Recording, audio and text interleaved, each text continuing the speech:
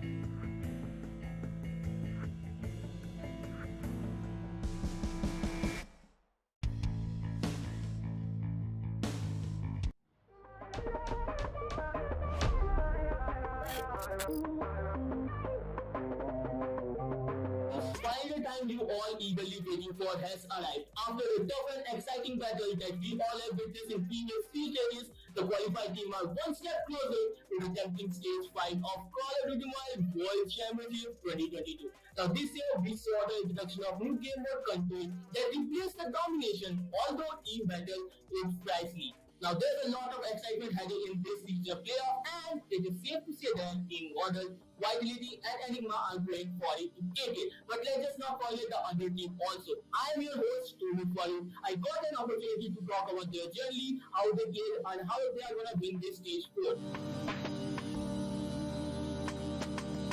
Hello everyone, I'm Nanda Kishore. You probably know me as Abyss and I'm from Team Remnant Esports. My team is playing Call of Duty Stage 4 from Indian region. My name is Akshan Madani and my gamer tag is Argan and I play for Team Vitality. My name is Chasha. People know me as Learn, and I'm the IGL of Godlike Esports. My name is Vaibhav Manoj Kurmate and my gamer tag is Viz and I'm from Elitex. My name is Ayush and my in-game name is Dope and my team is Nirvana India. My name is RDX Select and I play for Team RDX. I'm Abhishek Nagar. My gamer tag is Enigma Abhis and I'm on Team Enigma.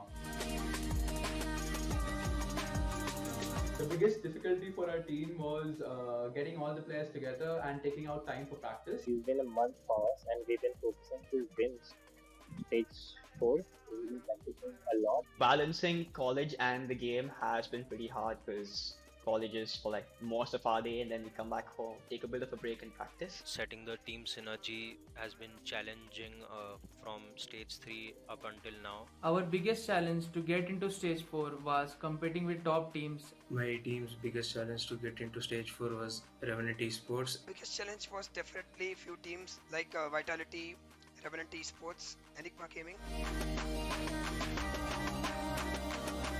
My team will win stage 4 by putting that extra effort needed into the S&Ds. We are pretty sure that we'll win stage 4 easily, but our main focus is stage 5. We're all giving our full into this World Championship and we are making new strategies. I think we can qualify for stage 5 and win the World Championship. Our plan for winning stage 4 is quite simple. It is to focus and work on ourselves. If we do not make any mistakes and play our game properly, then I'd say that is enough to have an edge over every other team.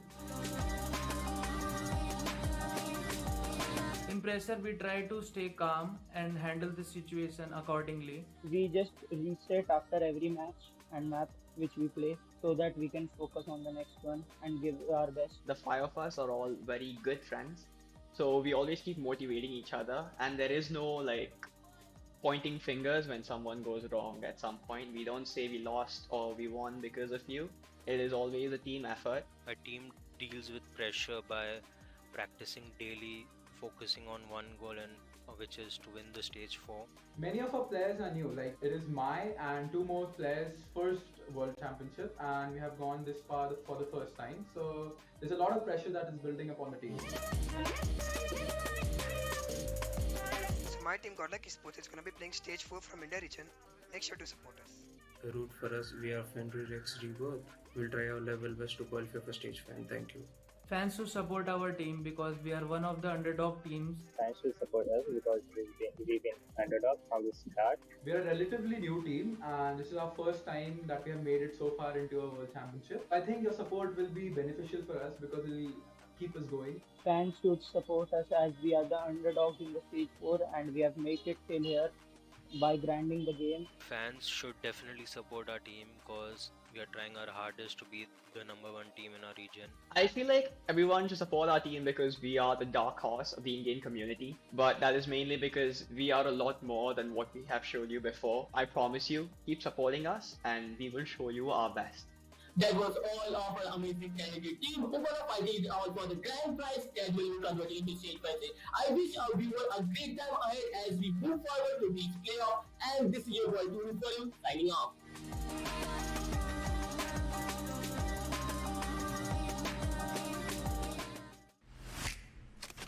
They're gonna double stack it. 10,000 cast over the top. Bang! The Call of Duty Mobile Regional Playoffs are here. Concussion comes out, but the death machine is good for 3 for the clutch. Over the next 2 days, we will showcase the 8 best teams in India. What's on the line, you ask? $75,000. and a ticket to Stage 5. Grab your phone, get your loadout, and strap in. The Call of Duty Mobile World Championship Stage 4 Regional Playoffs starts now.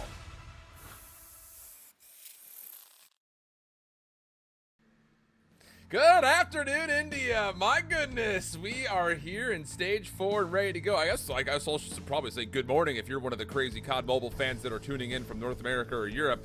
You're insane, and we love that. My whole shift, you may know me, but you may not know. Proper on my left-hand side, maybe my right here when the screen, I don't know which direction is up anymore. Andy, it's good to have you. You're looking fresh, looking clean. How you feeling? I'm feeling pretty darn spunky. I'm always ready for some COD Mobile, my friend. I was watching all of the regionals and all the champs that we had throughout last year. Always just waiting for that next itch to come through. I love me some good COD Mobile action. Oh, it's going to be a really fun day, and there's a lot still to talk over when it comes to that little teaser video about the 8 total teams that we have vying for 4 positions to get into tomorrow. Of course, with that, we need to introduce how this format is going to work in case you're not 100% familiar or keeping up with how things have kind of fared over the course of the last couple of stages. Everything up till this point have been qualifiers to get here. We've got 5 total regions competing in the same format. There is $375,000 total dollars up for grabs for the overall prize pool. But the big thing, as you kind of heard from that opening video, is which teams are going to be able to advance into Stage 5. World Championships, for the first time in a long time, will finally be held on LAN. We've got 3 teams from North America, 3 from Europe, 2 here from India, 3 from Latin America, 1 from Japan, 2 from China, and 2 from Garena. And I will say, Andy, I think looking for 2 teams out of the 8 that we have here in India is going to be a tall task when it comes to trying to make a prediction. There's so much talent that is stacked here in the India region, especially for COD Mobile, Alan. If there's anything that we've been able to see from regionals in recency, especially through previous stages, is that any one of these teams can absolutely step up to the plate. Maybe first place might be a little bit more out of reach, but that second place is going to be rather competitive. It's been a while since we've seen each other, but the COD Mobile season, it dates back quite a bit. So as far as how we got to this point, if you're just tuning in for the first time, let's take a look back to see how the roadmap for 2022 has gone so far. The Call of Duty Mobile World Championship is back with Stage 4, the regional playoffs. Watch the best teams from all across the globe fight it out for their share of a $2 million prize pool and a spot at the World Championship Finals. This is unbelievable. 3 stages are complete, and now it's elimination time. Teams will face off over 2 days. 2 wins on day 1 gets you through to the next day. 2 losses, and you're out. Day 2 teams face a double elimination bracket. Win and move on to the next round. Lose and go down to the lower bracket. Lose again, and you're eliminated. Only the top teams from each region will make it to the ultimate stage, the World Championship Finals. 40 teams, 5 regions, the fiercest Call of Duty mobile competition in the world. Who will make it to the top? It all starts now.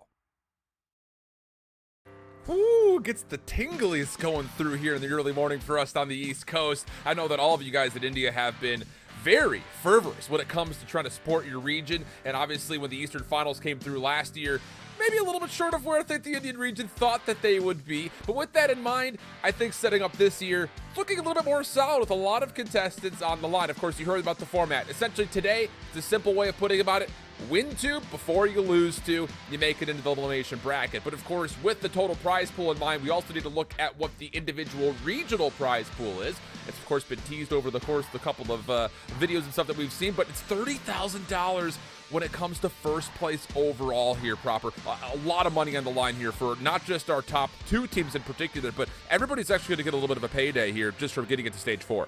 I mean, let alone just what you were able to see of all the accumulated prize pool that is up on the line across all the different regions. $30,000 for just winning today. That is still life-changing money. You are absolutely going to lay it out on the battlefield. You're going to give it everything that you've got, whether it's just to be able to get that second place and claim your prize to be able to go over to Worlds, or just to be able to get an extra little shiny penny in your back pocket. It's a little bit more than just one shiny penny. You could have a handful, penny. Maybe like 4 or 5 pennies, maybe not more than that, just a couple. But with that in mind, of course, the biggest thing on the line for these 8 teams yeah, you're going to love the fact that you're going to get a little bit of payday, and it's going to make you feel like the first 3 stages, you've accomplished something. But the biggest thing on the line here is that spot at the first World Championships for COD Mobile. Stage 5 has been the coveted thing now for the last couple of years, and to try to represent your region on the global stage is going to be insane. So again, just to graphically go over what the format is going to look like over the course of this entire weekend. Today, win 2 before you lose 2. You finish 2-0 or 2-1, you advance to tomorrow. There's only 4 teams that'll be able to do that. 2 of our squads will be eliminated early at an 0-2 affair, and then if you go 1-2, you will also be eliminated. Again, this is a Swiss-style format, so let's to kind of throw it out there verbally. If you go 1-0, you win your opening match, you will play a team that also won their first match. So you'll have 2 different teams that are 1-0 squaring off. On the opposite side, and this is actually really important for this first matchup, just to kind of let you marinate on that, if you start off 0-1, you will also then play another team that lost their opening matchup. So that's the way that the Swiss format works. And then, of course, tomorrow, 4 teams, double elimination bracket. It's really just a tale as old as time here proper. Yeah, and it's going to be able to really showcase what was actually being shown in that opening video. If you lose your opening match, what are these teams going to look like when the pressure is actually on? How do they bounce back from being down 0-1? Because then you have to win your next 2 matches. It's going to be a grueler 2 days, man. It really is. And taking a look at what our bracket's going to be, oh boy, this first matchup that we're going to have on stream is going to be unbelievable. Nirvana going up against Revenant. These 2 teams are the number 4 and number 5 after the first 3 qualifying stages have come to be. And these are 2 teams that, honestly speaking, have a very logistically good chance of making it to tomorrow. The thing about it is, you're going to have to play through one of the hardest brackets here today because you face off against each other on your opening matchup. Yeah, I mean, you go all the way back to regionals, even just last year, right? I mean, there's storylines across both these 2 teams, whether you're specifically looking at Nirvana, as Lesra was playing on that godlike roster, specifically through regionals, where they did place top 6, inevitably losing to both Team India and the Rippers. It's one of those things that you're going to be looking at for the bounce back, because now they have just about a full-on fresh squad coming along with them, with another veteran of the region of Protons, going up against the ever-so-coveted Revenant. This is going to be a banger of a first series, man. Yeah, it's going to be unbelievable. I think as far as overall predictions, I imagine a lot of you in the chat right now are talking about how godlike esports are going to run through, and we'll talk more about them later because they are. It's impossible to ignore them for long. But for now, we'll do our best because the focus as we look towards our schedule, as mentioned, will be on this opening winners round 1 matchup. Nirvana going up against Revenant. The second match that we plan on streaming will be the Enigma matchup going up against the Fenrir Rebirth squad. That's going to be an interesting one, I think, just as far as a proving point is concerned, because I know that there are some question marks lingering around this Enigma team with Techno and Minho, who are coming back after playing from last year. Yeah, and as well, when you're taking a look at the Fenrir Rebirth, you were watching the same video as me. Clearly going to be an underdog story, to say the least. Who's going to be able to write the better Cinderella story at the end of this Covenant day here to make sure that they end up at least winning out as many matches as possible? Yeah, absolutely. I mean, you just gotta. It's interesting to say because I know a lot of people have been looking at the first 3 stages saying, when are we going to start to see these squads really facing up against each other?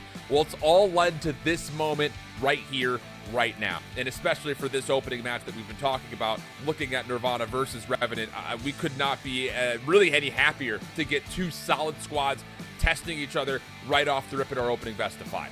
Yeah, I mean, I already talked about Lesra specifically for Nirvana. How about former teammate on the opposite side? Now G-Shots will be joining the likes of Abyss, Oil, Bones, and Zyro, who have been playing together for quite some time. Those core 4, as far as individuals, you almost do feel like that, as far as teamwork and cohesion is concerned, will actually catapult them to certain levels. You also saw within that opening video, Abyss was very high on making sure that everybody knew just how comfortable one each other is, specifically on that 5-player roster of Revenant.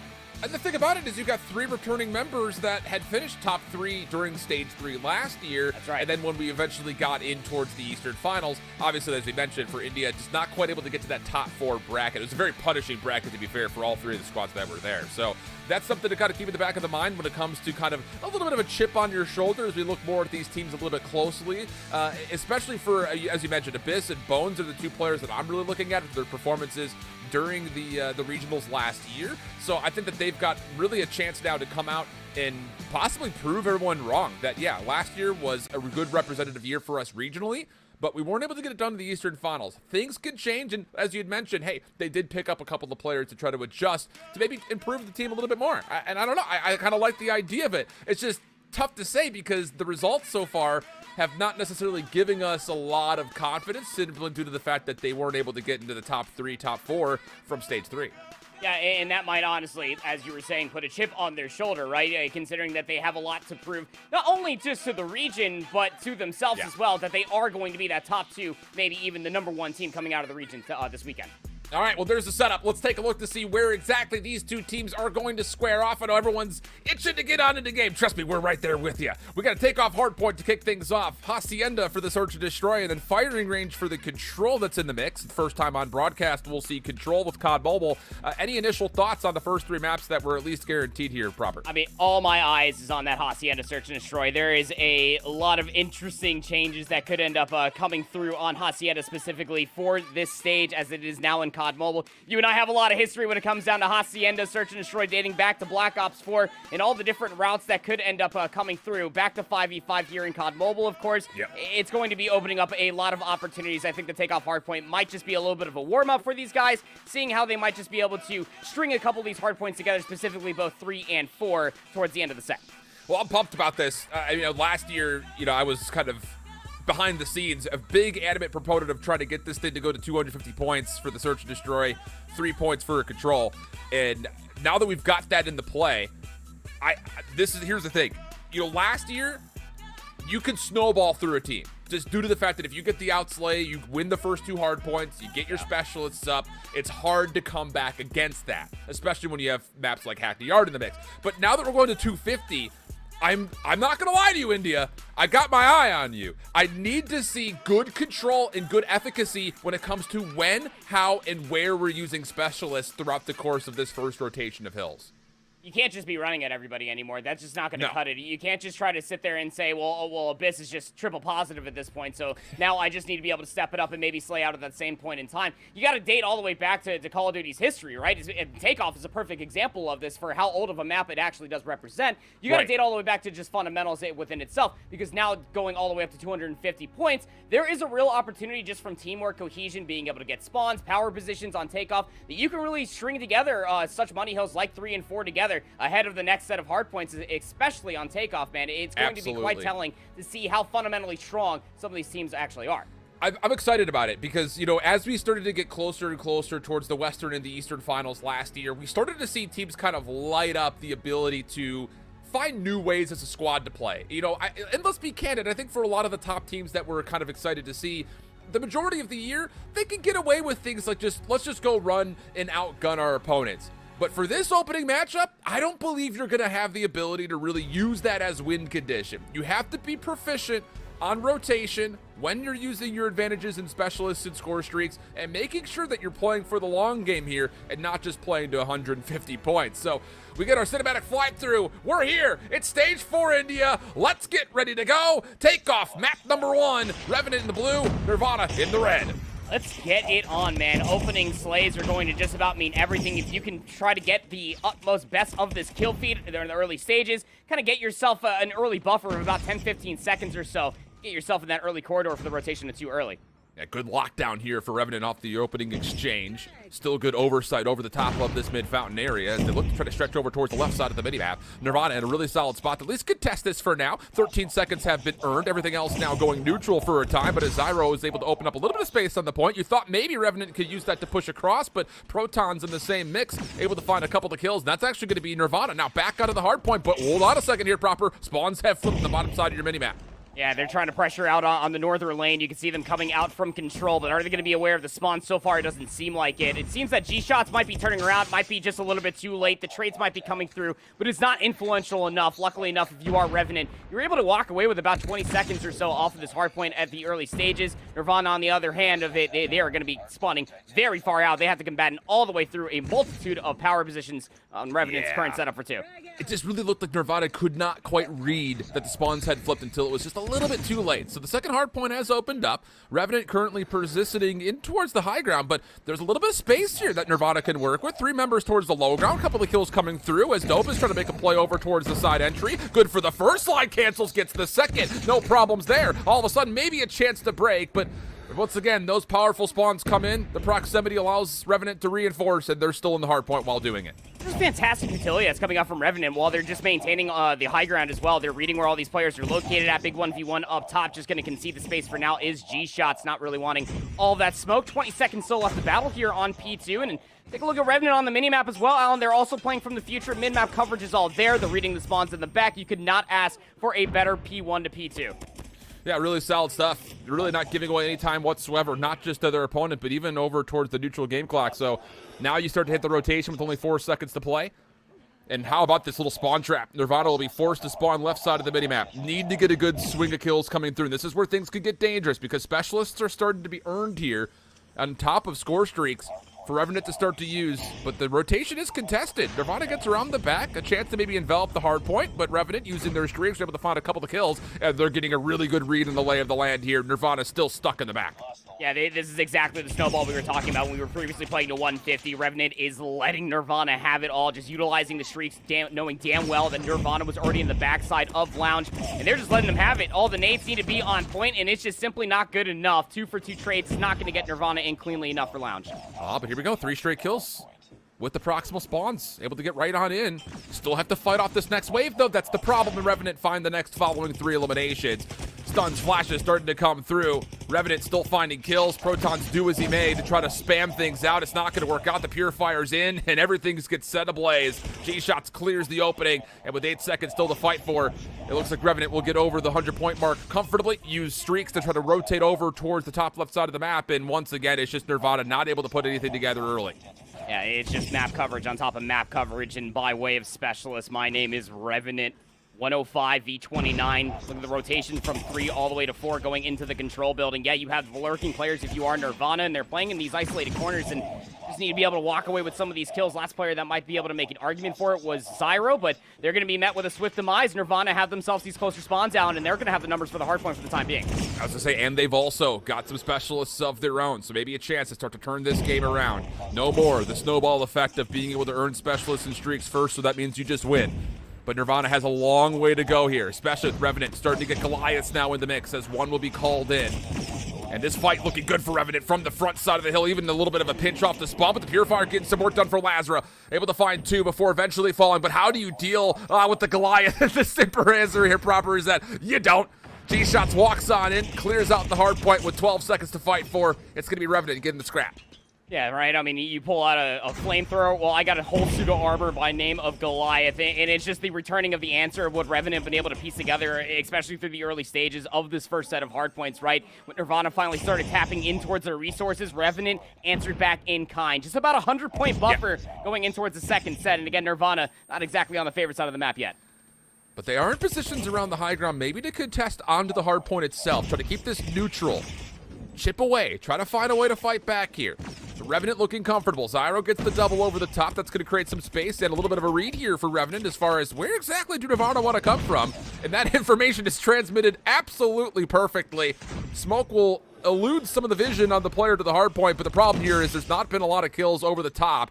And all while this is happening, G-Shots has been really putting together a great game so far. Held a lot of the hard point time. Eventually Nirvana gets the break, but it comes with only 20 seconds remaining. And it's interesting, right, when we're talking about Revenant, again, these core 4 players pick up G-Shots here coming in towards this year. Really just been stepping up to the plate, utilizing all of their utility to such a fine degree. 165 to 47, less than 10 seconds to battle over here. And if you are Nirvana, you really need to start getting control of launch. You need to start to get control of this control tower.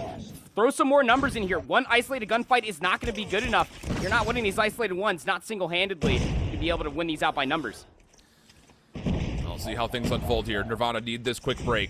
At this point, it starts to become dire situations. First 2 kills for Revenant looking good. Up top, trying to get over is Alpha, but shut down once again by G-Shots, who turns and able to find a second with a little bit of help from Zyro.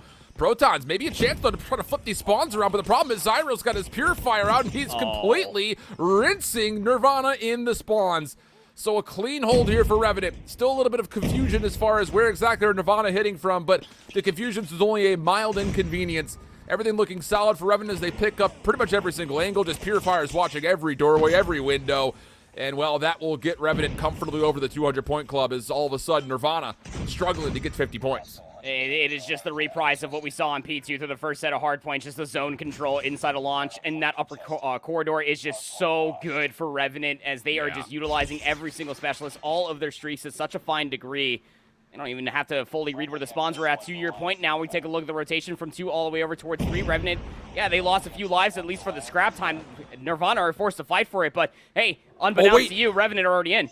Yeah, and here's an eye. Lezer's able to steal the Goliath. Oh, but the Predator missile comes down and shuts it up immediately. It was a heck of an attempt from Lezra, denying at least one major tool for Revenant, but I don't know if it's going to be enough to do too much overall because Zyro, I believe, has also just called in one of his own. Yep, sure has, and he's going to go ahead and just absolutely lay down on the triggers. Death Machines looking like a tickle machine at the moment when it comes to the Goliath.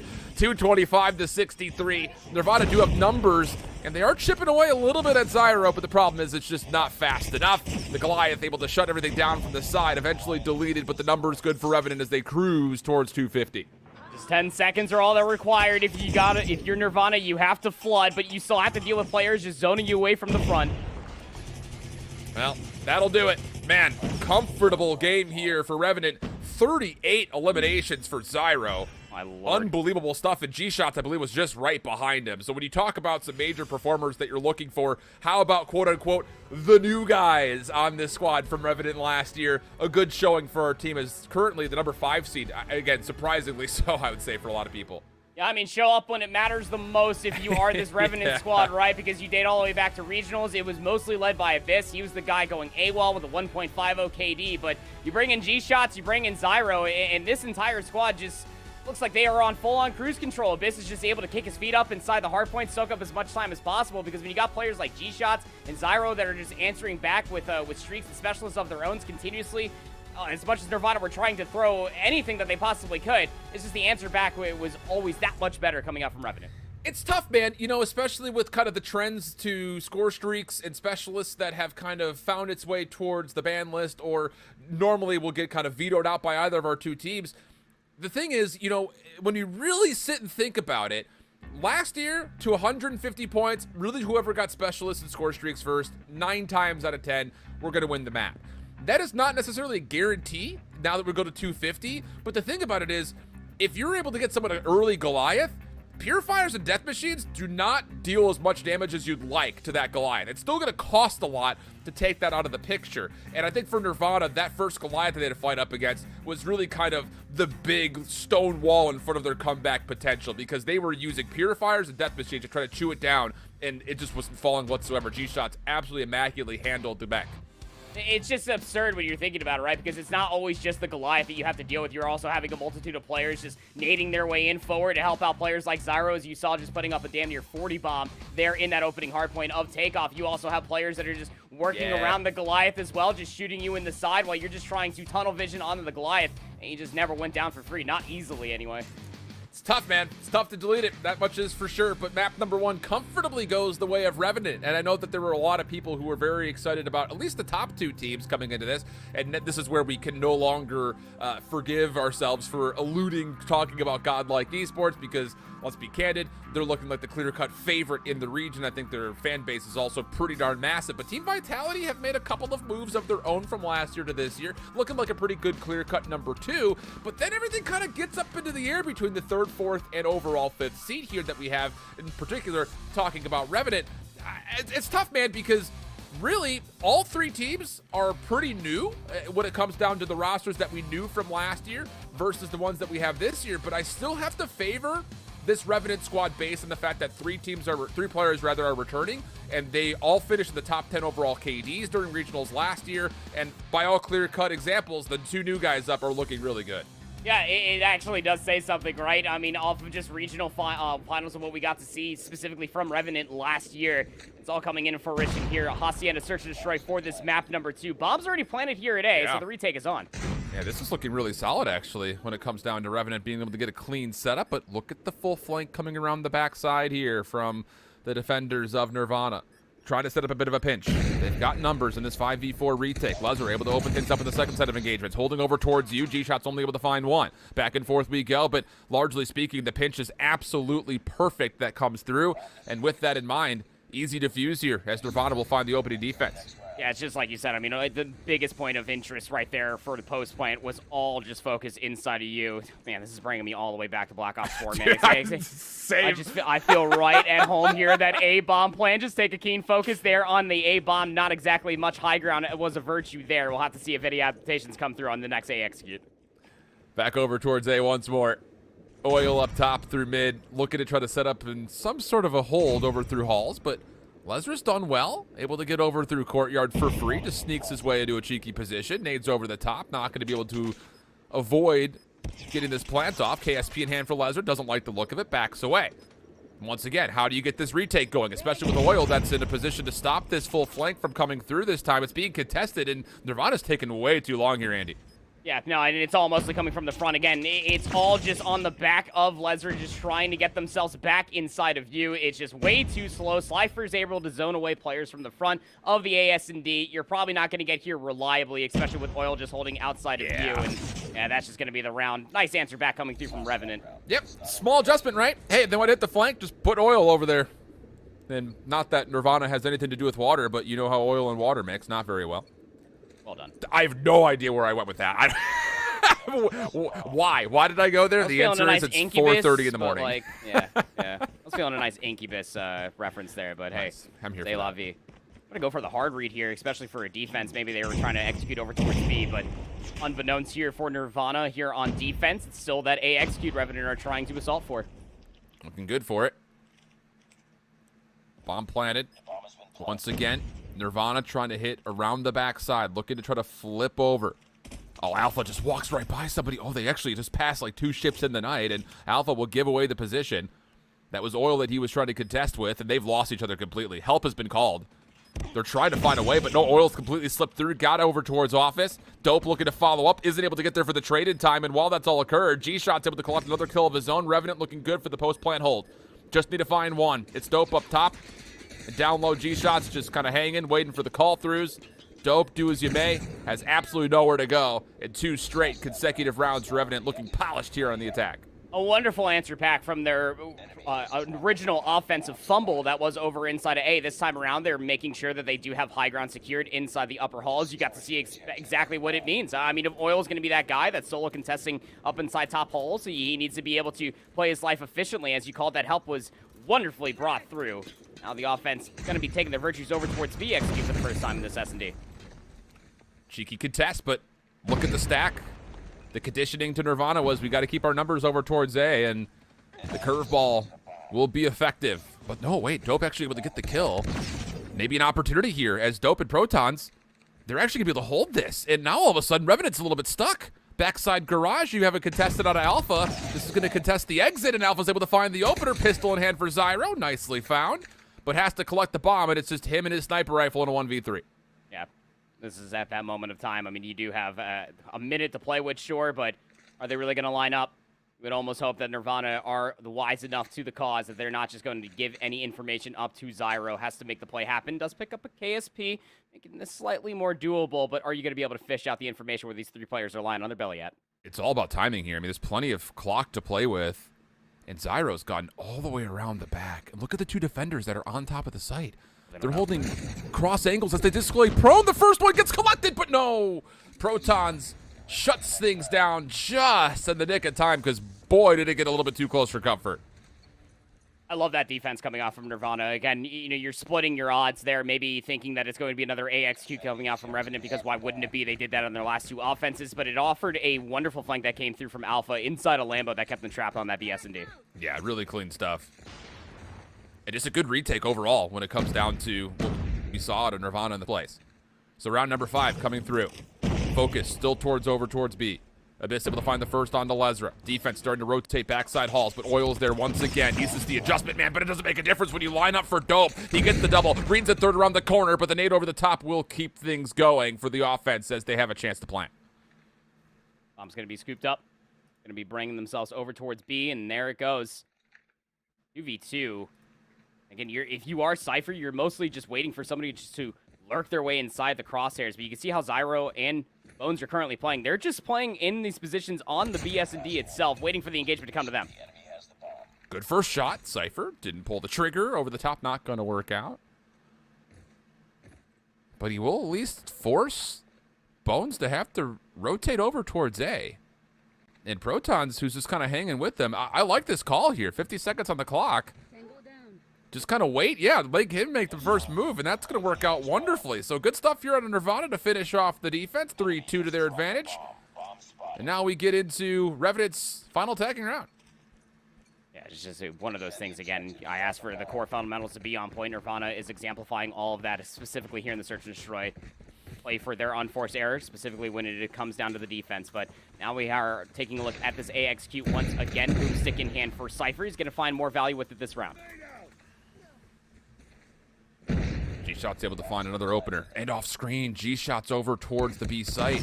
Takes down one more, so now all of a sudden, Nirvana's kind of stuck here. Yeah, and maybe it took a little bit here for, I would say, Revenant to make the full call to rotate back and go to what was working for them in the last couple of rounds. But here in round 6, clean as you'd like, 4v2 situation. And as Alpha falls, the last one left will be Protons. He's been good so far in the search, but this would be miraculous, to say the least. Makes his move forward.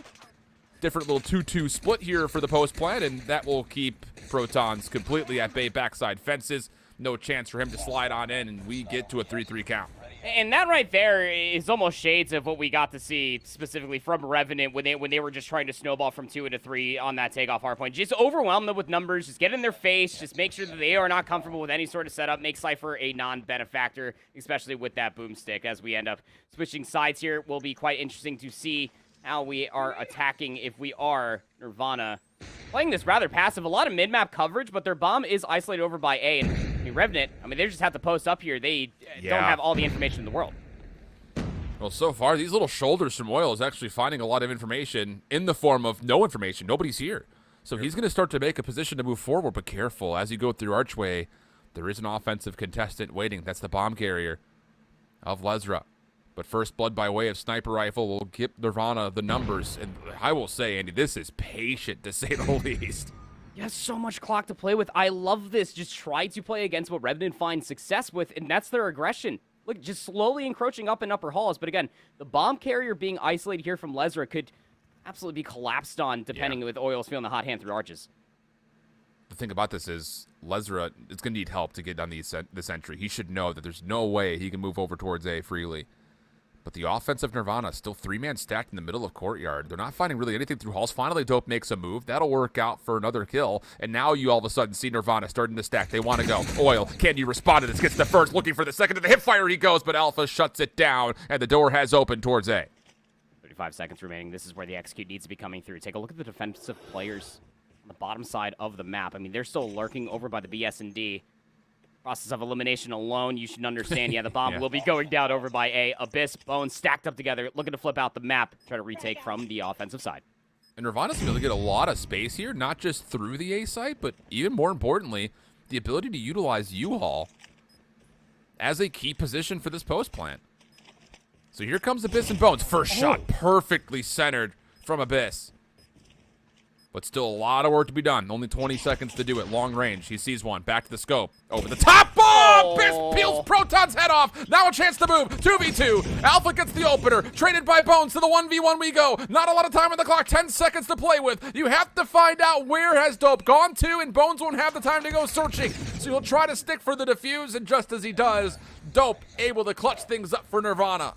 Oh, patience is an absolute virtue. I mean, Nirvana milked every last second on that clock, both just trying to execute over by A, trying to get coverage in the middle of the map. They got that first blood, and that kept Revenant rather honest. That retake, I truly thought that Abyss was about to make the plays of the gods. Have to answer back here with a strong defense, try to even it up for a piece. Trying to go for the read here. Bones making sure that there's no sort of antics happening over by B, but I mean, same old. Look at Nirvana again through the offense. They have a lot of coverage in the middle of the map. Bomb just lurking in the back of Lambo. Oh, man. And once again, Proper, it's another successful first blood through mid. Very puzzling to see this come through, especially, again, we're thinking like Black Ops 4 days when we were casting this game full time. You don't often see first bloods come through mid halls like this. But Abyss is able to come back through, respond. That deals with Lesser, who was trying to get a bit greedy over towards office, if we're being candid. But the bomb is set up to maybe try to hit over towards B. Bones through the side hallway. Able to help out, try to contest some of this Revenant defense to maybe play a little further forward. And Dahl's greedy again to try to come through this. Abyss is trying to find a way to help out. Yeah, but the trades work out nicely, honestly speaking. Nirvana not really caught for this. Now we go over towards Spiral, and Oil's on the flank. Should be able to clean up Dope, no problem, and the aggression will work out as we go back tied to 4.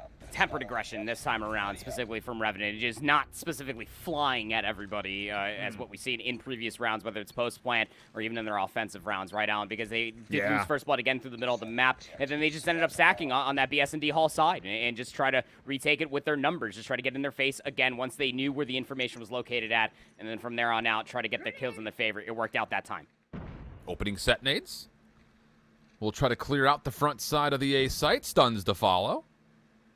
And no connection. So Oil will once again just be back on that horse. Ride that pony up towards front side arch. This is so much control. It really is. And it's, I won't say it's overly abusive because this is what I was about to say. You can counter nade this, which Lesnar looks like he's pretty aware that Oil could be here, but the nade will not land. Meanwhile, though, opposite side towards the waterways of B, Cypher's able to find first blood by way of the sniper rifle. Look what that done to the defense. Revenant's already rotating over heavy-handed towards B. 3 players over there, and again, leaving Oil back over here. Lazarus' spidey senses were tingling. Now we go over to Cypher. Gets the 1v1 versus Abyss, and will get that kill. Now the execute is truly on over by B. Still 2 defenders over here. Yeah, and Oils is, he knows that he's the only defender towards A. He has to hold here just in case there is an overwhelming rotation towards. But, oh, look at this. On the minimap, number 4 starting to make a move. Wants to try to envelop and contain this play. Revenant get the first 2 kills. One by way of trophy system. That should never happen, but it works out for him. Now on the backside, 1v1. No, Protons. Just able to shut. So now the last time for Revenant to try to get this retake would have to be from the front. Lesnar, a little bit of trouble here over the top of the heady, but eventually gets the reload, takes care of G-shots. Bones trying to get the defuse out, but not going to work out. It's Nirvana on map point. They are reading Revenant's defense like a book. They understand all of their tendencies. Again, first blood's covered to the middle of the map galore.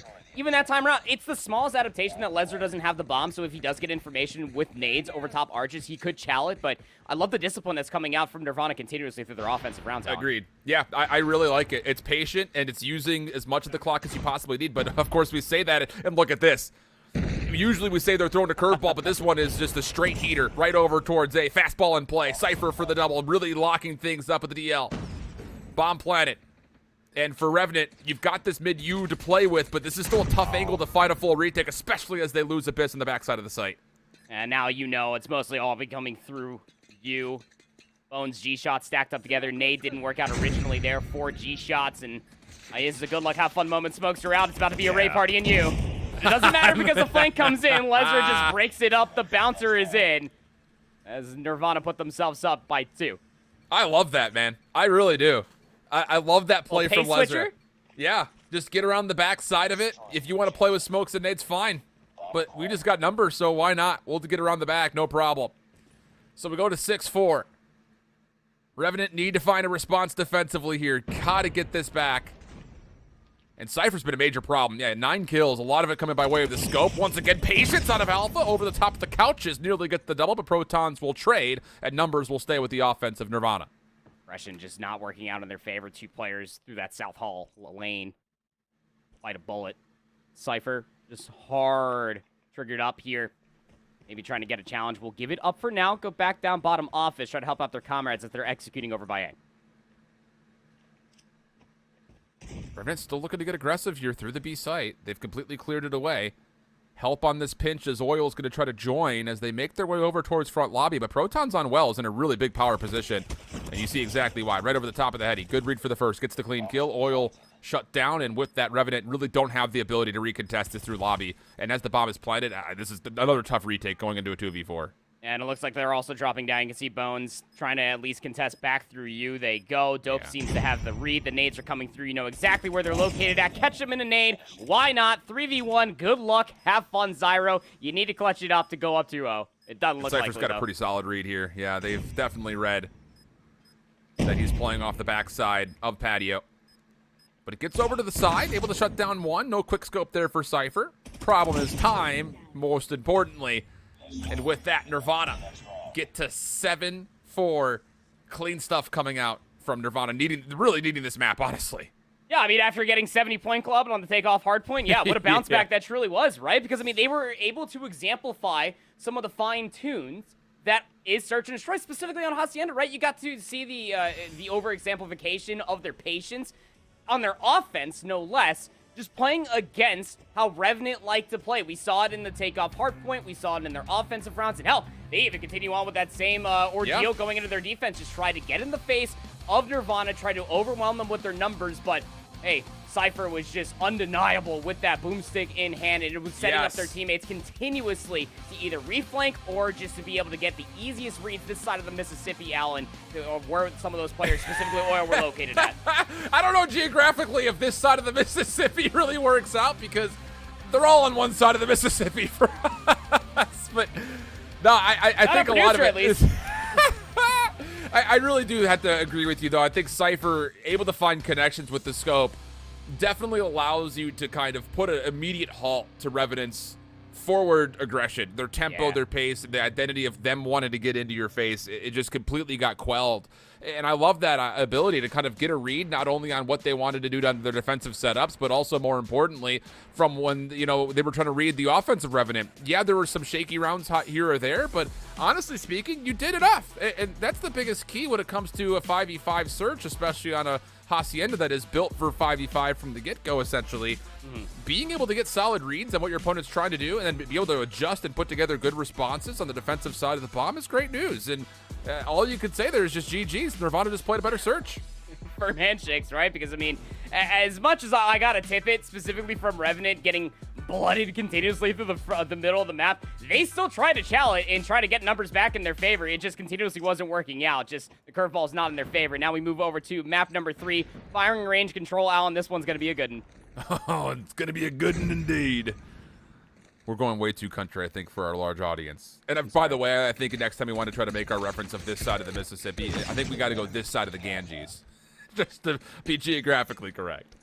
Not bad. But as we jump on it, Revenant already setting themselves up around the A zone. Second tick of progress already locked here over towards trailer.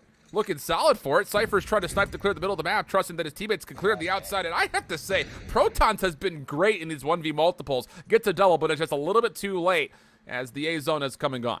Yeah, I mean, Protons was taking isolated 1v1s in the Search and Destroy. Might as well be able to continue on with such a stride here in the control. Even Sniper in hand here for Cypher, continuing on with their antics of what we saw on Hacienda. 24v24 with 2 minutes on the clock. Yeah, plenty of time to make this happen. Yeah, sure do. Thing about it is the defense is in a pretty solid spot backside tires. The biggest problem, though, for the defense is you can get trapped here very quickly, and you're starting to see that start to unfold on the minimap itself. But Protons, as mentioned, has been great in these individual moments, not able to get activated here. So now on towards the B zone, go Revenant.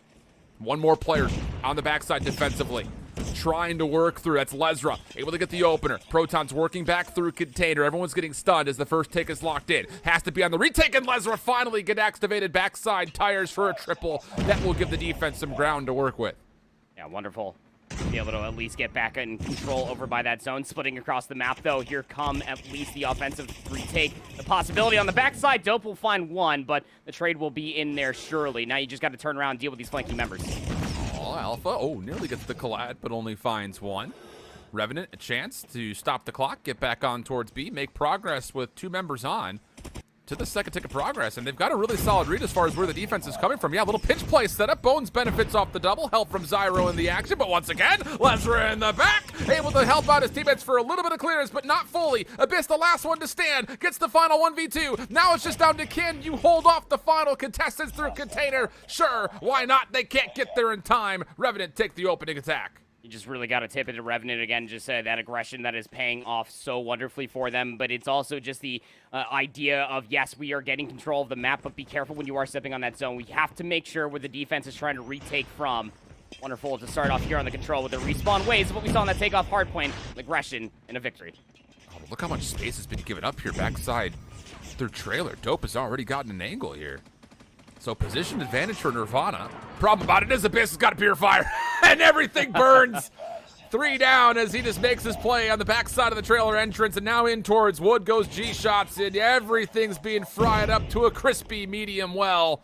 Revenant clean as they start to get forward on their defense. Yeah, and now you're just going to be almost caught in a spawn trap. I mean, Cypher is all the way into the backside of B, sure, but almost has to give up this position and come through the middle of the map and help out their teammates. Now, Dope will find 2. Should open up at least an avenue you would hope here for the offense to maybe try to get some ground.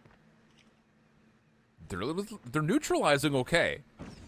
Thing about it is you have to be able to cleanly win the next set of gunfights, and as they take their focus towards B, it's Revenant's defense that's able to hold, put a little bit of pressure through the middle of the map as well, but a little bit of a bounce back. Now the lives just down to a 3-count differential, favoring the defense. Still 22 seconds on the clock, and the biggest thing about this is you've got to get onto a zone. You got to get it here, right now. Dope trying to get a little bit of work done, able to get a little bit of assistance from his teammate Cypher, but just as soon as he's called upon, he's shut down.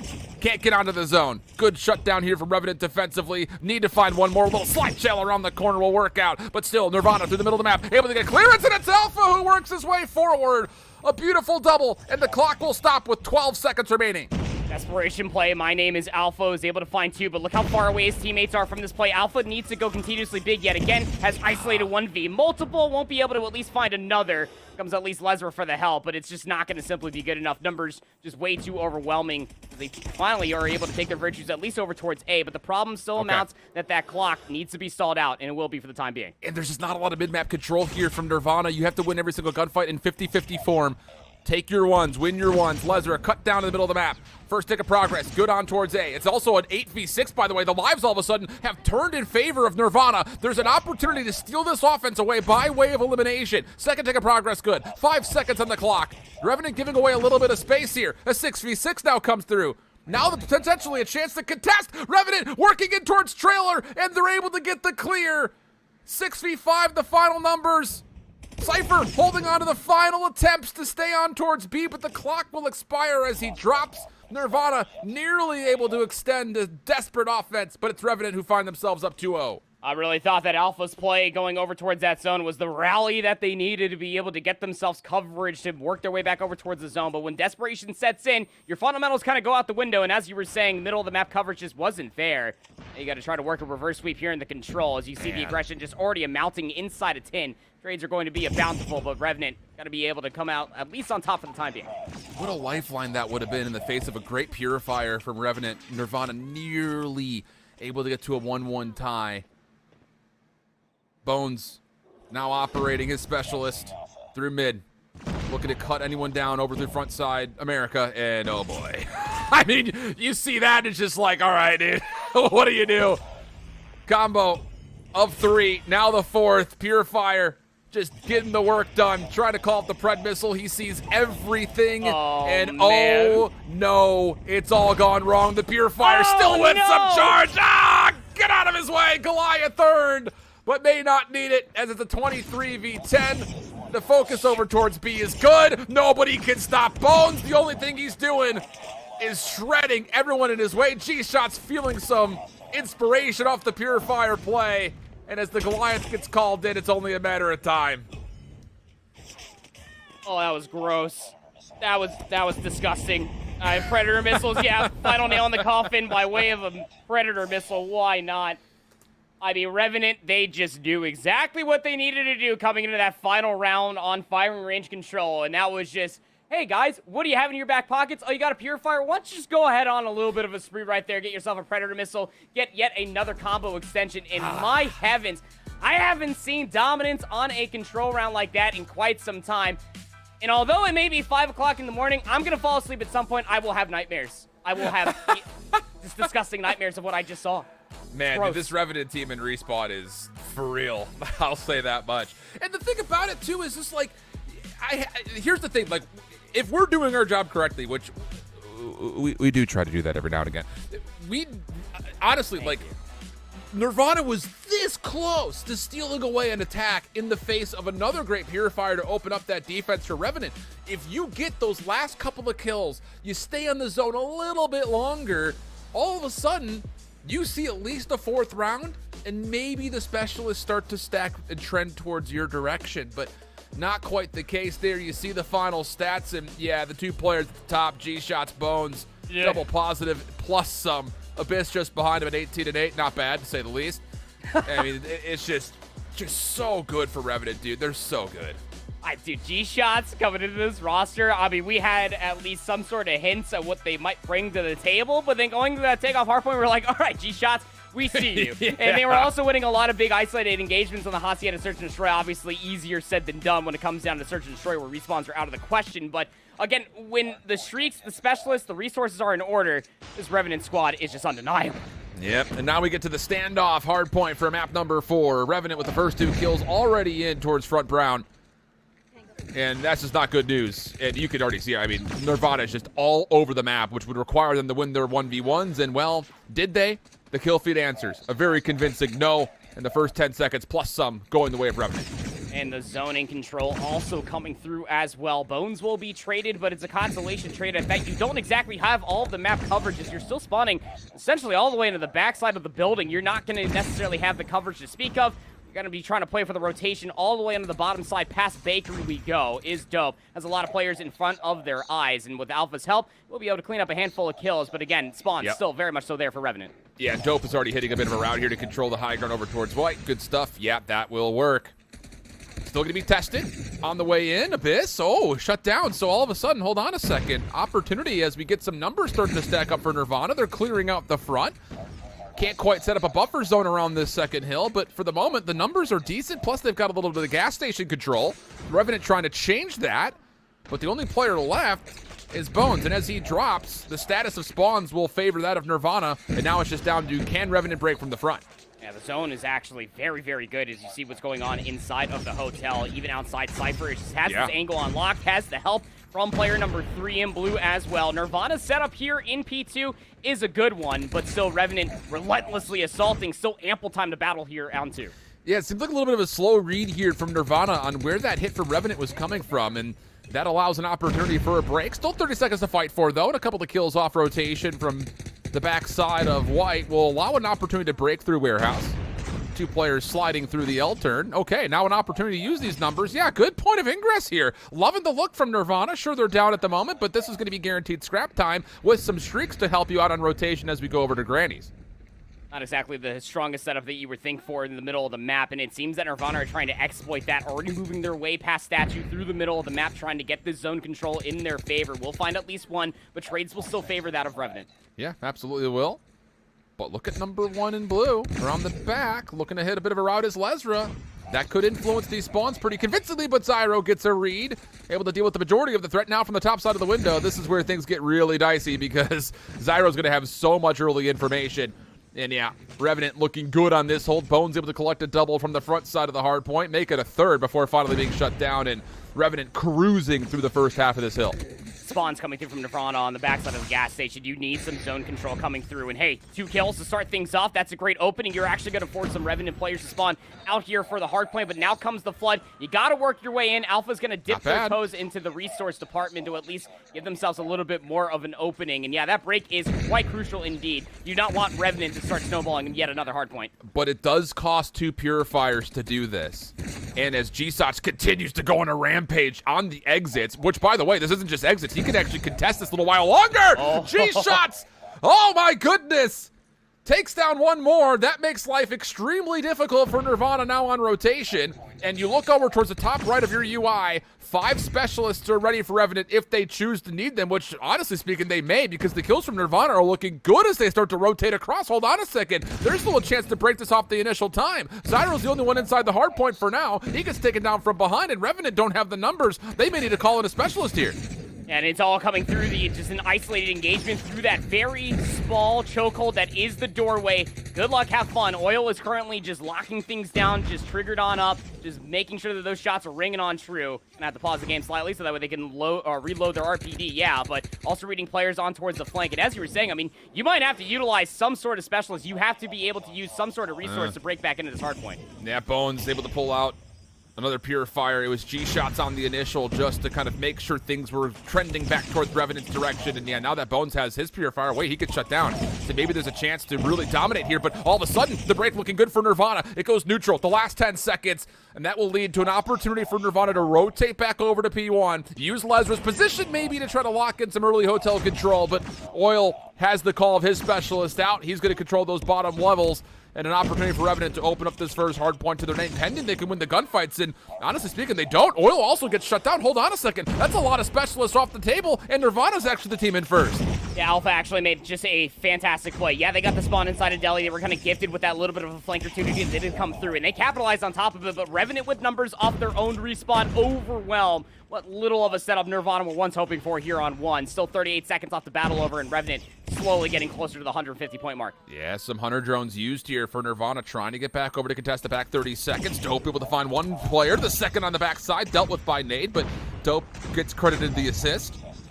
One more to try to challenge that Zyro. That is too individualistic from Revenant. They're getting picked apart one by one here. Oh, hold on a second. The comeback on the way, potentially. Nirvana up to 80 points. The 137 of Revenant. Only 13 seconds to fight for here on Old. We look over towards Proton's position, and you look at the minimap with this. Nirvana's in a great position to try to win out towards Warehouse, but the kill's not going to go their way. And as Revenant take the scrap 5 seconds, they've also got numbers on New.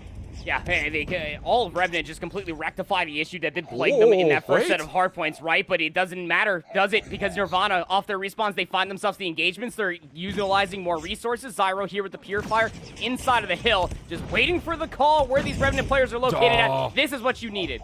But the shutdown's still decent. Alpha's able to get back through, take off the Purifier, and now Lesra's here with help. This is looking solid for Nirvana at the moment, but you have to win this next set of engagements. This is a big 40 seconds, and Bones comes in with a double. That will open up an opportunity for Revenant to use their numbers to try to get in for the scrap time. Cypher with the Purifier, trying to do what he can to hold this hard point, and as the help from Nades comes out, the numbers all of a sudden, the tables have turned. It's going to turn right back in toward Nirvana's way. 20 seconds of scrap time, going to be conceded by Revenant as they're largely focused on rotation.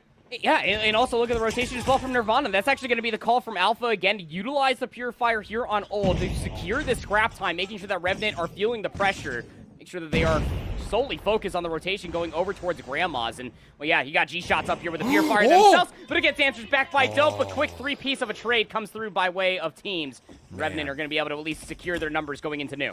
Tight moment there from Dope, who also had the Purifier out. You thought maybe for a second with him winning that opener, there was a chance that he could do more. But look at this. The full envelopment once again coming out for Nirvana. Trying to get the high ground control. They get up the ladders. Kills coming through the windows. Now it's just down to finding the final members that are in. Who's going to go first? Alpha, the first one in. Dope there to follow up. It's just G-Shots you have to be able to take down. But G-Shots is not falling without a fight. Finally, the death machine comes out for Protons. Trying to lock down the first floor, and it works out flawlessly here proper. 30 seconds remaining on the hard point, and Nirvana right back in this game. Oh, you got a Death Machine down low. You got a Purifier up top. Lesra now gonna take their virtues to the backyard through Delhi. They are grilling some ham, man. And that is just scary when you're looking at it from Revenant's perspective, because you are taking your virtues if you are Lesra with that Purifier inside the hotel. This is a big money moment to get congestion through the middle of the map, especially as your teammates are getting control down by Bakery. There's no more specialists here. The only one up is possibly Bones. No one else has anything charged yet. Oh, now about the play from Alpha down low. Lots of damage. Able to try to keep Revenant out of the new hard point, but it's not quite enough to do more than just find the first. So Revenant with numbers inside the hill. Feeling the pressure, though. Nirvana's right on their heels. Just comes down to, can they find the eliminations? And Oil will be able to shut some players down by way of his own Purifier, and that will stabilize, at least for now, if you're Revenant. Yeah, and you can see that Revenant just holding on to Bones' specialist. Abyss is able to get yet another one as well. They are in firm control of this P4 for the time being, and they're also walking away with these isolated gunfights, reading the flank as well. For the time being, was Bones is going to be able to shut at least one player down. And you know, mostly of this hit is going to be coming through the front to battle over the scrap time. Yeah, great stabilization here from Revenant over the 200-point mark, and they're just absolutely tearing down the next attempt from Nirvana. Oh, the Predator missile also being called in. We'll find a handful.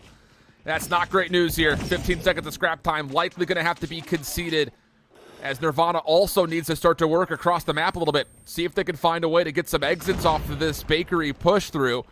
And as Revenant gets a route over towards Warehouse, there's a chance that they can still threaten over towards Hotel, but Dope right back in the mix as he finds his 30th elimination. Can lock down the back, good help coming through, and even though it's 227 to 167, numbers are good here for Nirvana as we get back over to P1, at least initially. I just caster cursed it. Yeah, I was about to say, but you got to play perfectly off the returning gunfights, which Revenant have looked undeniable with, especially through that second set of hard points. Still close spawns coming through from Nirvana. They have players inside of the hotel itself, but still the nades, the gunfights, all in the favor. Zyro will show up in the kill feed at least 3 times. Bones there for the last. They'll be in possession of the hard point for the final 5. Oh, boy.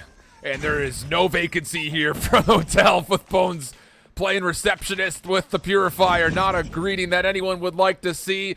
And even though the comeback effort was a stiff one from Nirvana, it's Revenant at the end that's able to take what is largely a comfortable final 2 hills to get over the hurdle of a very tough opponent in this opening round of Swiss matchups, getting them the win and moving on to the 1-0 side of the bracket with only one more win needed for Revenant to qualify into tomorrow's 4-team double elimination bracket. Nirvana set now with only one lifeline. They have to win their next 2 in a row.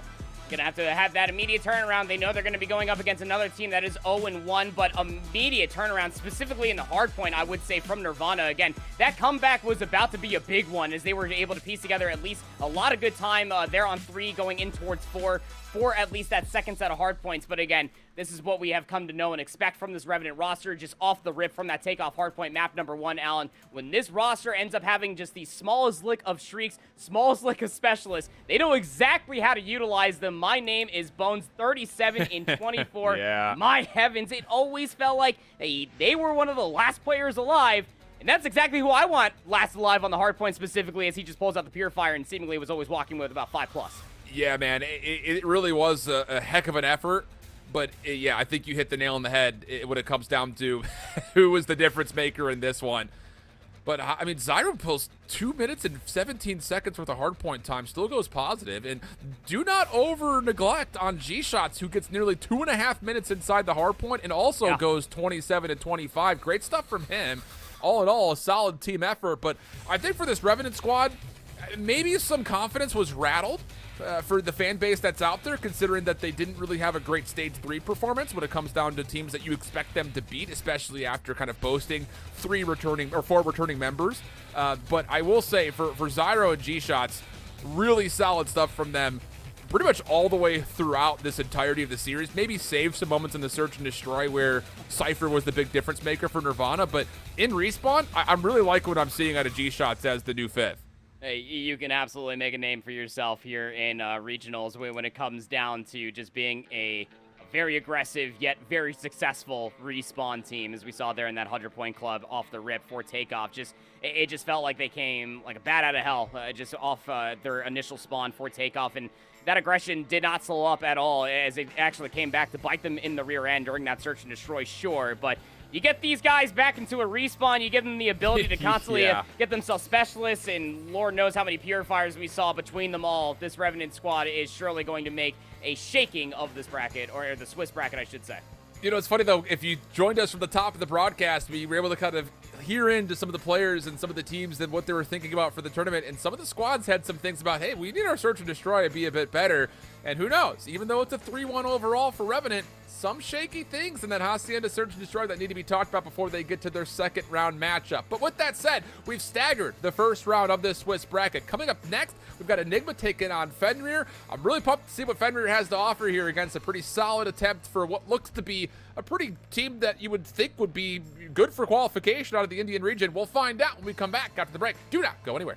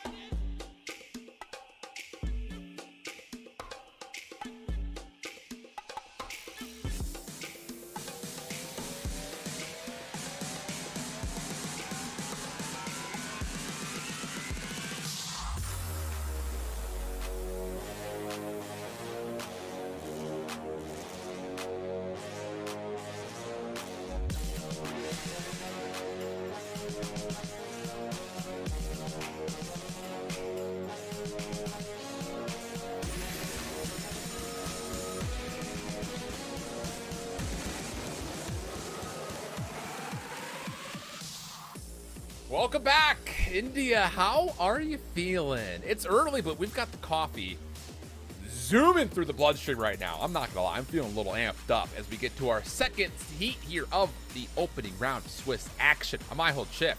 With me, I've got Proper. And, well, I will say this much. We've got a little bit of a favorite versus underdog situation. It's a little bit more clear cut in this 3 versus 6 matchup. Enigma Gaming, as far as the roster is concerned, is new for this year, but has been trialed and proven through what they were able to do in Stage 3 here, Proper.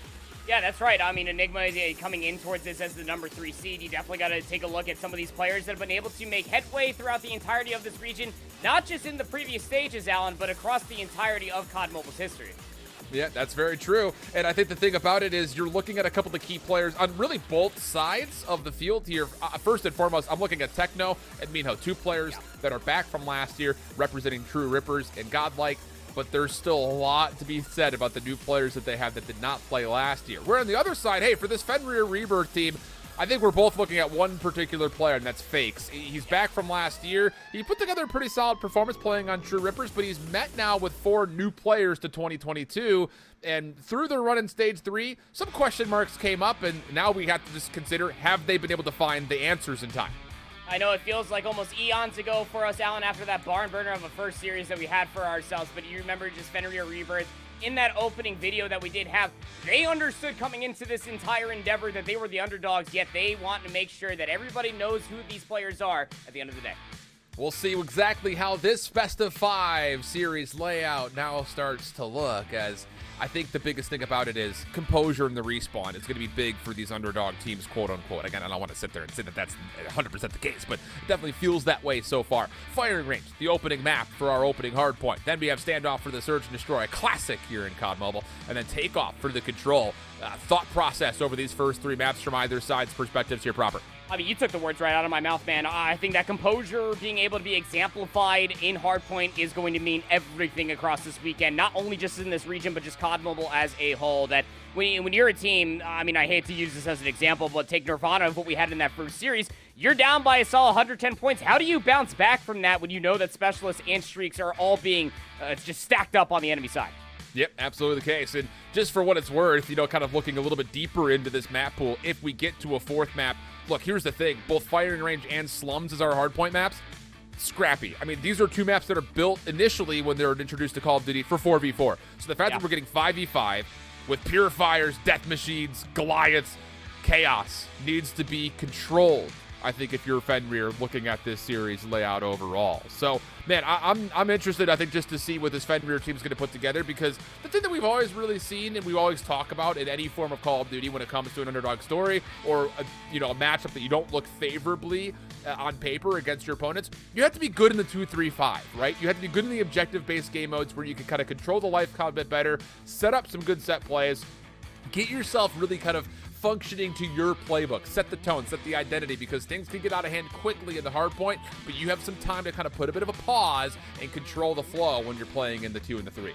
Yeah, I mean, you never want to be forced to play at the enemy's tempo, right? That's where all of your practice does need to come through, because it is about do or die here. Again, just to frame it up one more time, you don't want to go and lose your first match here in the Swiss format going up against another 0-1 team where it is quite literally do or die. This is where all of the fundamentals need to be absolutely on point, and you're right to call out that 2-3-5 aspect.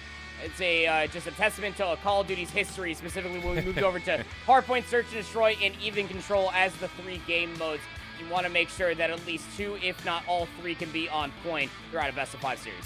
I do want to be able to give you guys a little bit of an update. Again, we split this opening round of Swiss action into 2 different heats. So while we were watching over the top of the Nirvana Revenant matchup, at the same time, Vitality was playing up against I2K Elite, and that was a very clean 3-0 from Team Vitality. I mean... Yeah. Clean, sure. That's one way of saying.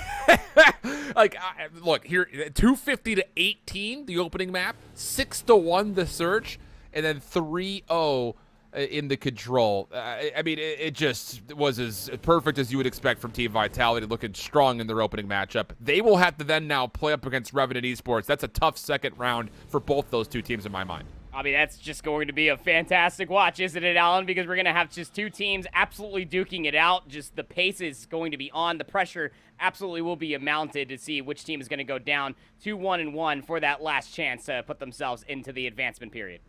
And the other side, you got to keep in mind the lower round matchup. You start to see it there in the second heat of games that are going on.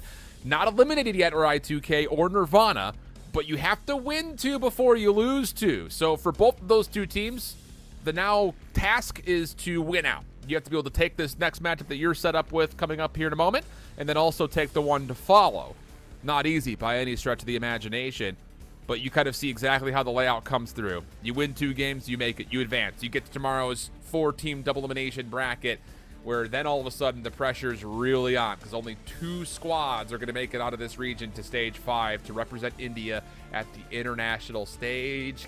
God, I'm ready for it. Just think about how cool that is. You know, like you're thinking, cool, man. You're thinking about just not only just competing in esports, you know, to be able to make a name and a living for yourself, but to represent your country at COD Mobile Worlds. That's enough pressure to make me want to vomit. I'm not going to do it, I promise, but still, nonetheless, that's got to be a lot more pressure for these young esports athletes to be able to put themselves on the line to make sure that they are number 1, if not number 2, there at the end of the line of this weekend to represent their country there at Worlds. Yeah, man,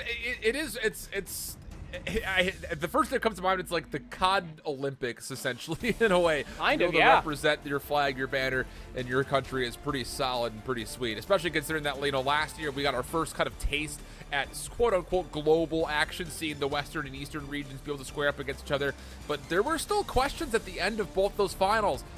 Who would have been the best chance to win the international championship? I think a lot of people were looking at Tribes, saying that, you know, they cleaned their way through the Western finals.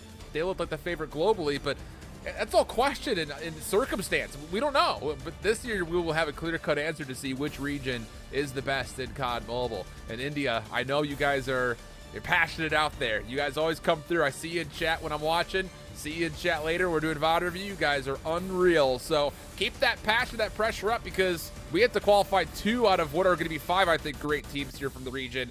And for this upcoming matchup, who knows? Maybe we'll have a 6 to offer up maybe the hat into the rink, so to speak. Again, I can't sell any of these teams short, right? Because seedings might just be thrown out the window. I mean, yes, we did have just absolute slobber knockers, at least through those opening few rounds, through some of the respawns is what we were talking about from Team Vitality in their opening matchup. But you can never sell short, especially for the seedings, albeit that those seedings were set up in the former stage. There was a decent amount of time for these teams to power up from then until now. Absolutely. Yeah, I'm pumped to see what we're going to get here out of this Fenrir Rebirth team. I'm hoping that they're going to be able to put a bit of a show, because let's be candid, I think coming off of seeing the loss from I2K, I don't know. Do they have the gusto to bounce back off of that and win 2 straight series? I think that would be tough to kind of figure, considering the dominant score lines that we kind of were able to at least look at on paper. But who knows? I think for this one, I do still stand by the fact that it's kind of an unknown quality what we're going to get out of Fenrir. But the same can be said about this Enigma team, who we really only got a chance to see what they did in the bracket through stage 3. And there were some moments, just looking at kind of who they beat, who they lost to, that, who knows? There is still maybe some vulnerabilities that we may have to consider here for this Enigma team. It's not a clear cut. They're going to just be able to get and be in a spot to possibly qualify out of this Indian region by the end of the weekend. I mean, that's, again, where you go back to just the previous point where you have a lot of focus on Techno and Mino to be able to represent the veteranship for this squad, because you do have another 3 players that are still a lot of question marks. How are they going to combat it on the main stage, so to speak, here in the this Swiss format with itself? That honestly saying that Enigma coming in on the 3rd seed, I mean, that's just a number at the end of the day. These 3 players that are teaming along with Mino and Techno need to be able to show out what they do bring to the table. Absolutely. Of course, though, before we get into this series, as we're getting really, really darn close to getting ready to go here, got to give a little bit of shout out here to Kodashop. The safest and quickest way to level up your game, head on over to Kodashop.com and you can save up to 10% on COD points purchases. And if you don't want to head over to the website, you've got your phone in hand right now. Feel free to just scan that QR code if you're watching on the live version through the URL and the PC side of things. Get yourself over to Kodashop. Big shout outs to them for helping support what we're doing here on the weekend. Much love. Kodashop.com for all of the action and possible COD points. Oh, did you get the QR code in time there, Andy? I got you it. Did? I got it. All Yeah. right. You gonna bank that for later? Oh, absolutely. Absolutely. Love I'm ready to bring the heat on COD Mobile once we're done with this broadcast, man. Oh, you a Purifier user? So you're telling me? Yeah, absolutely. It wasn't even an intended pun, but you see right through me all the time, Alan. God, you know me so well. We've worked too long together for me to not know that was the next thing coming up. I knew you were gonna go there eventually. I decided to take that away from you. But man, I'm pumped, dude. I'm just happy to be back. I'm so pumped to be back, dude. COD Mobile is always a blessing. It really is. It is. We've been waiting all year for this. We really have. You and I constantly, when we were casting over challengers for Vanguard, we were constantly talking, even with both Infinity and Visions. Yeah, when's COD Mobile coming back? Because we love seeing the maps coming back, even as chaotic as it may be. I mean, some of it as a hardpoint map still is hard for me to wrap my brain around. But when I watch it on COD Mobile, it's very, very fun. And even here on Firing Range for this opening map, it's going to be quite telling, again, how these teams are able to exist within the chaos. I think the craziest thing about it, and we're close to starting, by the way. We're just waiting on the players to get in the lobby. We're not just out here because we love the sound of our own voice. In fact, I think both of us, we both actually hate the sound of our own voices. I like the sound of your voice. I like the sound of your voice, but I hate the sound of my voice. Same. I hate my voice, too. Yeah, nice. Love that we have this love-hate relationship going on. But I think the thing that I really, really stand by is by the end of the year last year, through Stage 4, and more importantly, in the Western and Eastern Finals, you started to see squads really kind of hone in on playing the game more team-centric, trying to flip spawns, controlling different points of the map that will give you really big advantages, especially, of course, I mean through hardpoint. And we started to see some really good development of cool, like, head fakes and search and destroy. Like, everyone really started to build out the playbook. It was more than just run and gun, which I think a lot of the COD Mobile community seems to think that this game tends to look like. But I don't know, man. I feel like what we just got out of our first matchup, we saw some great adjustments, little things across the entirety of the whole series, and I hope that extends into this match and what we have coming up for the rest of the weekend, because I would love to see the team-centric aspect of this game really be heightened as we get closer and closer to Stage 5 this year. Look, it may be COD Mobile, but at the end of the day, it's still a Call of Duty, man, and you have to be able to exemplify some of those core fundamentals, specifically in the search and destroy, is what we were highlighting throughout the multitude of different offenses that Nirvana were wonderfully putting together for themselves, and being able to slow down the pace, ease up the tempo a little bit, and start reading the tendencies and adapt and overcome on top of it. You even got to see what it meant on a hardpoint map, even for takeoff. The same thing could be said even on Firing Range, a lot more close quarters, sure, but you want to make sure that at least you are taking a look at those OEs, that you're making sure that you're at least setting one player on the rat, try to win those isolated 1v1s, get those spawns in your favor, because it might just be the difference maker in between getting 20 seconds or maybe even 40. Look, you got 5 players in a 4v4 map. You have to be hitting routes almost all the time. It just comes down to who's dedicated to doing that, I think, at the end of the day. But, man, we could sit here in a podcast and talk about philosophy and theory crafting, how to play certain maps when it comes to hardpoint. We really do get into that. I promise you we could do that all day long. But I know, India, we're ready to go. We're getting ready for this opening matchup. Again, also, I know a lot of you guys out there are really kind of interested to see what Godlike Esports is going to do. They're playing up against RDX.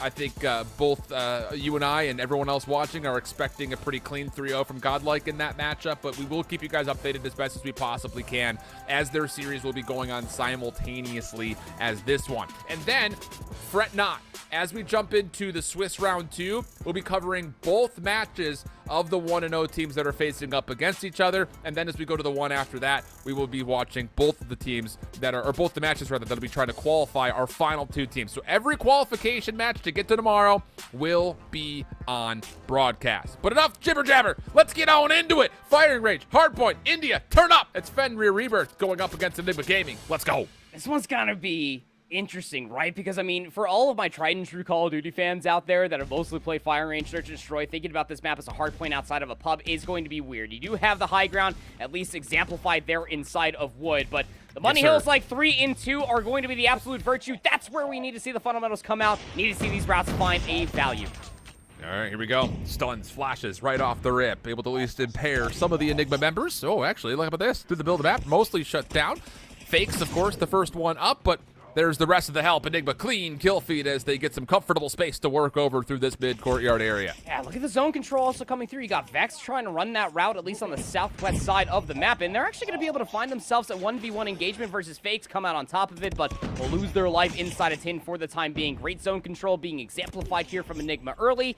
You are setting players in to maybe try to contest some of this back 30 seconds if you are Rebirth, but setup maybe taking a little bit too long, or allowing Enigma to get the setup that they were looking for. Yeah, and more importantly, it's not just this kind of controlling ability to the middle of the map to work this back 20 seconds here from Enigma, but more importantly, they're doing it from the trailer side. So they've got a really good look to try to clear out some of the space, and the RPD singing a tune from up top of the sniper tower, now moving down to the low ground. Skull Guy able to shut down, so an opportunity here to try to work around the backside of tin, try to avoid that trailer position, but it's still difficult to flood through container. You see exactly why. We've already got a Pred missile earned up and sent in by Abiz, and that's going to be an opportunity for, Enigma to control the space as we get over towards 2. Yeah, already in for the initial time just by way of utilizing that Pred missile lying on their belly. Abiz just letting them have it already. Good help coming through to make sure that Abiz can continue to play their life, but you need to try to at least wait for some of your respawns. If you are Rebirth, don't continuously send yourself in to these isolated 1v1s, because it has not been working out so far. To see Mino also calling in themselves a Predator missile, really felt like that Rebirth had themselves at least the space, the opportunity to get inside some hardpoint time, but Enigma letting them have it. And now this is the thing that I really want to be curious through for Fenrir Rebirth is, can you find a way just to make life a little bit more difficult on a team that's already built up a ton of advantages when it comes to score streaks and potentially early specialist charge? And this is a great position. Augie up towards top 10 will make life hard on the rotation over towards trailer. That said, though, Enigma are taking some long routes to try to really contain Rebirth in towards the bottom corners of the mini-map, and they've done very well to do that. In fact, they've already flipped the spawns around. Last player left alive in the back for Fenrir would be Skull Guy, but as he's shut down, it's Enigma who have a chance to flip the spawns and get a favorable look here at trailer. I mean, Enigma just understanding what they have at their disposal. You have a 70-point lead. You can absolutely afford to send players on a long route, 3 players strong at that. They'll be in here for the initial time, 4P3, utilizing every single inch of their utility pool. And again, it just comes down to Rebirth trying to find themselves some sort of routes, get themselves ready from those respawns, try to overwhelm some of these pressure points that Enigma are setting up for themselves. Yeah, it's so tough because even 100 killer drones from this position backside trailer can find so much value, and you're starting to see that really come to life as almost everybody on the side of Enigma Gaming have gotten to double-digit kills. The only one who's not there yet is Ghost, and mostly because he's been in the hard point hanging out while his teammates are cruising and killing everything around him. So it's a 127-14, the current tally. Goliath is already in as we looked over towards the rotation to New, which will be over towards Wood. And for Fenrir Rebirth, I will say damage not mitigated. They're in a very dangerous spot here early. I mean, you can just look at the top of your screen, right? Shrieks galore, specialists in the back pocket. You're also fighting 1v1 engagements if you're Mino, able to find themselves a nice little combo. And my lord, I haven't seen a hardpoint score like this in my day for quite some time. 146 v 14, and already got yourself a Goliath to play with if you are a B. Started off hot, continuing on that streak. And I just love the utility usage here from Enigma. You got the Goliath, hard focus on the backside trail. 100 killer drones are thrown that way to be the first alarm system for Abiz, so that way he knows he can commit his attention forward. But he's actually let a couple of players slip by. This is largely being picked up by Enigma, but this isn't the cleanest Goliath we've seen in the world, especially considering it's essentially just one by one they come, one by one they fall. Fenrir will contest for only a small second. Some damage down to Abiz.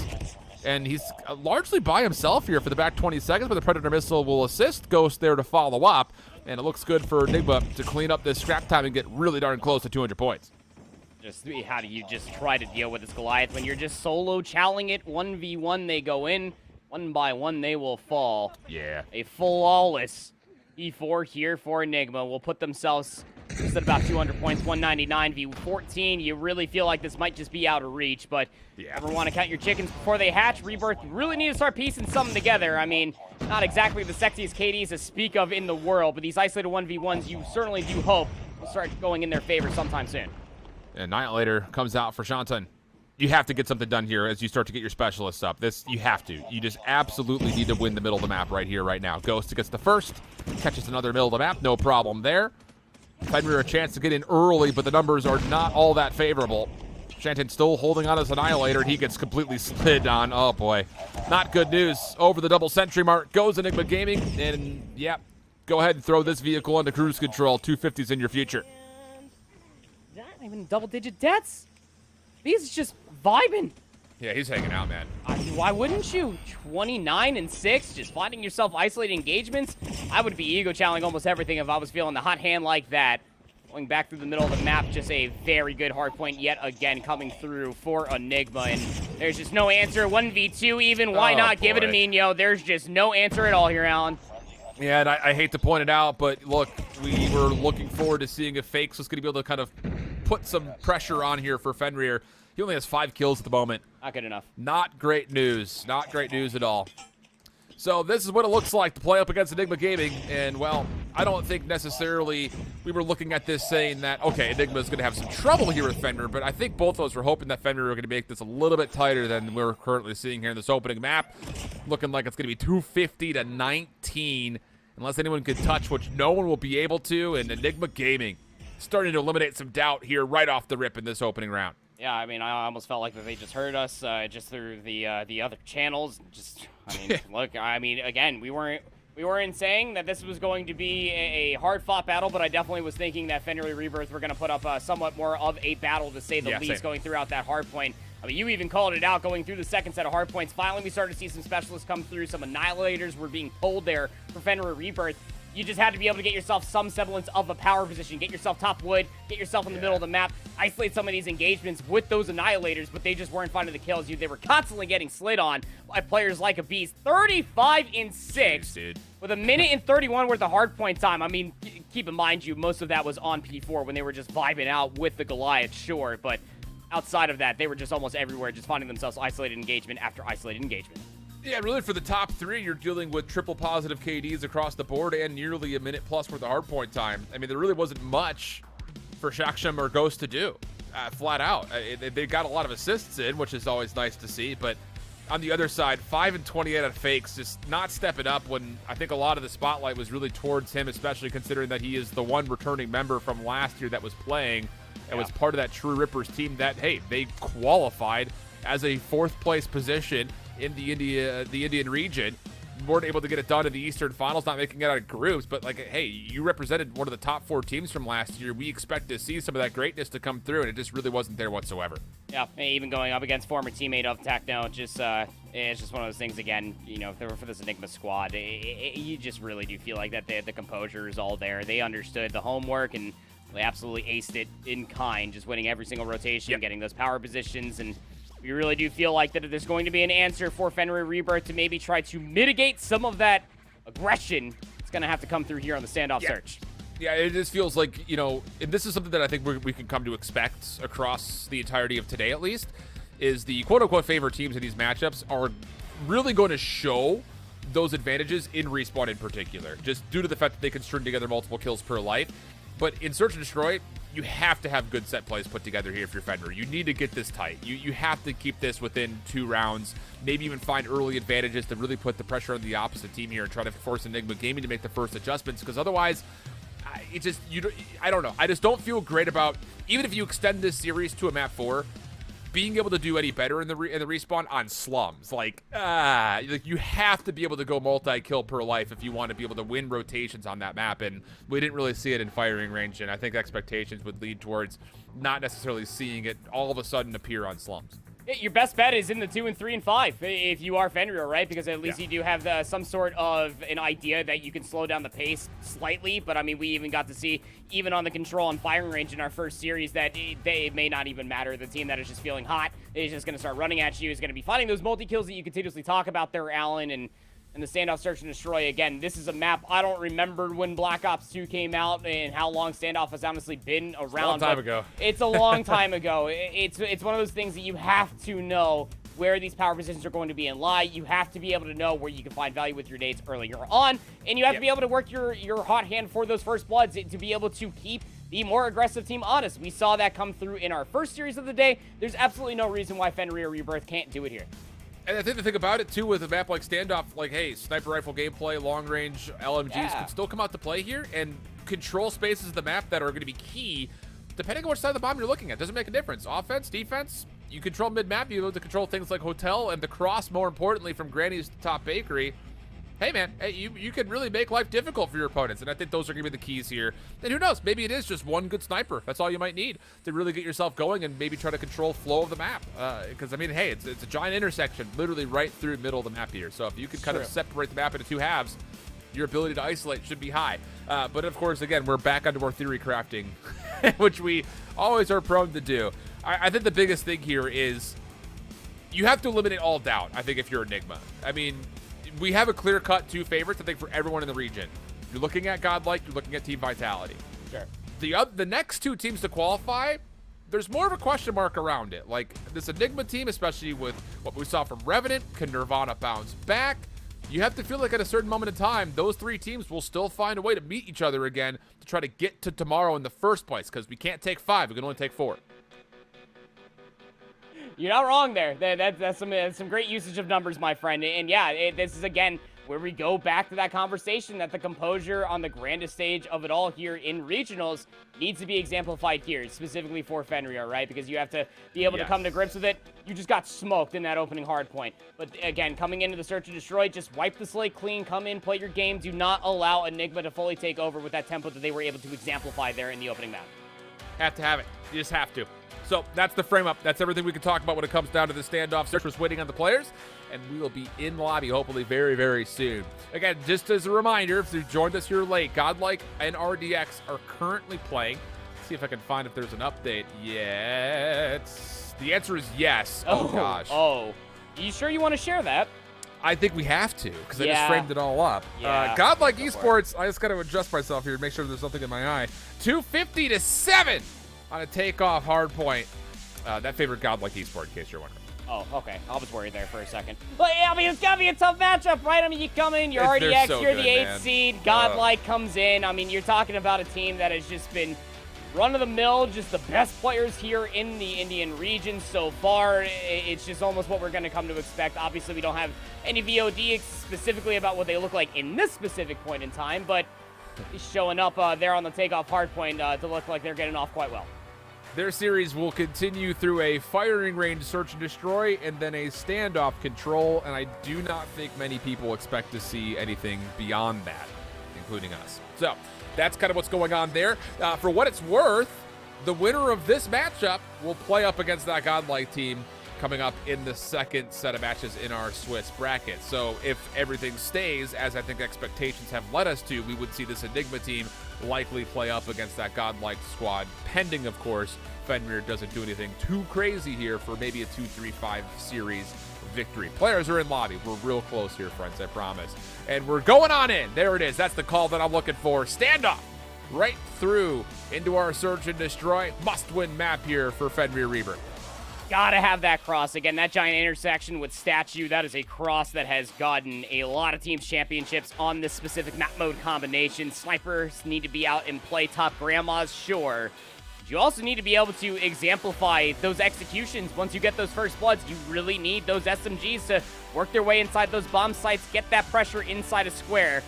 Even if that is going to be at least what you're going to be looking at for these teams to try to execute on for these bomb sites. And if the round doesn't conclude by kills alone, just need to be able to walk down these lanes out. Well, here we go again, India. Map number 2. Must win for Fenrir. They find themselves on the attack to kick things off. Enigma sniping over towards the A site. And it's a 3-man defensive stack that's also here as they do collect first blood.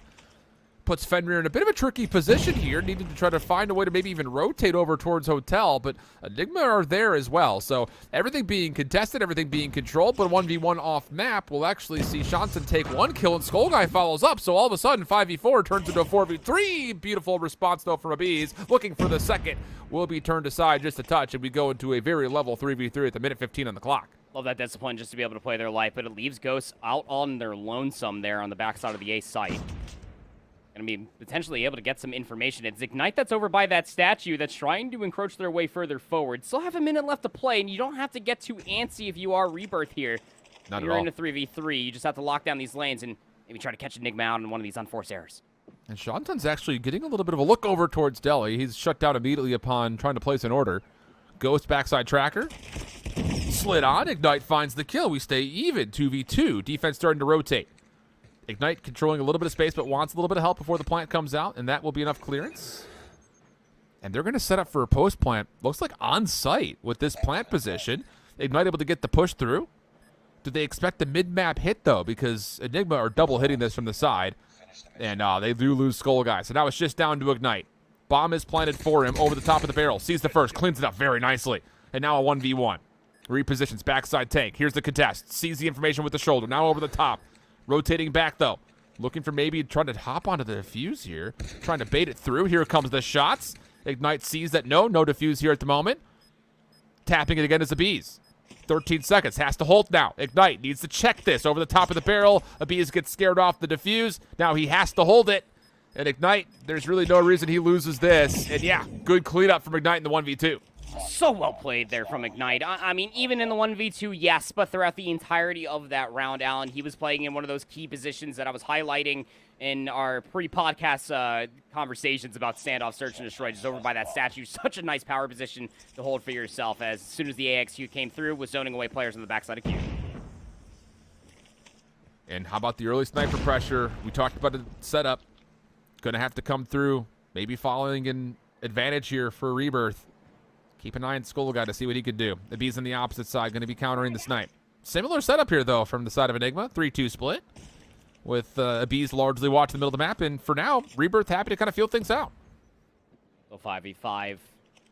Some shots at least coming through. A little bit different of a forward approach coming through from Shanton inside a top hotel.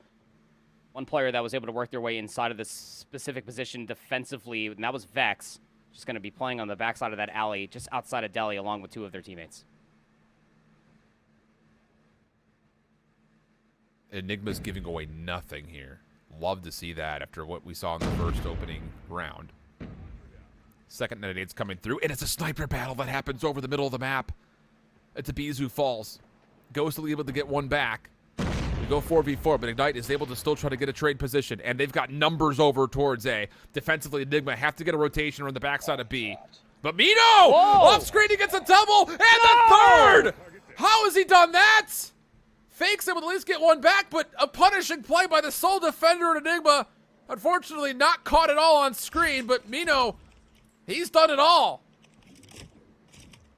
Oh, and they know exactly where Fakes is located. He's going to get crossed up from behind by Vex. You call him a sole defender. I call him the true sole guardian of the AS&D over there. There is just no excuse whatsoever. I mean, he gets triple chowed on the backside of the AS&D. Someone should have traded. I mean, maybe he gets to that double. Then the third comes through. I would hope that Mino was weak. It looked like he was, at least on the UI. Yeah. But a big bounce back there after losing the initial round for Enigma on the defense. That's going to feel terrible for Fender. You think he should be up 2-0 right now. Abiz, top granny window. Looking for crosses over towards statue. Nothing there, at least not initially. Hit marker twice through the brick. Okay. Strong bricks. I mean, are they?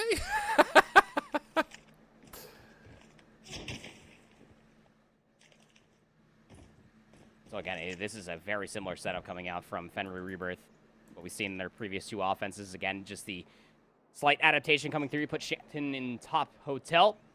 Player at least watching the flank on the backside of that alley. That's going to be Fakes, but Vex is not necessarily trying to take a much more forward approach. They're just trying to play off the information by way of these sniper rifles as Abiz is relocated on the backside of this tank. Tough scenes right now as far as how do you get in. Especially as Shocksum's able to find one over towards statue. Abiz still watching through mid-map. Doesn't need to give away anything here. Just keep watching over your top of your teammates. Looking for something fence line. Nothing on the jumps. The bomb is starting to make a move. Skull Guy looking to try to pick through the windows of Delhi. Nothing up there. But here comes the play forward. Defensively, some space given up here. Enigma cannot actually see this plant. They're trusting that Abiz can watch the cross. And as Mino gets a kill over through A, he can now push around the back side of this, and all of a sudden, Fender is completely trapped. Yeah, just nowhere to go. You know exactly where the last player is located at. Skull Guy, he has to put on something of a magic show, and although they do well to at least find a couple, it's all just but inevitable. The numbers just too much to bear there. Again, just understanding what is the task at hand for Enigma. They get caught with the aggression in the very first round. Ever since then, it is just tempered aggression, waiting for the information by way of Abiz's sniper, then take approaches soon after. A little bit of tempo here in the round number 4 from Fenrir. Around the back works out nicely as they clear out Deli. Shoxum's the only one around to try to defend against this, and he can only get 1 for his efforts. But the quick rotation of Beats gets a quick scope off by the look of it onto Shantan. And oh boy, how about the rotation coming through? You have Mino is able to push over towards A, but Skull Guy once again takes another one down, and the numbers start to trend in favor of Fenrir Rebirth. Such a good call by Mino not to hold that angle continuously. Just keep it up. Play yourself in that 1-for-1 position over by the BS and D. Maybe you might be able to get some help here from a Bees who was still up top. Be trying to hold on to these angles, and they're thinking that the flank is going to be coming through. Yeah. Nowhere sometime soon. Still a minute left to play, and seems that Fenrir Rebirth are thinking about another rotation and maybe try to get on the backside of Deli once again. You can't get nervous or shaky in moments like this. You've got numbers advantage. Yeah, Mino's still alive. You're a little terrified of that because last time you had numbers, you shut it down completely. But you just have to play good trades here. Just play the 3v2 as a collective. Oh, not good. Abiz gets the opener. Has a KSP in his back pocket to use. Ignite. Looks like he wants the 1v1. Gets caught on the mantle. Ah, man, I just would have loved to see them play it as a 3-man hit. Just one of those fundamentals needs to be executed. The hesitation comes through and the collapse soon to follow by way of Abiz finding himself isolated 1v1s. Nade over towards BS&D. At least keep it clear for the time being. And, well, Skull Guy actually clears out from the BS&D itself. Outside of Hotel, we'll find one, but Abiz with the sniper rifle yet again, because of course it is. Lets them have it. I mean, you give this guy so many isolated 1v1s, you can't throw shoulders with this guy. No. He'll make you pay. Wow. The fact that Skull Guy gets the opener, it's a sniper duel. It's snipers at dawn for the final 1v1. Nearly a chance off the cross. Abiz, yeah, sure, why not? Almost gets the second. And also read that there's a third one nearby. And look at the setup. Saksha, Ghost, ready for it, no problem. And even though Skull Guy will get one back. And how about it? Wait a second. Fakes actually opens up more space over through Deli. Maybe still a chance for Fender to fight this off, but Vex makes the quick rotation on the flank. Clears out Bakery. And it leaves Fakes by himself. Is not exactly in the most comfortable position, and you yourself, Fakes, you are not in a comfortable position at all. Here comes the collapse. Looks like Mino is trying to find himself at least an isolated engagement, but they know that you have him trapped inside top. Dramon's the mantle out the window. We'll find absolutely nothing. How about that, huh? 4 rounds on the bounce coming through. That is just absurd scenes coming through from Enigma. Again, it was the opening offense, yes, coming through from Rebirth, but you really do feel like this should be a 3-2 half if Mino doesn't find 3 kills over by the AS&D. Yeah, I 100% agree with that. So now things start to become dire for Fenrir. Have to have this round. Once again, Abiz has been a problem. Nade topside window, not going to connect with anything initially. Fenrir still looking to make a play over towards the backside of gas station, at least largely speaking with the numbers, but not much to be found here. Vex is just kind of holding a heady over the top of the dumpster. And Fakes isn't even going to bother challenging. So once again, it's just the onus is on to Fenrir. What is the first play going to be, and can you find a way to get even trades or maybe even find an early numbers advantage and then just hold the numbers advantage as you try to get the bomb down? Just struggling to be able to find any sort of information. Skull Guy trows out past statue. They'll lose their life. 4v5 we go. It's tough. And they know that this is the same default setup that Fenrir Rebirth has thrown at them for about 3 offenses in a row. Yep. And I think the biggest part about this is now that Skull Guy has fallen, he has been the guy to really kind of help get a bounce back into play. Yeah. So you're missing one of your X factors on this offensive look without numbers here for Fenrir. 4v5, 50 seconds to play with. On the jump, Shantan should have seen that. Now, granted, of course, we're staring right at him because he's highlighted in blue, and Shantan could have been looking at something different, but that's what you need to be looking at, is who's playing these little jump peaks. And it looks like maybe some information has been given because Fenrir are hard focused on the jump up as they look to make a move over towards A. Here comes at least that number challenge coming all the way through, but who's on the backside of the site itself? It will be Ghost. He does well to at least find the trade after Mino does fall. 4v2, time becoming an absolute of a nuisance, and the slide shout comes out. Vex lets them have it on the backside of the tank. Again, they just hesitate on the default setup. As you were saying, they lost Skull Guy on that statue. We'll have herself a 5-1 half. Sufficiently in the favor. 2 rounds away. Enigma just really good off the adaptations off that initial round. Oh boy. Not great news here for Fenrir. I think a lot of people were thinking maybe there was a chance here in the Search and Destroy. but so far pretty much empty. Mino, first blood over towards a follow-up from Ghost. We'll get the numbers, but Skull Guy backside take. How good has Skull Guy been with this scope? Shuts down the play, puts a bit of a pause here into Enigma's step towards the A site, but 2v3 with clearance, maybe a chance to still get a plant off. And this is the execute that we wanted to see from Fenrir Rebirth continuously, but it's the offense coming through from Enigma, but they're all trapped over here. The collapse soon to follow. Shanton fakes immediately coming through on the flank of the statue. Those are the things you love to see, and I will absolutely reprise that song. Yeah, Skull Guy with the sniper has been very, very good for this Fenrir Rebirth roster. It just comes down to making sure that they play their life continuously because they are finding a decent amount of value, making sure that Enigma have to stay honest with the pressure. Yeah. Man, Skull Guy's been the X Factor. Has to stay that way, it feels like. Abi's searching for him, wants the 1v1, saying, all right, I see you. Little jump peek coming over the top, trying to see if he can find anything through the fence lines, but once again, passive setup here for Fenrir. Not even getting close towards Cubby at A. Everything's just on the backside of both of these two sites. And, you know, I like the idea you're still forcing Enigma to make the first play, but you have to do something besides rely on Skull Guy to get first bloods for you. Seems like it's all on the shoulders of Skull Guy. You're absolutely right. But you can't just rely on that continuously. Abiz takes a top position. Mino will find first blood. That's on the backside of Delhi. You do have 3 players in position if you are Enigma to try to rewrap this going back through Hotel, and it seems that the bomb carry there of Ghost is kind of toying with the idea that that might be a possibility. But Augie defensively moving over towards A could possibly deter this push. The bomb is making a move to follow up on Abi's position, who catches his legs moving on through the side of Cubby. Kill comes out, numbers good for Enigma. And really at this point, the world is their oyster as Fenrir Rebirth are stuck all the way back into their spawn. Bomb going to freely get planted, you would have to think, here at A. But over towards the backside, it's Fenrir trying to make their way through Mino, and it costs them another life. 3v2 we go with the bomb planet. Going to come by way of a full flank. And this is all on the back end of fakes. I mean, both fakes and Skull Guy have to play so isolated from one another just because Skull Guy needs to find value by range with the scope. As fakes falls, Abiz now controls mid-map. And he can essentially just play point-of-contact defense from here on out. Skull Guy would have to do something immaculate.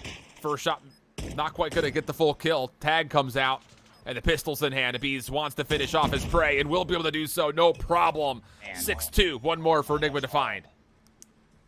And it's just the coverage continuously coming through from this Enigma roster, huh? I mean, when they get themselves some semblance of control, specifically Abiz, top bakery, Chow's out, no pressure whatsoever coming through the middle of the map. It's just the world is truly his oyster to play with. Yeah, it truly is. Here we go. Snipers looking for each other. Popping over. Skull Guy gets another first blood. Okay. Chance for Fenrir. Try to get the 3. Skull Guy now has a lot of freedom to work with, knowing there's no opposing scope, but Minho once more. Backside over through gas. Is able to find another follow-up. So 4v4 we go. Bomb making a move over through Bakery, looking over towards A, and taking a position here at Vex. He's real far forward mid-street. Yeah, he is. Might just be waiting for one player to cross on through, KSP in hand. That might just be the idea. Maybe might wait for a teammate to go top Bakery and give themselves at least a bit of an overwatch to maybe get inside of Delhi. And they do have help here. Is Mino. They are feeling the hot hand to go inside of Delhi. I mean, you got rounds to play with. Wouldn't be a terrible call, but you got a minute left to play. Bomb all the way on the backside of Bakery. I have no idea where Fenrir Rebirth are located at. Not good news here. Not good news here. Augie was on rotation. Mino able to take advantage of the exact right piece of timing, and now you've got Fenrir stuck in the back, but Skull Guy still alive. Immediately called upon. Gets us back to level. 3v3. Ghost with the bomb planted. That's going to be forward. And, ooh, Shaksham, I believe, has picked up the scope that was previously dropped. Over the top of the head, he would have shot that is from Ignite. Takes down Ghost. Fenrir, advantage coming through. Skull Guy reads Vex. Now it's just down to 1. Saksham, feeling the pressure. Nade comes out early. Over the cross the middle. Oh, the nade tags. Gets the opener. Oh, how about it? But the bomb gets defused. Could not quite get the kill off the nade. It tagged. And it had the diffuser low, but not quite low enough. As Fenrir do survive to get their 3rd on the board. Their heads just barely above water. Still a 3-round deficit. Still very much so up on map point are Enigma. And it's all at the back on the Skull Guy. He's got 12 kills to his name. Really just finding these first bloods and making sure that Enigma cannot full flood. But speaking of that full flood, here it comes towards A.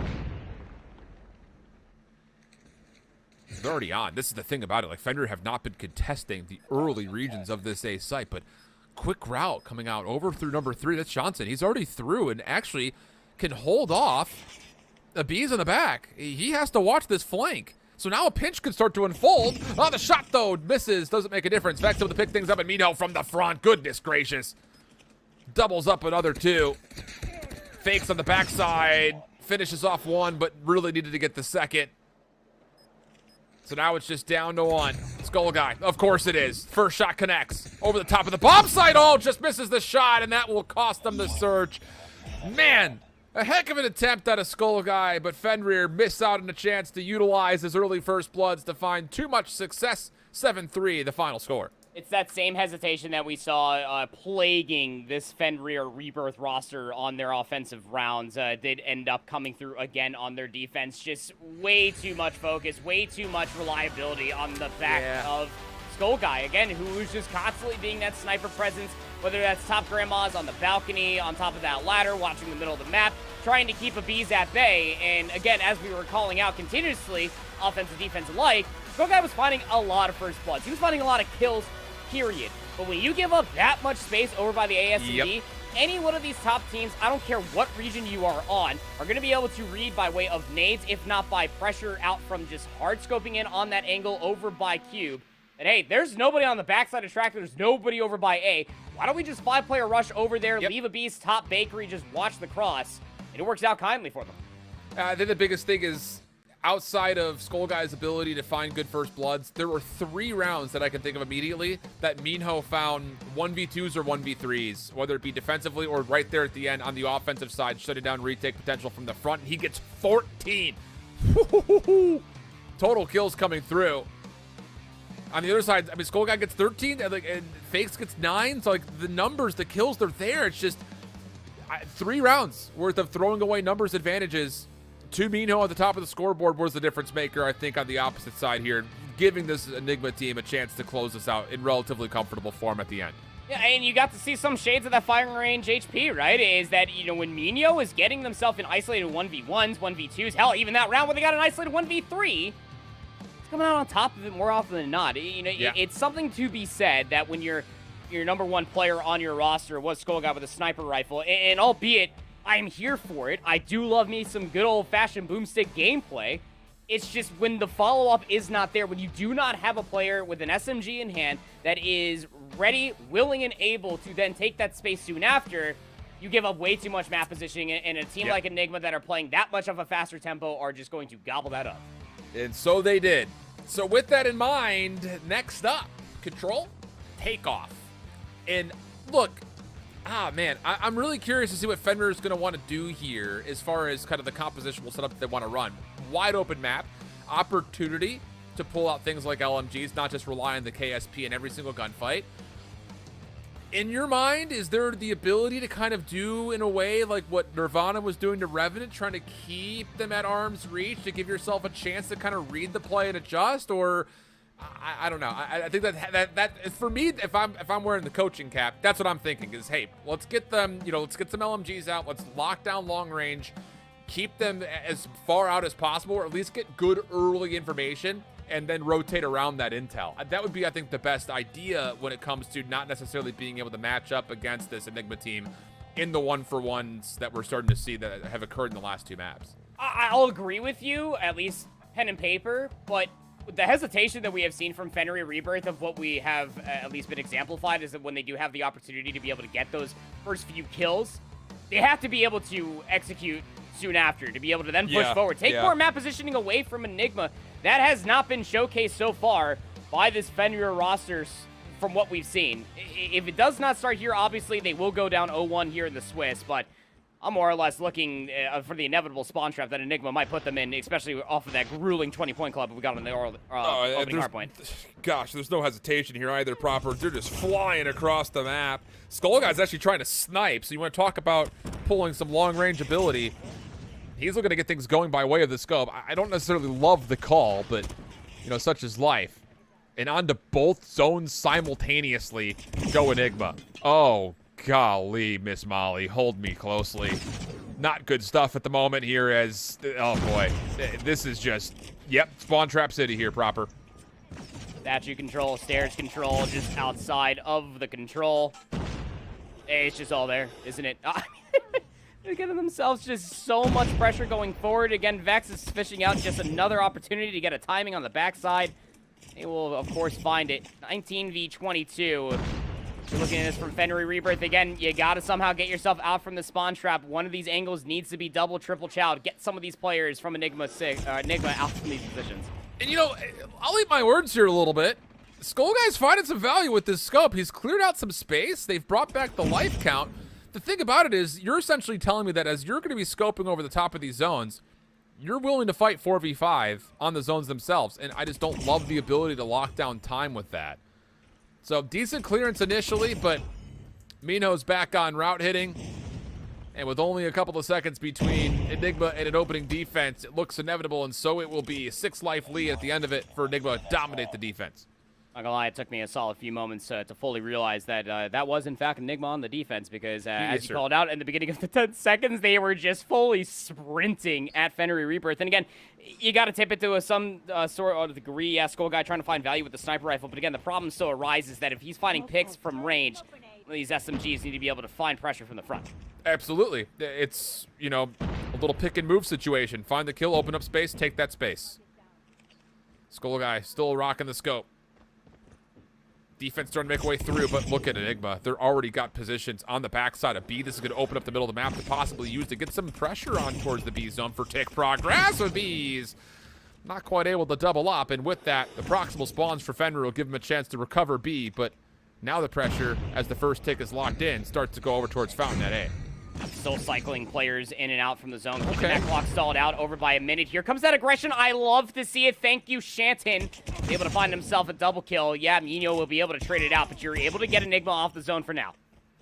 This could start to get dangerous. If you can get Skull Guy to watch this opening cross, you essentially take away 75% of the map, forcing Enigma to have to hit through the doorways towards B, which is currently what they're trying to do. Kills come out, though. 3 straight, in fact, for Enigma. Offense starting to get out of their spawn and towards the zones.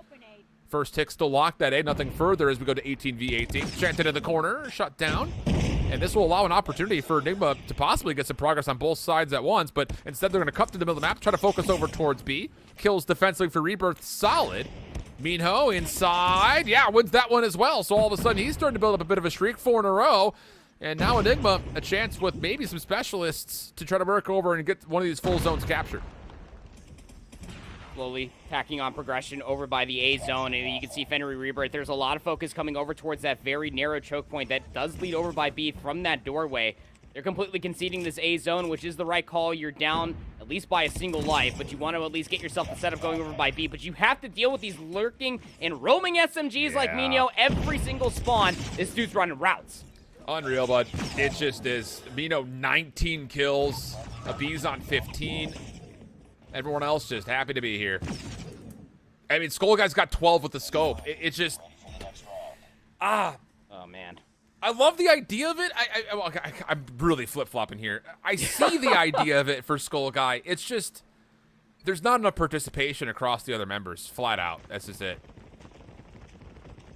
Saw it slightly from Shanton, but it can't just be a few players trying to do it all. Again, if Skull Guy's trying to find pressure with the scope yet again through another round, there needs to be some assistance. Enigma on defense again, letting them have it, not afraid to give up space if they do go down, but the problem still arises. They have to go down to the first place, and Enigma just continuously pressuring out, dictating the pace in the middle of the map. Annihilator out for Ghost. Once again, just kind of lock into windows. Yep. Mino's also got his. Skull Guy annihilating as well. Just one taps of the pistols coming out through. Mino over towards Cone's not going to find an elimination here, so okay. A little bit of clearance for Fenrir. They've got 1 life advantage for now, but Abiz is still locking down mid-map, which is a big problem, honestly speaking, with these Annihilators in play. And, oh boy, as soon as you start to see Fenrir finding space in one position, they're losing it on the other side of the map, and now you're down to 30 seconds, have to make a move.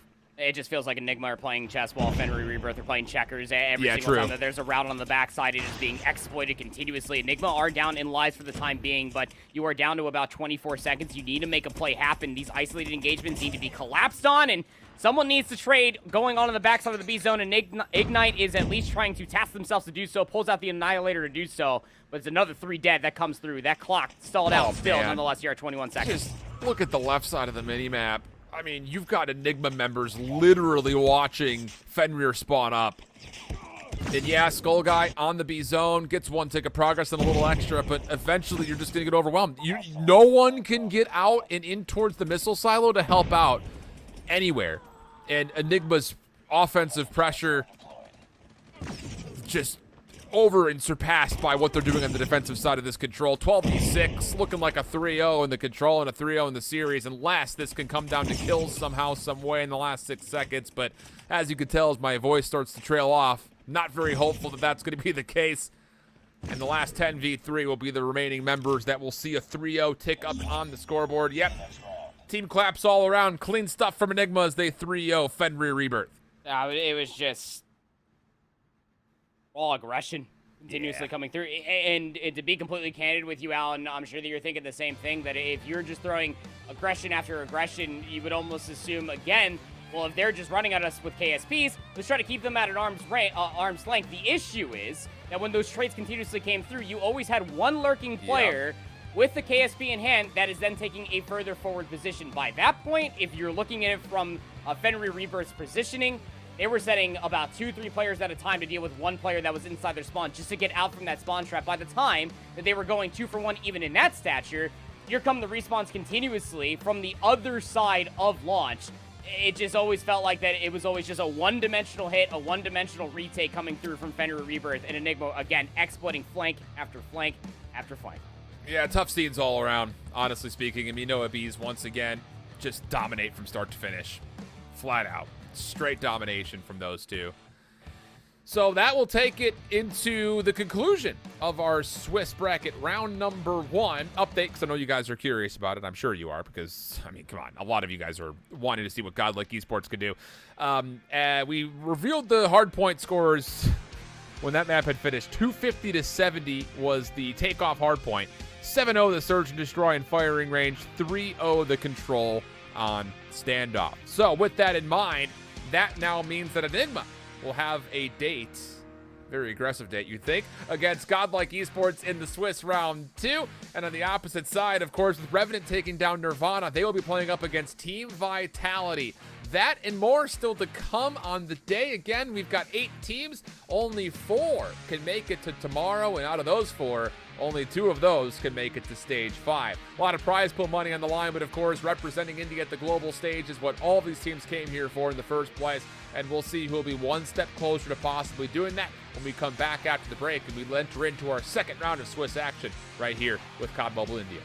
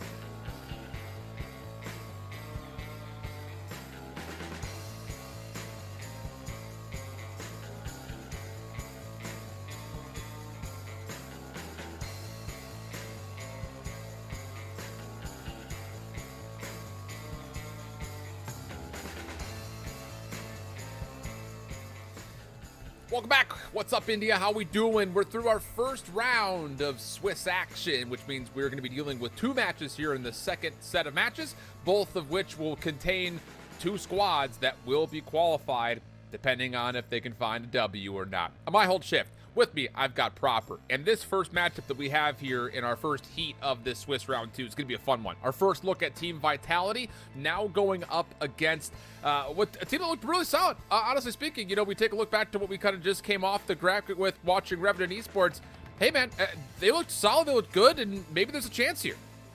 Yeah, I mean, there's always going to be a chance, surely, right? Because this Enigma squad is certainly offering what we have come to expect from this Vitality roster, a roster that is mostly the core of what we did see from regional finals here in India just last year. And that's going to be the pace setter, specifically. Who's going to be able to outpace the other? We know that each one of these rosters do love the run and gun strategy to be able to get the upper hand, especially through a best of 5 map set. It'll be quite telling to see how they do stack up against one another when the other is trying to set the pace higher. Should be an interesting one, that much is for sure. And then, of course, Godlike Esports and Enigma, the other 2 teams that have made it into this point. Again, as mentioned, you kind of see it there in the third bracket worth of Swiss format. You win this one, you go 2-0, you qualify into tomorrow. If you lose this one, you have a last chance. Got to get to 2 wins before you get to 2 losses. And, well, you lose this, you'll be playing up against the winners of either I2K Elite and Nirvana or RDX and Fenrir. And I will say, I think, you know, it's bad news bears to be in that lower bracket, or that 0-1 category. I shouldn't say lower bracket, that'd be confusing, but that 0-1 status. But for a team like Nirvana, who put up a pretty good showing versus Revenant, maybe there's still a chance to work things through and sneak into that top 4. Yeah, I mean, I think that's what's going to continuously be the narrative for us, specifically here in the Swiss day, right? Is that, albeit, yes, they are the lower seed. This is almost how we did expect these opening matchups to unfold for ourselves. There were still a lot of good bright spots for those lower seeds to showcase what they do offer versus the tops. And I think just on top of that, of course, everyone's looking forward to seeing Godlike. We are as well. We want to see what they look like. We will have their matchup up immediately following the Team Vitality game. So, I know it. We all want it. We will see it eventually. We've talked about it at the top of the show. We could sit here and try to give some love to other squads, but it's impossible to avoid talking about and eventually seeing this godlike squad. Of course, tomorrow, top 4 teams, double elimination. Today, we get through this Swiss format, and for this matchup, we get into our best of 5 series layout, and it's an interesting one. A wide variety of matches, the picks as we come on through. Raid will be taken off the table immediately, so will firing range. So with that, we've got Slums Hardpoint, Hacienda Search and Destroy, and then a Takeoff Control to get us going here. Yeah, and again, across all 3 of these maps has benefited one strategy alone, and that is just ample space to just absolutely run and gun at your opponents. Specifically, Slums Hardpoint. Even when this map came out all those years ago, there was that true testament of time that if you can somehow piece together, even from P1, break the spawns going in towards 2, you're going to be sitting pretty darn good for yourselves with about 60 points or plus, depending on how things unfold there on 1.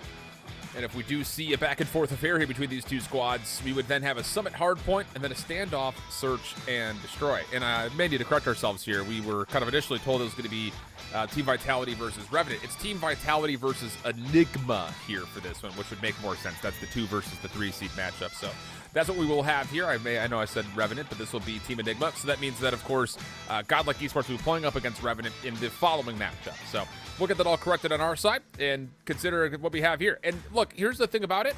You know, we just got off seeing this Enigma team playing up against Fenrir, Rebirth. Calm, collected, cool all the way throughout it. Thing about it is, was that the real toughest opponent you're going to find yourself up against? Because now you're going up against a Team Vitality team that you've seen before, and now it's just down to have you made the corrections, the adjustments to possibly best them in this matchup.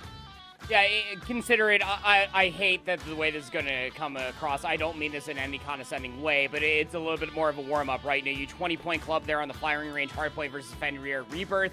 But now you're going over towards Slums Hardpoint. Again, the consideration then comes through that you know that Vitality, albeit has bested you plenty of times before, are these different types of strategies going to be fully coming through, especially when it comes down to the ban's veto process, to be able to get yourself more favorable maps where this 5-player roster, specifically for Enigma, feel comfortable to outgun their opponents. Yeah, so just for what it's worth, just kind of going back to it, if you missed Stage 3, because I know the broadcast quality really wasn't a lot of it, Enigma Gaming lost this in a winner semifinal matchup versus Team Vitality. They would eventually get knocked out of the bracket by Godlike Esports in the lower bracket final. So that was kind of their road through Stage 3 to get here into the first place. But I don't know, I think the biggest thing about it is I'm just curious to see if there's going to be an advantage anywhere in this series for either team. I think first and foremost, we talk about kind of the upset potential. Enigma Gaming kind of still coming in, I would say, as the underdog here, having already lost to Team Vitality. I think it's easy to say that. Search and Destroy is what I'm curious about. I think, can you find a way to steal away maps? And then more importantly, I think you have to win your respawn pick. You have to win the opening search and your hard point pick, whether that's map 1 or map 4. That's going to be win condition, I think, for every underdog team throughout this entire tournament, whether it's today or tomorrow.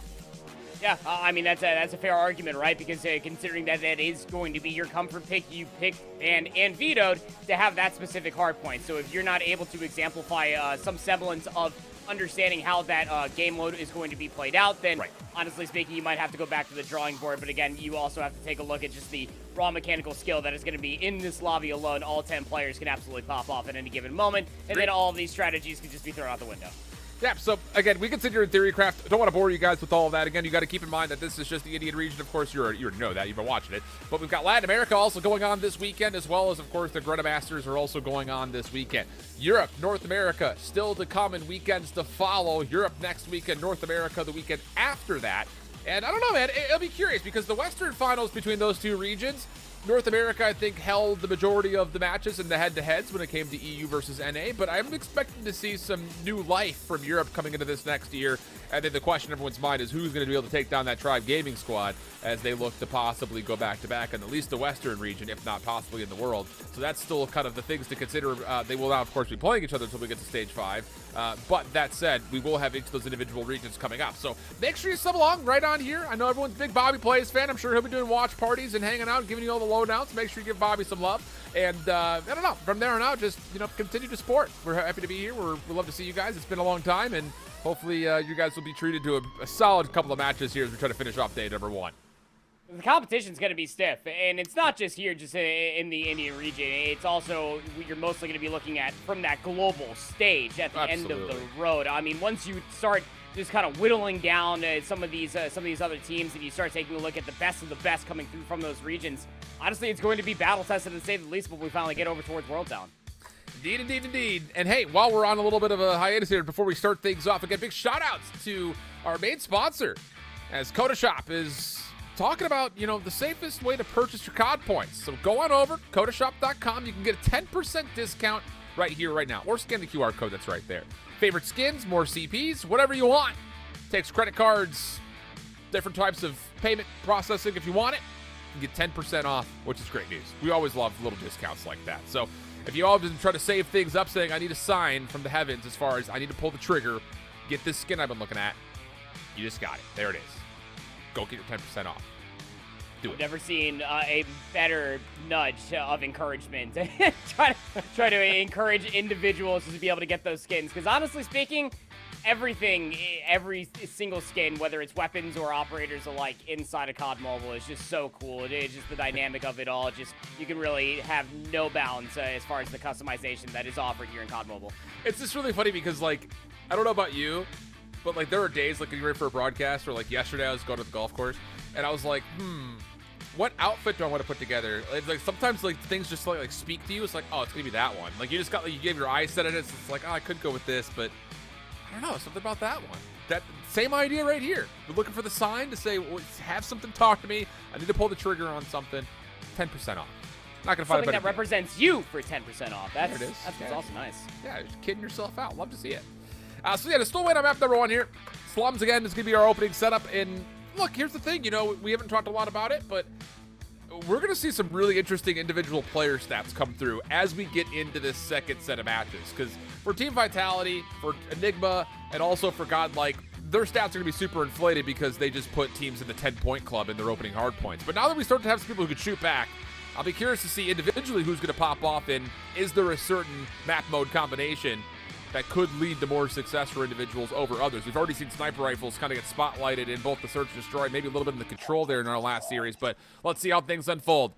Enough of the talk. Let's get on into the action. Slums, as we already play over towards Bricks. Good push through the smoke coming out, but it's read nicely. It's Vitality get the opening first blood, and there's a chance to get some control over the top of the hard point. Oh, look at the two spawns that are actually coming through and towards the back from Enigma. Are you going to be aware of this? If you are Vitality, do you even care? Well, you might have to now, considering that two trades do come through. Inevitably, Brick's control immediately flipped in the favor of Enigma. Solid stuff for now, but Vitality still with the early streaks already coming through. 5 in a row, in fact. Will eventually be shut down as Ghost is able to take a little bit of a push through over towards Trash, able to at least control some of these alleyways, but eventually shut down. And you can already see with 20 seconds remaining, Vitality still more concerned about what's to come, let alone what's to possibly find here in the scrap time.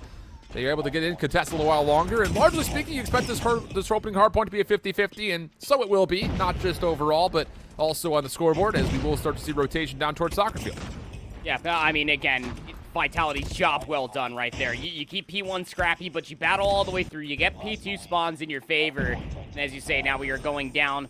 Play a little bit of football as we are down in the soccer field, Alan. And Enigma, I mean, they're kind of forced to just work their way through arches. You got one player over here. It's going to be random, and he's going to become overwhelmed. So an opportunity potentially presenting itself here for Enigma. Yeah, looking decent. Yeah, parking lot spawns could be blocked here. Good second follow-up. That's Mino once again, who's good with a couple of eliminations. So now the 50-50 battle from the back, favoring Enigma. But you got to get the kills as Random has already made his way in. He's soaking up some pretty solid time here. And for Vitality, they can follow up behind this. Random's still alive. Eventually dealt with, but Jokos is right here to try to be in this hard point and also lock things down from the side, but does get shut down. The Enigma's proximal spawns will have them a chance to overwhelm by sheer force of willpower and numbers as they look to back off this last 22 seconds. This is still a big 20 to be fighting over if you're taking a look at it from Enigma's perspective, considering that Vitality are just conceding most of the space. They're going to be taking a look in the middle of the map, keeping one player over by statue, and Sam's will become overwhelmed to say the least. Now we take a look at the rotation going down over by the junkyard. Yeah, you have the rotation so far, but Ghost already trying to cause a little bit of chaos up at the front. This is a tough break. Have to make the decision. Do we just full flood in from the front, or do we try to work around through garage to possibly flip spawns and hit from multiple points of ingress? Kind of a 2-for-1 special as Enigma are trying to do a little bit of both, but eventually give up on the topside play, and now we'll focus towards the bottom. Gravity gun out for Argon, trying to lock things up. Holding this at the doorway would be so crucial. One player will slip through just for a moment, but largely it's all shut down. Through the smoke, even finding more. Argon trying to get the Hunter-Killer drone out, but does get shut down. Maybe a chance for Enigma from the front, try to get on in, contest, maybe even break this, and yeah, sure have. Clean kills coming through. A double comes out of the backside. Now the Annihilator out, and all of a sudden, Enigma are in and looking good. Yeah, and they're holding it from the front. They know they have players still trapped in towards the back, but take a look at the spawn that does come through. Player number 5 spawn in towards the garage. Now you know you have to flip here in the hard point and immediately take the focus over towards the front. A lot of work to do inside the hard point itself. Nino will become overwhelmed. Oh. You know this 15 seconds needs to be battled over here for Vitality. You do not want Enigma to get too comfortable in this first set. The thing about it is Team Vitality get a little bit of a lifeline for a moment as Jokos was playing the backside of garage, trying to lock down that kind of statue area, possibly to secure spawns as we go immediately from this backside trash hard point in towards garage itself. But the spawn's held by Enigma for now. More battling to happen though over the backside. Argon, the first one to try to make a move. And there's an opportunity to try to pinch this.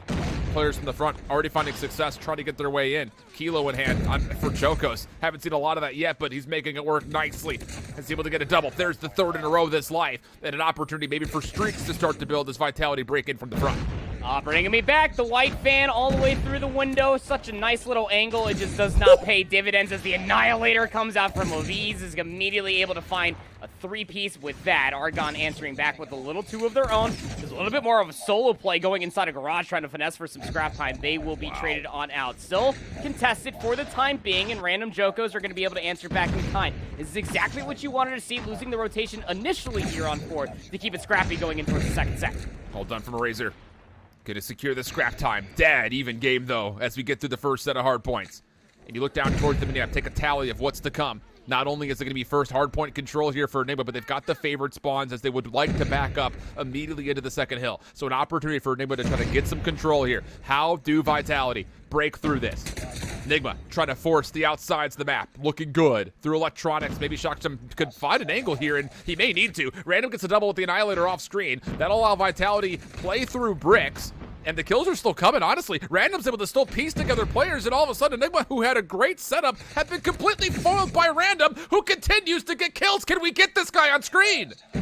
Yeah, I mean, he's just going on a complete rampage, even calls in a little bit of a streak usage. He's going to be able to find himself, too, with the drone. And, yeah, I mean, this is just pressure beyond belief. Almost shades of what we did see, especially from that opening rip, right? I mean, Vitality just slowly chiseling away at that P1 hardpoint, keeping it scrappy, but they know exactly what they're looking for. Keep P1 as scrappy as you like. They want those P2 spawns, and they're going to be able to get it. And the thing about it is, if Random going on that spree, he could call it a Goliath whenever he so needs to. This could be a huge moment for Team Vitality, re-winning the spawns, still finding gunfights through the middle. The Predator missile called in from Random. 100 killer drones possibly to follow, but Abiz is still alive, but only for a short time. Kills will come through. Clearance now gained. Second hard point about to open up, and it's all yellow as Team Vitality are all over the hard point and as well, dominating over through the front side of the point as well. 29 kills for Sam's, 20 for Random. He even pulls himself out. A nice little vortex gun here from Oregon, but doesn't exactly find the utmost value, but actually favors to pull out the Goliath. This will keep things anchored out. And well, now Enigma, they're not exactly in a comfortable position, and as you say, they get overwhelmed from that Goliath itself. A much-needed break and overwhelming pressure from the back to get Enigma into the hardpoint. Too much focus for Vitality on the front side of the hardpoint through electronics. Enigma run through backside pillars. They isolate, they win spawns, and the only thing left standing on the hardpoint is the Goliath, which just gets chewed up. So now all of a sudden, what should have been a massive advantage for Vitality is turned immediately against them. Scrap time starts to come through for Enigma. Gravity gun out for one player. And now it's just down to, can you get this on rotation? Vex trying to make an earlier out. Met by Jokos on the front side, looking for the double, but shut down. There's an opportunity here for Enigma to possibly put some pressure on spawns again. You've got Vitality spawning old, Enigma spawning new. It's a 30-point game, but there's an advantage right here for our team in blue. Racer needs to go big, but he's going to immediately get stunned out, and he's going to get collapsed on as well. Turning scrap into initial isn't exactly easy to do from 2 to 3, but when you're finding kills like this, Enigma are damn well making it easy. I love what we're seeing from Vitality, though. They're putting a lot of focus in towards Garage. It's going to be the immediate focus now from Vex with the Annihilator. He'll get run over, and you have players like Argon in towards the back while there's success coming through from the front from Vitality. The 100 killer drone that was thrown out does not actually secure the trade, so Enigma have to kind of regroup and repossess the spawns as they try to focus forward. Minho on the way in, gets a double with the Annihilator, but shut down by way of nades. Ghost on the pinch, shut down as well. The pinch not successful, and how it's stalled down to a 1v1 inside the hard point. Vex gets the double. Vitality trying to come through, but the Hunter Killer drone does exactly what its namesake would suggest. And there's a chance for Enigma to not just lock up this scrap time, they could win a rotation to Garage and take their first lead. They have those spawns for Garage as well here, Alan, and you're forced to fight for the scrap if you are Vitality, but you also have to take a focus from Statue past Graves going in towards Garage. It's a one-dimensional hit, mostly coming through from the front because the flank is more or less locked down here from Enigma. Oh, Enigma deal with the first two contestants from the front side, also watching around the back. As Sams is trying to work his way with the Annihilator on the full flank. Jokos from the front only gets one, nearly a chance at a second. But watch out through Laundry. Vitality starting to spawn close. There's a chance that they could possibly win these backsided spawns. They're already blocking. There's a chance for the flip to come through. Enigma, they're bunkered up on Garage. Reinforcements trying to get there. Cover of smoke to allow some players to assist, and the kills will be there as Enigma repossess the hill, and in the same moment, flip the spawns right back. Spawns flip the lead. There it is for Enigma. They'll take the lead in this game, but the hard point very much so still contested. You have players trying to make an argument for the Sams, who is up to 30 kills to their name. Still constantly trying to make an argument to maybe try to contest for some of the scrap time, but you don't want to overinvest yourself. You want to make sure you at least keep bricks in your favor. The last gunfight will ensue. It will be Vitality that are able to win the scrap time, but it was a little bit of a flank that came through from Enigma. They understood what needed to happen. They'll get the favorite side of the map yet again ahead of another set of hardpoints. And Abiz has got himself locked in. He's got a really well-placed trophy system to stop any nades from contesting over through bricks. He just has to throw shoulders. Eraser trying to do what he can, do work his way back through. Gets the first, no problem. KSP still being held though by Vex at a great spot as mentioned. Smoker trying to cover, but he actually exposes himself too much. Joko's now a chance with a Razor to possibly push through this brick side. Enigma right back into this game trying to tie it up at 202. 100 killer drones go through. Not really finding much value though, so it's just down to who can win the gunfights in and around the statue. Abiz could do nothing. Vitality with the numbers as they start to push across the map, looking for a flip, and how about Oregon once again through mid-map? Won't be able to find himself a double, and it's Vitality in the hill with still 25 seconds to play. This is still a lot of time to be soaking up over by P1. You know, Enigma needed to at least send one, if not two players to try to finesse it, but one player goes in. They will fall. Blue control in favor of Vitality. Also taking a look at the Cafe. They will flip the spawns ahead of the P2 rotation. 10 seconds still left to battle over. 20 seconds needed for the win. Sasha can do nothing. So 200 to 230. But there's still a little bit of scrap time to fight for. Enigma are coming by way of just essentially one by one, a little bit of a convoy through the middle of the map, but Vitality have lost a number of players. Sam's looking to double up, trying to clear out the additional time here at Soccer. Also on the backside, but he's completely concussed, can do absolutely nothing. And now Enigma from the front, they've got the numbers. Argan, he's trying to clear up space, gets the double, one more around the corner, trying to find him in the side, but no, not going to happen. The spawns, though, still good for Team Vitality. They will re-clear. Enigma need to find a way to get back in. They're trying to hit for multiple points, and the nades are starting to land. No trophies were able to get down into the hard point. Vitality are once again bounced out, and we're still seeing an extra life here for Enigma. Does get deal with though, so you know it's mostly going to be coming through from the front, but you got to be able to get these players off the hard point. Otherwise, you're going to be stuck in a nasty spawn trap. Nobody's trying to flank all the way through arches. This is mostly all coming through from the back and from the front as Enigma are constantly just assaulting the hill. The utility usage from Enigma has been perfect. Vitality are not getting in unless they're 1 HP or completely concussed. It's giving Enigma a chance to extend this game to one more hard point, as Vitality will not be able to win here, even more so that the spawns will flip. And there's a good deal of scrap time here. Sam's wants to go back to the play. Big 1v1 is able to win it, but is immediately shut down in trade form. So we go over towards Trash. Argon's the first one there. No gravity gun this time around. It's a pinch setup for Enigma. Some from the front, some from the back, but you gotta find a way to break on through. First couple of kills good for Vitality. Here's the contest. The break is good initially. Still some members, though, to deal with in yellow. Vitality still spawning close. Sam's with the Annihilator, able to get on in, at least only for a small time. One more to deal with. It's a Bees, the last standing hope, and he will drop as Vitality will start to get close to 250, and yes, just be able to get it over the finish line before Enigma can hit again. But a tight affair here on Slums as Vitality take a 1-0 lead. It really does say a lot how much pressure Sam's was truly bringing to the table, and we'll see the stats about how much he truly was bringing to the table. 53 kills, my heavens, that is Slums in a nutshell. But even more so than that, it's just that opening kill with the Annihilator pull going in towards 3.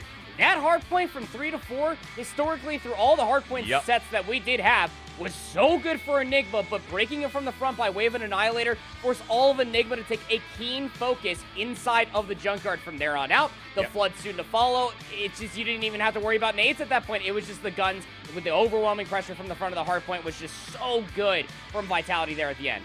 There is a hero in this game, and his name is Sam's. 53 and 31 with 15 assists, nearly 7,000 total score, and a minute and a half at the hard point. Unbelievable stuff. Right behind him, though, I got to give a lot of credit to Argan. He made some great calls of when to pull out the gravity gun, and it worked out nicely through Trash, and even at the end there, kind of near the scrap time around Soccer, that allowed that key time to start to come through, because there were moments where, honestly speaking, from the front, Enigma were pulling off miracle plays, it felt like, just by looking at the minimap overall as far as who was where. So, hey, Vitality, good stuff out of Sam's and Argan in those key moments to get yourself over that hurdle. Jokos as well also had a great game, 32 and 24, just kind of playing the route man role as he had 14 seconds of hill time.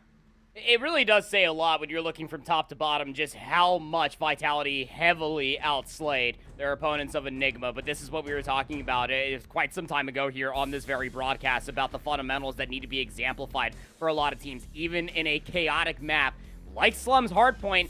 How well Enigma were doing it, just making sure that they were constantly getting themselves those favorite spawns going in towards another set of hard points. I felt like a broken record. I always ended up saying that Enigma had those speed 2 spawns in their favor. Yes, they got broken up more often than not, but their rotations and their resilience being able to fight for scrap time there on 3, and then still holding the spawns and control most of that contest over inside of P4 is the sole reason why they kept that within a 14.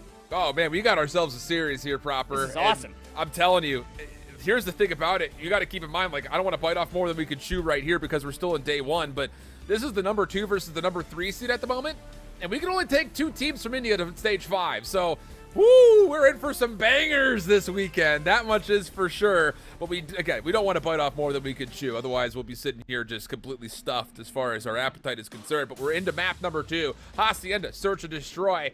I don't know, man. We got to see who's going to find advantages here because both teams cruise through their opening round searches.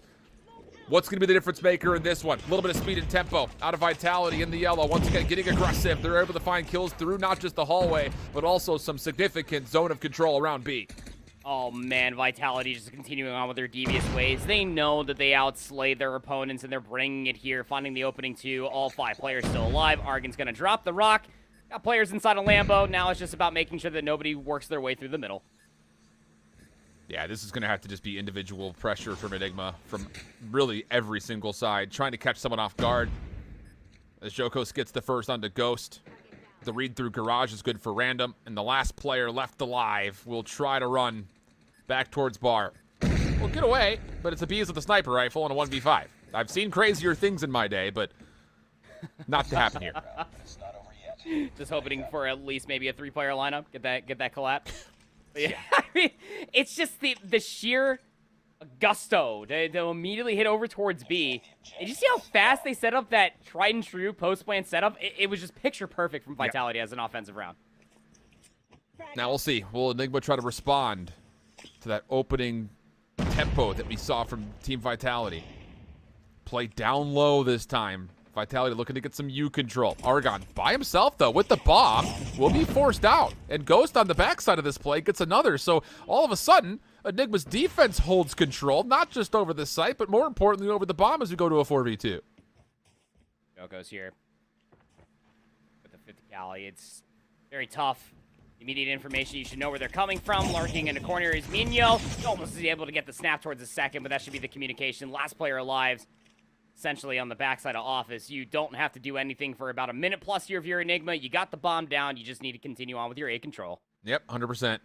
Don't let this get out of control. Eraser's been red. Shocks him very wisely, just backs off, plays the clock. Still a lot of time on the clock, though, I would say. But Eraser is in a very difficult position. Does have utility to play with. Maybe a chance to come behind this play. And if he doubles up here, who knows? The question about this, though, is how do you play through this archway with a sniper looking right at you? And, well, okay, you just walk through, apparently, because Bees couldn't pull the trigger. So the bomb gets collected, and now it's down to, can Eraser get this plant off?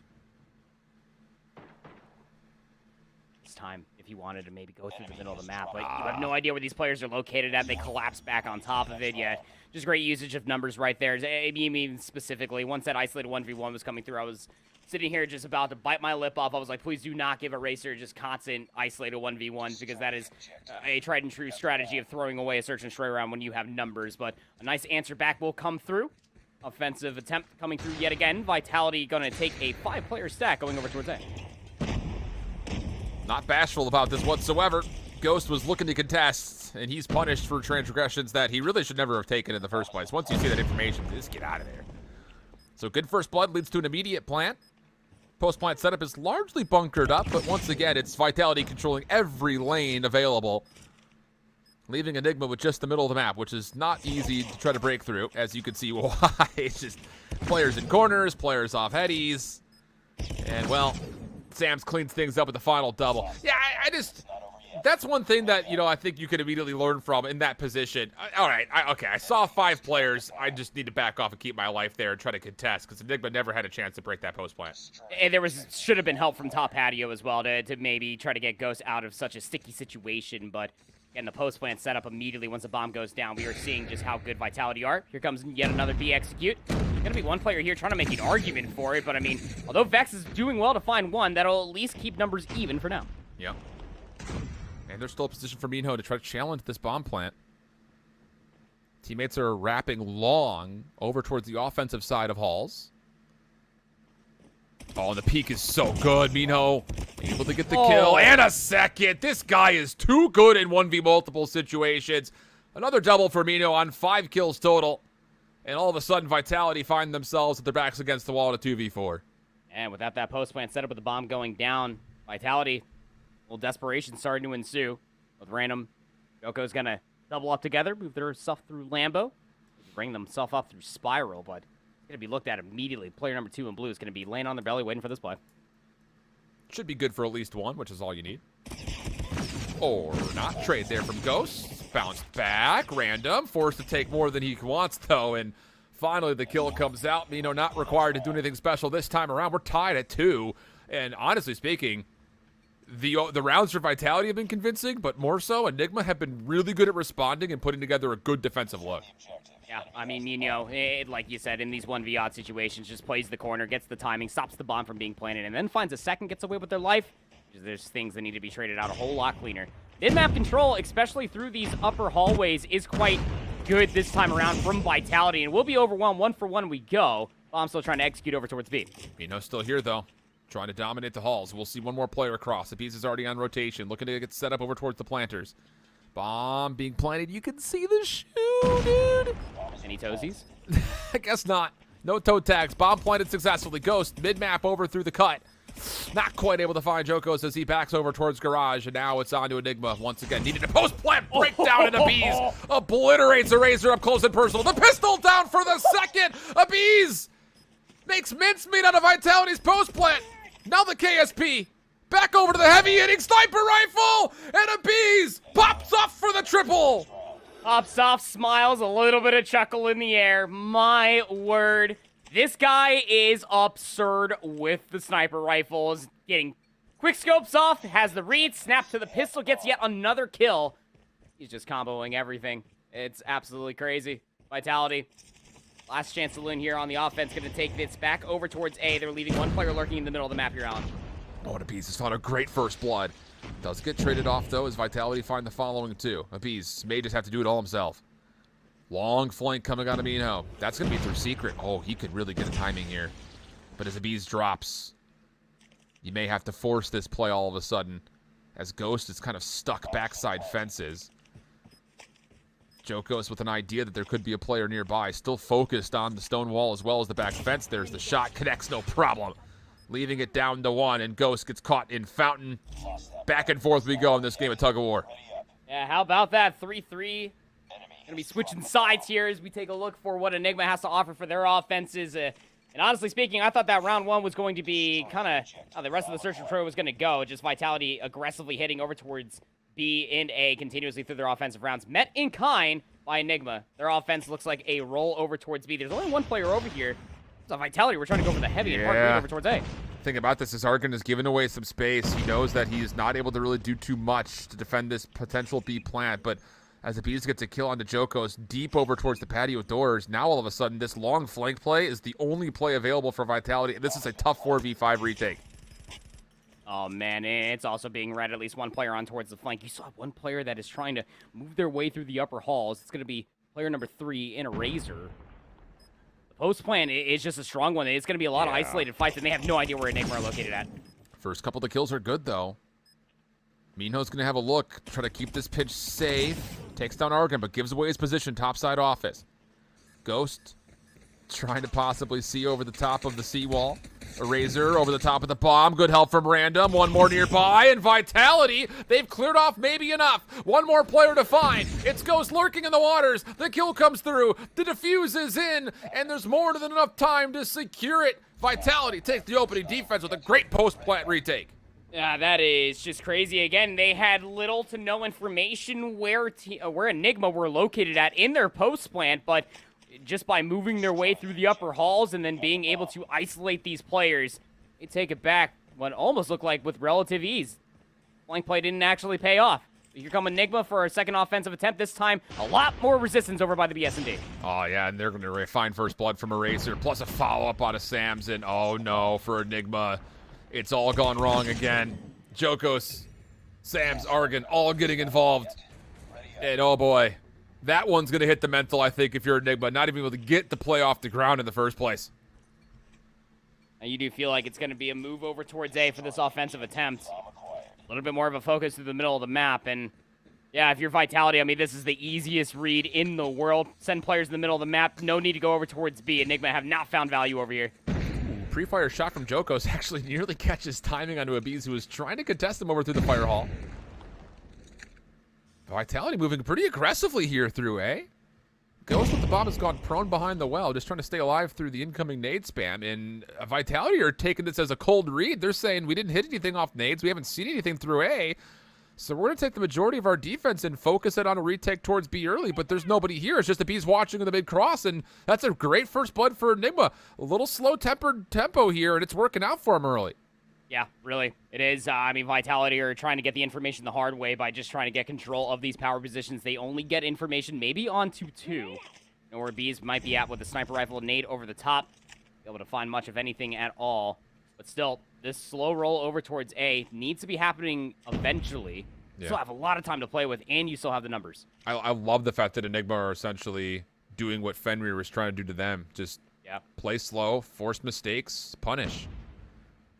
And so far, so good. At least to get the first blood and create some doubt. And, oh boy, Minho's timing here through offense could be great, but Jokos checks his back. Chasing shadows isn't going to work out this time around. 4v4 we go. Bomb now needs to make a decision with only 30 seconds to play. Looks like the rotation's going to be going over towards B, but unbeknownst to them, there's going to be one player that's trying to flank the flank. Going to be player number 3. It's a Razor, but it's red. Numbers in the favor, again, of the offensive team. 4v2. Bomb should be planted here at B. Oh, look at the focus that Shaksham is pulling this defense towards him. Yeah, safe plant. And now questions in this 2v3 retake. Where are they going to set up the retake, the post plant in the first place? Oh, Jokos gets a great read here. That was onto a Bees. But the sniper has repositioned back towards garage, which is where this entire post plant is largely set up. First alarm system here will be number 4 in blue.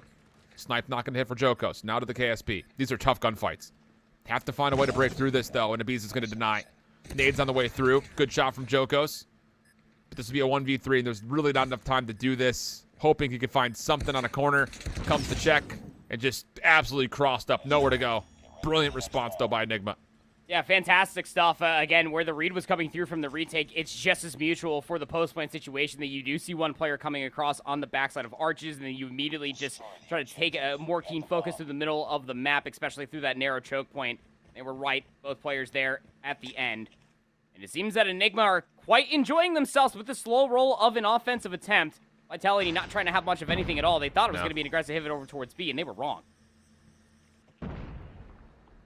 But what do you do from this position? Because we've seen this before, this 4-1 split, leaving Argon by himself at A. Abiz, once again, very patient in nature, looking for something to cross over to the patio doorway. It's a big position to have the early peekers advantage on. Minho making sure nothing's hidden the flank too far forward, and now it's kind of Vitality saying, we've got the positions we want. No need for us to overextend. You come to us. Oh. You got players that are playing a very forward corner, 2 corner positions that could deny, but I mean, player number 4 in yellow just he has to collapse on this play. I mean, Eraser will find first blood, and I mean, now you just don't have to move if you're Sams. Oh, Vax misses a key opportunity to find a trade, and that now swings back towards Vitality's favor. 4v3 we go as Saksham's able to find one in response, but Argon through secret shuts down another player topside fire halls. And the Bees is going to have to once again be called upon. He's got members all around him and does not expect Sams to hit the jump up. So 1v3 situation. Ghost the last one left. The only benefit is he does have the bomb to play off of. And he's got a vacant A side. He can get this down successfully here, and he will. You go from there, though, Alan. You almost have to assume with where this bomb is going to be planted, he's going to play on the backside of these fences. Yeah. This is 100% going to be off of timing. Maybe he can isolate 2 of these players and then play against the timing of the bomb detonating. He does have a nade, so playing through archway is okay. Believe he did just see Sams. Was that information mutual, though, is the question. Doesn't seem to be, because Argon from the back is not here yet. Goes prone. The first is good. Could not quite get over to the well to use the heady. So Sams will put him down, and Vitality will be on map point. Woo! Man, I tell you, some of these retakes and some of these tussles in the middle of the map, just an absolute mental strain coming through as Vitality, again, are just putting players in a very aggressive position in these corners. And again, from there on out, like you said, they're forcing out the hand from Enigma saying, look, you want to play passive? We take an aggressive approach. You have to come to us, and you have to read us correctly. It's 2-round lead. You need a big bounce back here if you're Enigma. Nades over the top again defensively. It's going to be a much more forward approach. Again, Argon trying to get position here in Arches. And this has been free for him just about every single round, so why not take it? I mean, this time through, you see a little bit of an adjustment. Random is actually going to be playing over towards the middle, kind of peeking through those blinders, and then Jokos is looking for Abiz to peek through fire hallway. He's number 5 in yellow, as Abiz has commonly made the play to try to play backside secret stairs to try to get a pick over towards Patty. Will he do this again? Looking like he wants to. So this could be where first blood happens. Is between the scopes. There's the peak. Oh my goodness, Abyss, what have you done? That's a big first blood. That's going to cause doubt, and it's going to cause for a player to maybe try to push for a trade. That was Eraser. He will find Minho, but Vex was right there for his comrade. Numbers in favor of the offense, 4v3. Random over the top through Office. Picking up his teammate's fallen scope, trying to get something out of it. Number 2 in blue is Saksham. He's already cleared out backside 10. This is going to be full vacancy. The only place the defense could be is inside of you. And you have to feel like Enigma getting this information are going to take their focus and try to get this plant off a day. Gonna be the call. Got one player creating space. Bottom side of you. Bomb being planted here by Ghost. This is going to be a very isolated retake. I mean, both players for Vitality heavily separated. Yeah. And Argon just missed the timing as he kind of was in between both sets of duos here for Enigma.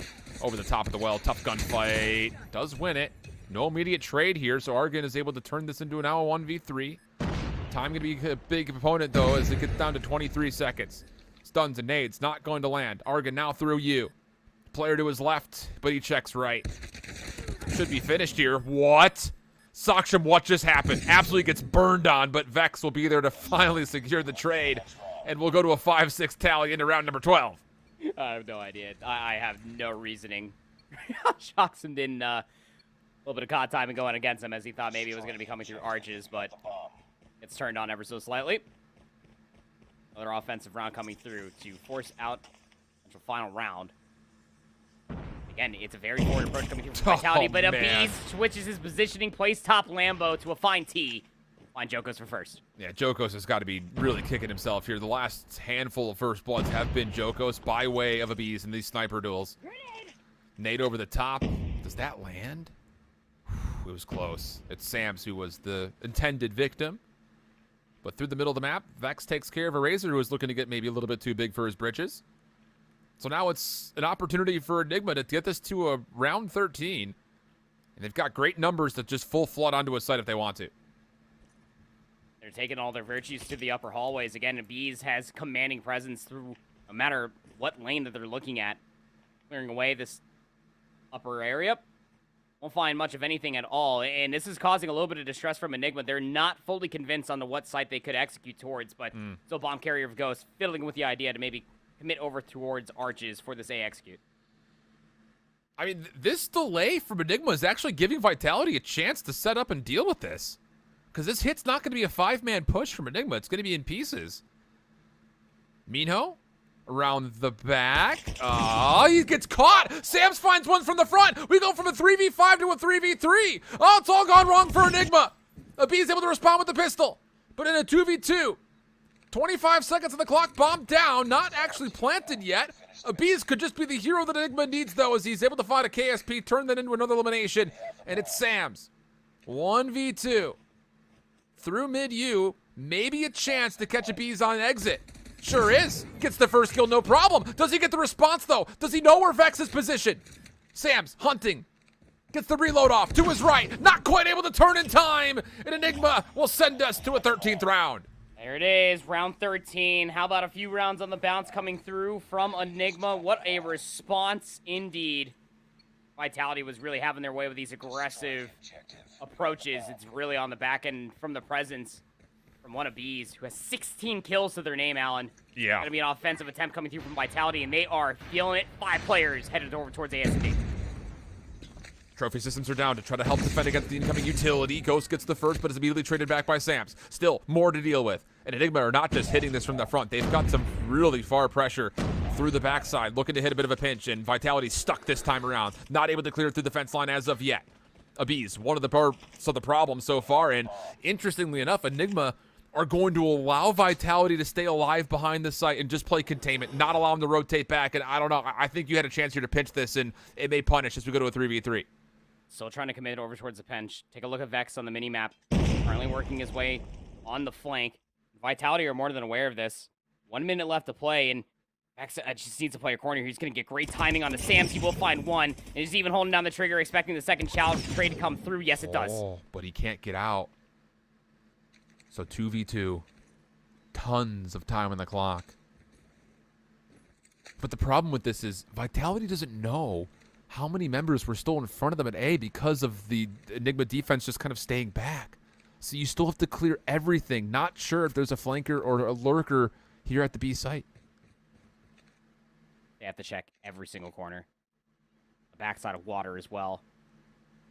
Again, as you said, I have no idea what it even looks like over there, but still going to commit towards a plant is random. Overwatching the play right now is Eraser. What do you do in this post plan? It seems like they might just try to set up the pinch here. Yeah, going to be waiting for the challenge maybe to come out from the middle of the map, but take a look at both players, 1 and 2 in blue. They're full wrapping around the back. It's got to be Eraser. Needs to find one here. Take this to a 1v1. Give his teammate an advantage to play off the clock. But Abiz is still alive. There's the trade. 1v1. Abiz trusting the KSP. Random, gonna just use the clock as much as humanly possible. Here comes Abiz very quickly. Oh, he does get scouted out though, and the shots connect for Random. Advantage to Vitality in this first set of overtime. Oh man, you're feeling some sweat kind of drip down the eyebrows right now. Really gave himself a good chance. As you said, Eraser only needed to find one. He delivers. Yeah. That was a great little reposition that ended up coming through. Second dose of overtime coming through. Going to be an offensive attempt for Enigma. They're back to their devious ways, just playing rather passive, keeping players in the middle of the map. Abiz should have seen that trophy just be thrown. Right over the top. He's focused on this crossfire. You should know that the defense is going to be pretty stalwart just due to the fact that trophies are here. Has he communicated that? Will it matter? Abiz, golly, he almost catches perfect timing. Stop flirting with him, Sams. Get out of there. Don't even bother.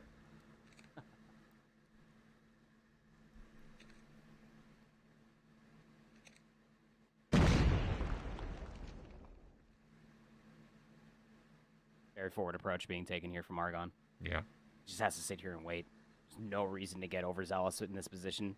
No need to give yourself any sort of opportunity to get sniped out from Abiz.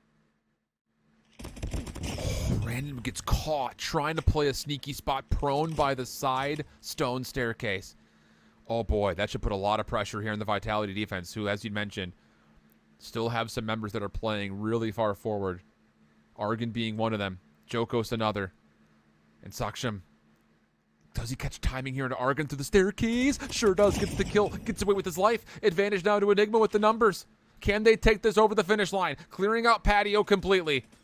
And Jokos has nowhere to go. So he's stuck in the corner, and it's all turning up in favor of Enigma. Looking like 7-7. Will continue to possibly get to 9. As the bomb will be planted here at B, no problem. The 1v1 goes the way of Saksham. Yeah, and on to 9 we look to go. And we go again here on Hacienda Search and Destroy. You could not ask for these two teams to be more well stacked against one another. 3-3 per half. Answering back in kind here in overtime. Something has to give. Vitality going to send 2 players to the middle of the map. It seems like this time around, especially for the defense of Enigma, they're actually reading this correctly coming through the halls. Yeah, I agree. Yeah, they absolutely are. Beast is able to get the first one. Minho, though, falling does create a little bit of vacancy. Pressure now on towards Vex. Has to stand tall. Saksham, big 1v1 into the backside hallway, but he's not able to find the kill. It's Sams who gets the double, technically speaking. And now it's just on to Vex, who can only find one. Goes to the 1v3. Caught off by Eraser, but still gets the gunfight win and resets. He'll get the regen here proper. Regen will be coming through. Bomb not planted. Still a lot of time left to be played. Bomb will now be executed over towards B. Sam's just going to play the head glitch on the bomb. The retake's going to be coming through from the same exact angle of where Ghost found the previous kill. Thing about this is, Ghost has gotten through. He might catch his teammate off guard. That's a free kill. Sams just gives up the angle completely, but where is he gone? Questions arise for Ghost. But he sees there's no one over towards Garage. There's the shots. It's cleans from Sams. Gets the 21 total kills with a 3-kill round. And once again, overtime advantage to Vitality. Sams found 4 there. He found 3 just completely out in the open, executing over towards B and there for the last. Oh, man. Again, something has to give. Another slow roll you would feel for Enigma on offense, and you'd be right. Abiz taking their virtues over towards water, but there are 4 players over here defensively. Nice shot. Such good patience from Abiz. Locks in a key first blood onto Sams. Aggression once again through hallway from Argon this time. Nothing there. Random possibly here to follow up. And very wise, Enigma trying to bait him backwards, and the kills come through, but Eraser there is able to keep things relatively tight. I say with such emphasis because we're still in a 2v4 advantage to Enigma. Nice mitigation there of the Lyson on the opposite side. Joko's going to find yet another one. 2v2 we go. Bomb still moving its way over towards A. This is such a good call coming out from Joko's and Eraser. Just stack up together to put yourself in a tradable position. You can see what player number 4 in blue, Vex, is actually taking this opportunity to get upper hallway control. And Ghost is all left on their lonesome here. Trophy system down here on the S&D. Vitality's going to play retake from 10. And look at number 4. Vex has gotten up to topside office. Wins the first 1v1 into Eraser. Jokos is the last one left. He's only got a pistol. Tries to lock it in, and he does! Now to the scope. Over the top of the bomb for the win. It's through you. The reset. The shots come out, but not enough to get the kill. Jokos an extension of his life. 15 seconds on the clock. Jokos has to force the gunfight, though. And there's the peek. Nades come through. Jokos able to chase him down for the kill! Vex gets 2Q with it! More than enough time for the defuse! And Team Vitality steal away another tight one. This time 9-7 in double overtime in the search. I honestly thought that you had the play just locked in the moment that you had the post plant set up from one player moving their way through the upper halls and then fully flanked through office. They got one kill for free. There is no reason whatsoever that Joko should be able to get that kill as cleanly as they did with the pistol. You even said it. I was thinking it. My man's down to just a pistol alone. Either that or he puts on a sniper marathon of a clip. But the pistol absolutely rings on true. Picks up an enemy's KSP. And found the early damage, especially catching one of the enemy out with the nade, and then pushes it, had ample time to get back over towards the bomb defuse. That's ice if I've ever seen it. It's not every single day that I end up saying it, especially in a search and destroy, but my word, Beast tried their utmost heart out to get those first bloods and walk away with it more often than not, but between Sam's and Joko's, they're at the final bits of those rounds, Alan. That was clean. Really was, and I think it's just interesting to look at the numbers they put up and how they were found. For Jokos, it was sniper domination early until Abiz got online and really just continued to find success in the opening duels, sniper v sniper, 1v1 for first blood, but it was Sam's who came up clutch immediately following. I mean, 3 kills in one round in particular, that was a key difference maker to even extend the overtime into Vitality's favor.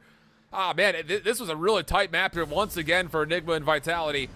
And it's really fun, I think, just to see where the difference makers are coming from. It continues to be sniper rifle gameplay, though, in the search and destroy, as you'd expect. But, man, I do have to say, for Enigma, you're going to be kicking yourself here because there were a couple of rounds that you had 5v3s, 4v2s, and you weren't able to put them away. This really should never have even gotten to overtime because they lost the 5v3 in the late stages of regulation and a 4v2, I think, immediately following. It just can't happen at this level, especially as you look to try to get into Sunday on this matchup.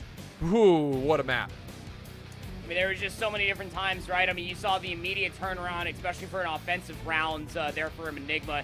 They were finding value in their slow rolls, but within said slow rolls, I don't know how many times that both you and I were sitting there saying, all right, here's another forward approach setup, either from Sam's, Jokos, or even Argon, to the middle of the map. And by the time that you got down to about the 30-second mark, and you finally had to execute over towards one of those S&D sites, one of those corners was not going to be checked. One of those corners was going to be the ace up the sleeve there for Vitality to be able to walk away with the round. Man, 2-0 does not tell the tale of how this series has looked so far, but Team Vitality now have extended this to at least, at worst, a map 5. So a lot of comfort for Vitality to try to put this away, and with the win, they will make it into Sunday tomorrow for the 4-team double elimination bracket. This would send Enigma into a tough position, having to win a last chance matchup.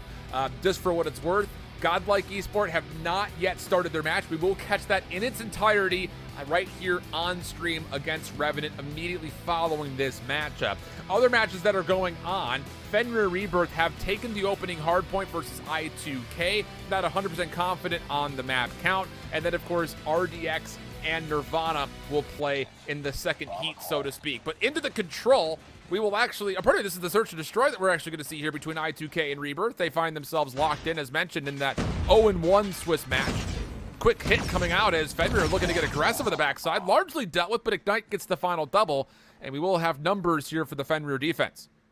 You remember Fenrir, specifically on the standoff search and destroy, was all the back end of Skull Guy with that boomstick in hand. Has quite literally patty-caked itself in quite a precarious position. It's just up to Ivans all by their lonesome. They'll be scouted out. And of course, it'll be Skull Guy there for the final kill. It'll be tallied up 1 apiece. Man, it's... I don't want to say it's puzzling because it's not, but it is a bit surprising in a way to see how much success these snipers are starting to pull. Just due to the fact that, I mean, it's coming in quickscope form more often than not.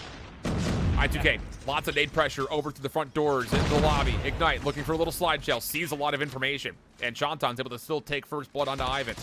Next hit from Ignite. Thinks he's got the look at Psych, but not quite going to be able to finish off the kill. Fakes off the pinch, not able to follow up either, and we'll continue into a 4v4. Push all the way back, essentially, on the backside of the crates. And while Skull Guy feels right at home, keep them at an arm's length, keep them at a sniper's distance. Skull Guy will absolutely deliver.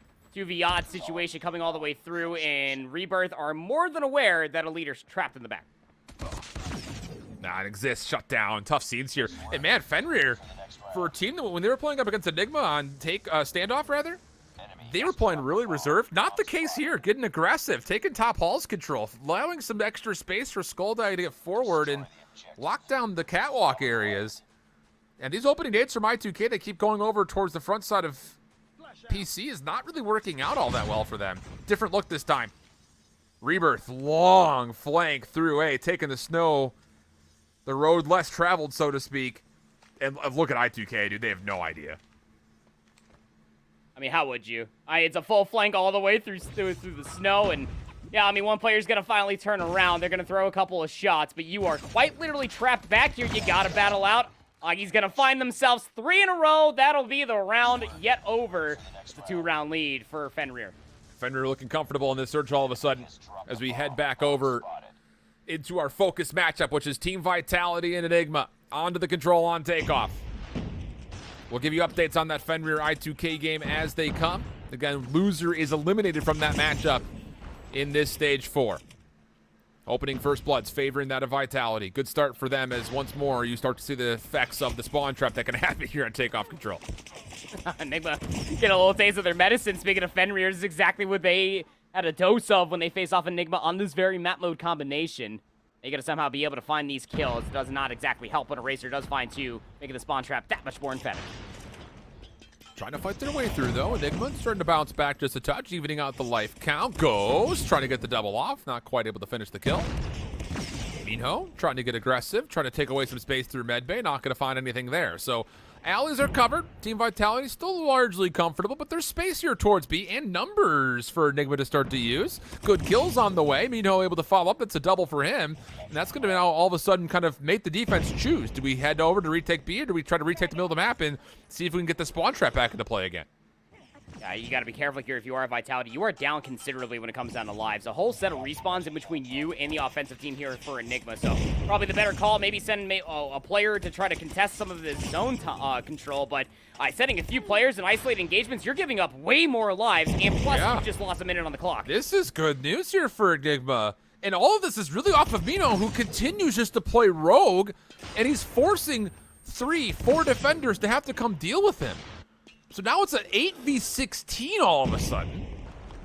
And Enigma, who looked like they were about to not get out of spawn, have all of the win conditions built for them. Minute 15 on the clock. Lives are becoming a problem for the defense. Plus, they don't have any map control. So this is great news for Enigma all of a sudden. Yeah, it really is. Double the life count. You're stalling out the zone here in the clock itself at 1:09. Yeah, it's contested for the time being, but that's just really good news again for Enigma. It's just isolating the last few kills. You have more than enough time, more than enough lives to be able to find these 3 kills. Or so you would think. Down to 60 seconds on the clock. First tick of progress at A. Being paused, and, well, the kills will be there just as they start to come through. Okay. So, Enigma, well done. Good composure, good resiliency to continue. I think a lot of it, honestly, goes to credit of Minho, who found individual kills up towards Medbay. It forces the defense to have to move around and adjust. They can't get the spawn trap off of it, and now Enigma have an advantage going into this round, too. It's also going to tip it to the over-egregious Chows over by the B zone. Some easy corrections for their next defense, but here for an offense to for 2 trade we will go. Immediate map control is very much so in the favor for Vitality for the time being, but you take a look at what player number 2 in yellow is starting to put together for themselves. Nice little timing for them to be able to isolate yet another kill in towards the back. Annihilator in the hands of Vex. How about a 2-piece for them? Gonna be able to get themselves a 100 kilodrome. This is just a bit outside, but the pressure is still there. This is the thing that I'm starting to notice about this Annihilator is you just have to lock down a lane with it, man. There have been a couple of times in the opening hardpoint where it felt like players were getting a little bit too greedy with it. Just allow the reset to come through, dominate one lane, let the other pieces of your team just take over the opposite side, and that was well executed by Vex. 3 life lead for Vitality, or for Enigma. But Vitality are on the way out. Couple of good kills, allows them some space. Joko's now up top with the kilo. Player below him. And also one in front. They miss each other, though. And now it's just down to can you use this position to try to get some control over towards A. And yeah, so far so good. Only a couple of Enigma defenders to deal with. Joko's finds the first, and the last one is in the back line. That's a Bees. You have to feel like there's really only so much you can do from this position without any help. And yeah, he does get dealt with. Opportunity for Vitality to get on his own. Jumping out from P2, trying to maybe get a last little desperation attempt over by A, but Vex lines up 2 more over by the A zone. Job's not done quite yet. We have Argon constantly trying to create more space, trying to get closer and closer towards Lounge, but unbeknownst to them, Vex will counter that flank and will continue to amount the pressure as the clock dwindles all the way down. Sam's big 1v1, but Vex punishes. 13v4, trouble for Vitality, and they can do nothing as the clock expires. And oh boy, now there's a ton of advantages for Enigma. And here's the thing is, you have decision makers' ability here because you're in the leader's advantage to do whatever you want. Do you want to spend specialists and score streaks to try to win the game right here? Or do you want to try to build them up in mass and just save them for round 4? Again, it's dealer's choice here. World is truly their oyster. I think you mostly put the pressure on Vitality. You know that they have to dip into their resources just to try to get themselves on the board at least for a round, and that might just be the play call. 3 for 4 trade, we will go. The offense here for Enigma at least kept honest, but you look at player number 4 on the map. Vex has been running these routes continuously. It's been an absolute nuisance into the back line of Vitality will be dealt with, while the rest of their teammates for Team Vitality will at least keep Enigma trapped here in launch for now. Racer pulls out Annihilator here on this defense for Vitality. And I think if you're Enigma, if you can find an advantage, maybe you can start to use these streaks more freely. And yeah, they're going to create an advantage by forcing out 2 Predator missiles. That will allow kills and an exit from the spawn. Also a life lead starting to occur. Minho, he's able to pull out the Annihilator, find some success with it. Finally shut down. Vex also on the long side flank through topside catwalk. Nothing there. But some semblance of success starting to amount over towards B as Enigma do have space and they can stop the clock by jumping out. That's going to be the call. Player number 3 will jump on there. It's going to be Minho in a 1v multiple situation over by the B zone, trying to at least cause distress towards defensive line so that way the rest of their teammates can work their way towards that A zone, but just as easy as it is said, it is not being as executed as kindly. Zargon, Eraser, and Co. will combine for 3. This could be an expensive round for Enigma. 2 Predator missiles were used for it, and it's not looking good. 6 seconds on the clock. And for Vitality, who I believe have only used a couple of specialists, now all of a sudden there's a chance to get right back into this game, because this has been a very convincing backside of this defense. I mean, Vex pulled out an Annihilator here, only found 1 kill with it. Just, man, I don't love the decision making. You can see it right there. Okay, hold off, just control ourselves. We're good. Let's not overforce things. But, man, I'll tell you, that was an expensive round for Enigma. Yeah, it was an expensive round for little to no avail, huh? Because again, they were dipping into the resources galore. It was answered back in kind by Vitality, yeah, but even more so than that, the opportunity is still continuously presenting itself for Vitality to continuously learn from their mistakes of the past and try to bring themselves back fully into the control. Okay, that's a great nade from Ghost. Just bounces right into 2 Vitality members. That will immediately lead to a spawn trap potential. Vex is watching over through backside cones. Shut down. Minho sees pressure, says nope, not interested, backs away. Comes back to the gunfight. Says, hello, Argon, how are you? Not well? Okay, sorry about you. So good stuff here for Enigma, just creating some control through A. They also deal with a couple of numbers for Vitality that's stuck on towards B, and okay, all of a sudden, now you've got the ability to really keep Vitality at bay here with only A available for them to try to hit. Isolated engagements, 1v multiple situation. Vex trying to run more routes, he will be snuffed out. Luck will be stalled out here just under a minute, and Enigma are starting to piece together a handful of kills, and that'll at least try to keep the clock ticking all the way down, but trades galore will be here. Joko's still in this top catwalk positioning, is letting Enigma have it, keeping them at least closer away from this A zone for the time being, but it's to no avail again. Teammates need to get out from the spawn, need to get on one of these zones to stall the clock, Alan. 33 seconds on the clock. 18 playing up against 16. Favor towards Enigma's defense still with the numbers, but here comes Vitality on their next push. Not being fully spawn trapped. They've got an exit available to them, but Vex, Ghost, the Bees, all getting involved. Immediately turn the tides. And now Enigma look to get their first map, possibly right here, right now in round 4 of the Control. Last real chance here from Vitality. 18 seconds on the clock. You've got to find success on the way out. First 2 kills are good. Now onto the A zone they go. Clock will stop. Now over the top of the heady. Random, can you find success from this position? You need a little bit of help here if you want to stay alive and possibly get the extra 60 seconds. Third tick on the way. And Enigma, they're going to concede. So now we go to a 9v10 with a minute 15 on the clock. That was a smart call. Don't overinvest in your lives. You just have to hold the map positioning, play all the way to the bottom side of B, but take a look at what's currently manifesting on the map for Team Vitality. They get themselves inside Lounge, trying to make this play happen from the back. Joko's absolutely destroys Ghost with the Annihilator out in hand. 8v7, life lead for Vitality. Can they get this to a 5th round? Enigma, do you have any life funds? That's not a good nade. Bounces back into their face. But Enigma still have numbers on the B zone. The problem about this is there's not a lot of opportunity to read where Vitality are coming from, but it may not make a difference.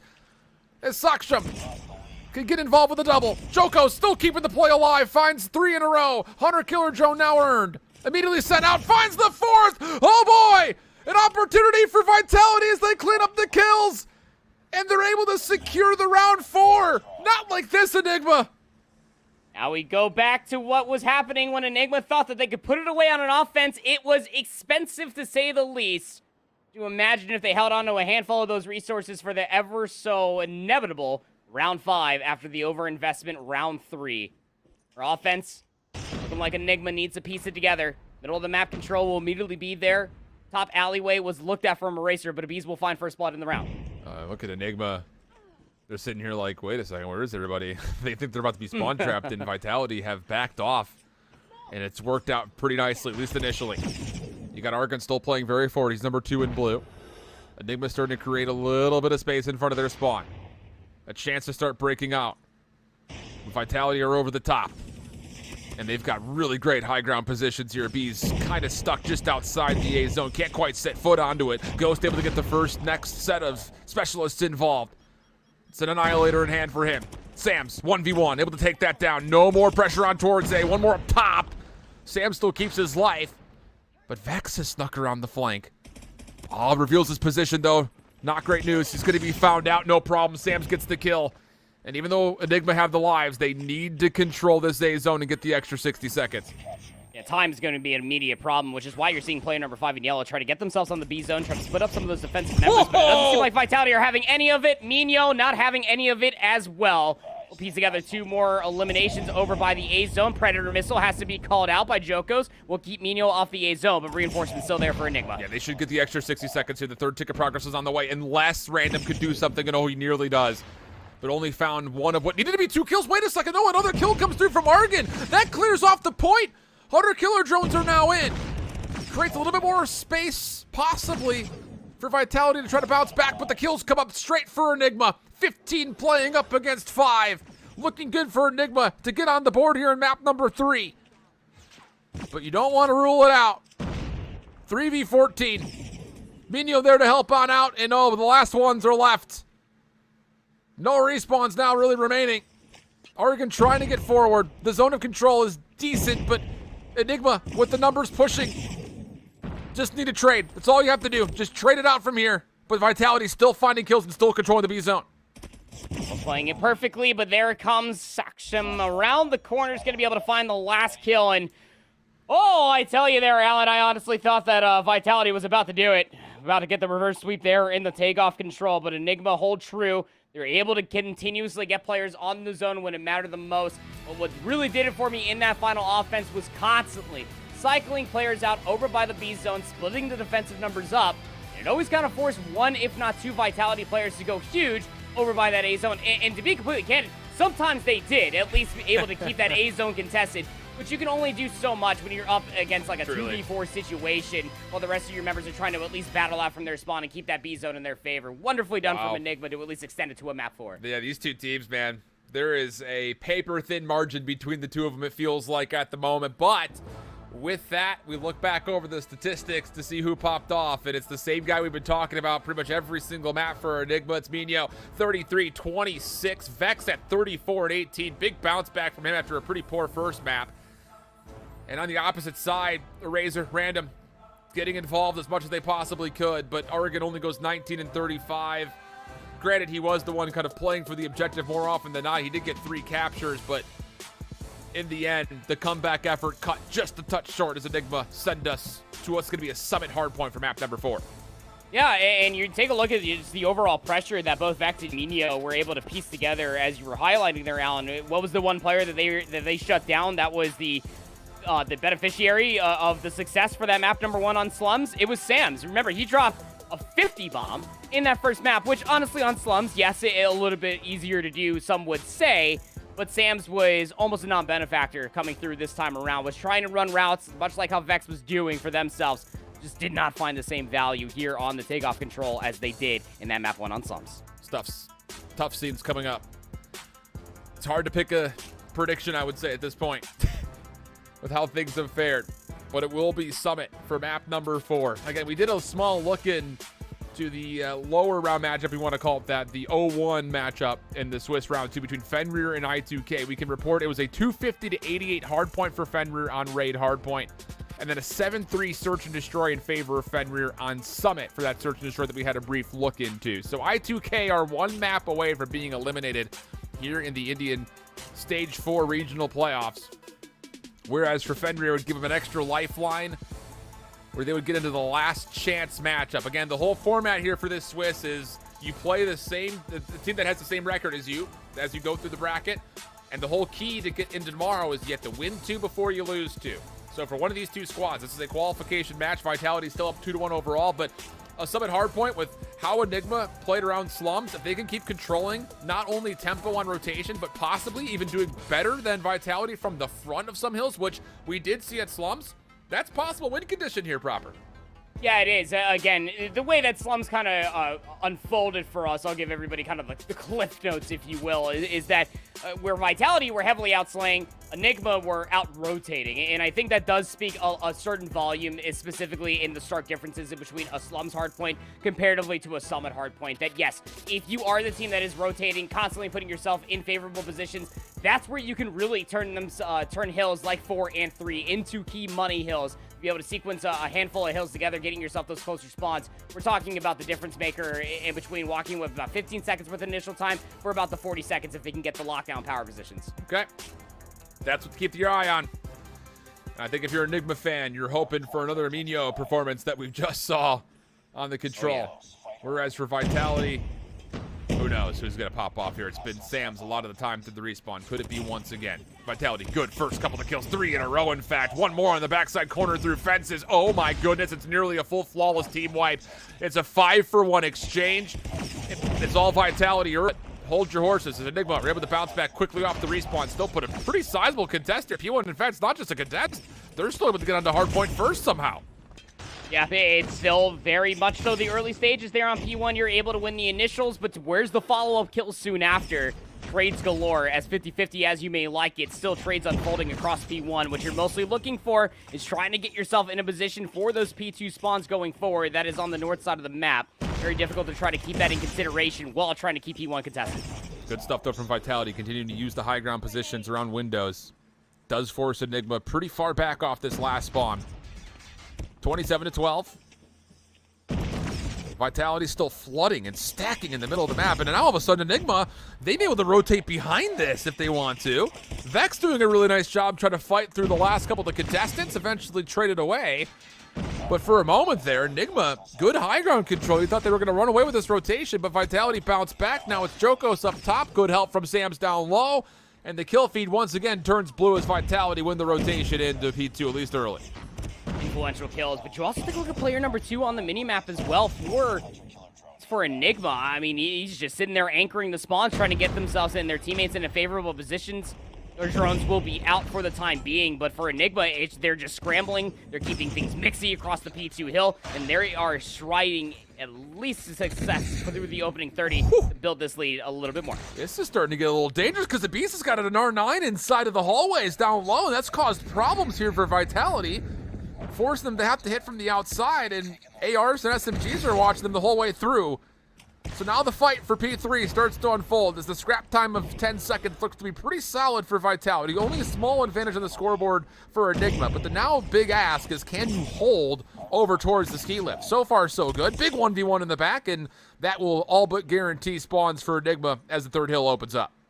Yeah, I mean, you look at Saxsham, he's essentially just been back here the entire time, was anchoring spawns out for their teammates ahead of P2, knowing that the rotation from 2 to 3 was going to be where the money hill might just be located at, but you got to hold from the front because you do have players from Vitality trying to break it from multiple angles. No, it's not going to work out. Gravity guns are already out, locking down some of these big points of contest.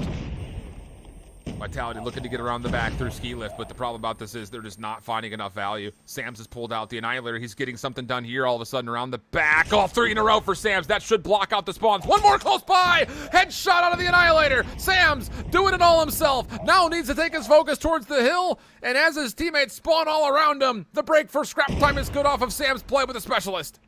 And it's a good 20 seconds to have for yourself here for Vitality, but job still well done for Enigma. They were able to hold those spawns, able to get an abundance of time off of 2 and then 3. So they concede the back scrap time, try to get themselves up, set up for back for 4. You have players push all the way to the backside of crates and trying to release zone players away on this forklift ahead of the rotation, but easier said than done. They got broken up from the spawns very early in the last hard point. Spawns are still good, but the pressure for Vitality could lead to a bit of a block. One player did spawn out. Now it's just down to every kill would matter massively for Vitality.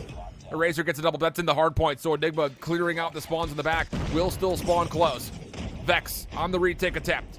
Back and forth we go in the kill feed. Vitality still in. Random holding things down, but gets caught trying to rechamber in another round.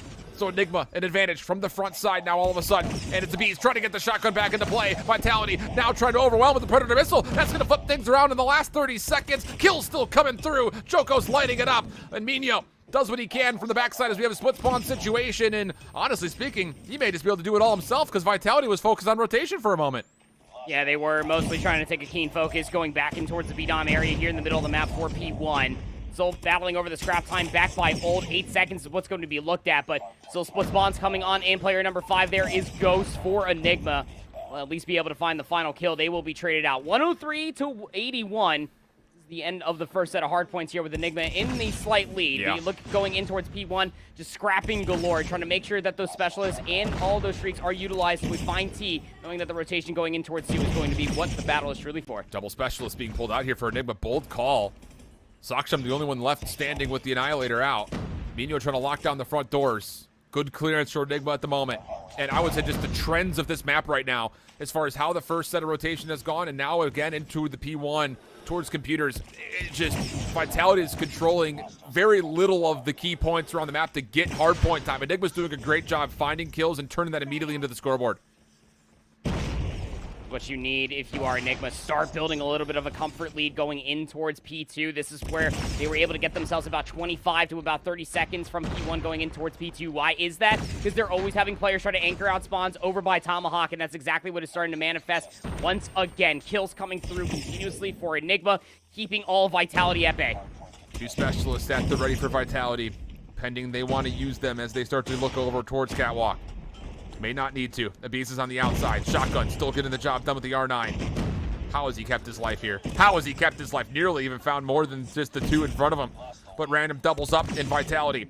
A chance now to try to work in for some significant time. But Minho, the last one standing for Enigma, still getting the job done. Over the top, Argon for the first. Looking to go down low. Collects the double. Is there enough help? Gravity gun at the corner. That will shut down any possible player from the low ground. But it's a split spawn situation. And Enigma could use this to pinch the hill. The kills are starting to come through. Argon holding his life. Changes the focus back forward. Maybe creating enough space for Random to get involved. And so he does. Into the hard point go Vitality as they hold on to some significant time. And zoning away from the front as well. Look, this is a double-edged sword when you're thinking about from Vitality. You're able to break from the front, but you know damn well what Enigma are going to be trying to set themselves up for, and those are the spawns ahead of P3. It's exactly what they were able to do in the first set of hard points. It's what they're going to try to set themselves up for yet again. Are there going to be any specialists that are going to be invested for this P3 break Have attempt? to have it. The answer is absolutely. You have to have it here if you're Vitality on this rotation. Oh, but Sam's and Argon shut down by Vex playing over the barrels. This is going to create so much time for Enigma to kind of bump out of the hard point and create a bit of a proximity in front of the zone if they want to. Still playing ratty corners. Oh, God, it's working out great, too. You have to love the cheeky play coming through from Vex. He's on 5 in a row because of it. Not even done. Give him number 6. It completely one-dimensionalizes this hit from Vitality. It all has to come from the front. And now Vex is looking at a pinch with the Annihilator out. He wants to get to 7. There it is, the kill for the Predator. Now he can come back through and help this full-on push. Could he get closer and closer to a Goliath? Down low, shot misses. Second attempt, sure, why not? And all of a sudden, Enigma have blown the lid wide off this game, 170 to 138. Yeah, 30-point buffer really starting to pay dividends. And look again, much like how the first set of hard points had benefited Enigma, the same thing is setting themselves up yet again, going in towards P4. Predator Mister immediately called, hey, how's it going? Get the hell off my summit cliff. It is just the Vex show. We are just here to exist in it. 28 and 17 for the kid. And they are just setting themselves up continuously, even the Goliath being pulled out from a bees in the hill. The thing about this is this Goliath is going to be chewable, so to speak, by nades. We'll see if he can stay alive through it. Could trophies keep him up and healthy? 180 to 157. Vitality once again, the team that's forced to break. And they get the read. Okay, this is not good news. How do we get through this Goliath? Lots of shots starting to come through. It gets deleted. Okay, so that's going to be a full-on kill. Also, you've got a split spawn situation with Vitality starting to spawn around the back a little bit. Predator missile, though, from the front is going to take care of at least one. Ghost immediately off of using the iPad, able to find more behind it. But with this, Vitality still spawning into a pretty good position. They're going to get the break, and all of a sudden, the Goliath is dealt with. Streaks are dealt with, and all of a sudden, you've got Sam starting to put things together as Vitality will clean things up and possibly be right back in the game again. 200, 170. This is a big 8 seconds that you can soak up if you are Vitality. Everything essentially goes back to how this entire map had started. R9 in the hands of a bees, just waiting for the challenge to come through. And take a look at how Vitality are trying to approach this. It's all essentially from the top side, and will be dropping down here in B Dom. And the kills are starting to come through. Ghost Minio at least able to answer back from 2. But these straight gunfights need to go in their favor, and Enigma answers back in kind. You have to value your lives here if you're Vitality on the high ground. You need to wait for a little bit of support, a little bit of help, and here it comes. The kills are clean. Annihilator out for Saksham. Abiz right there behind him.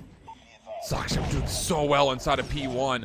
He's in the backside of PC there. No one can even get a look at him on this backside. The Annihilator just singing a song for him. Vitality looking to move on forward. Eraser right in towards Computer. Sees Saksham at range. Deals with it. Sam's at the same moment. Gets a double. Turned it into now possibly 3 in a row. Doesn't need to, at least not initially. Shooting at teammates. He's cracked out of his mind. He's able to find 4 total before finally falling. Vex responds with the double. And Enigma a chance to still contest, but it's tight.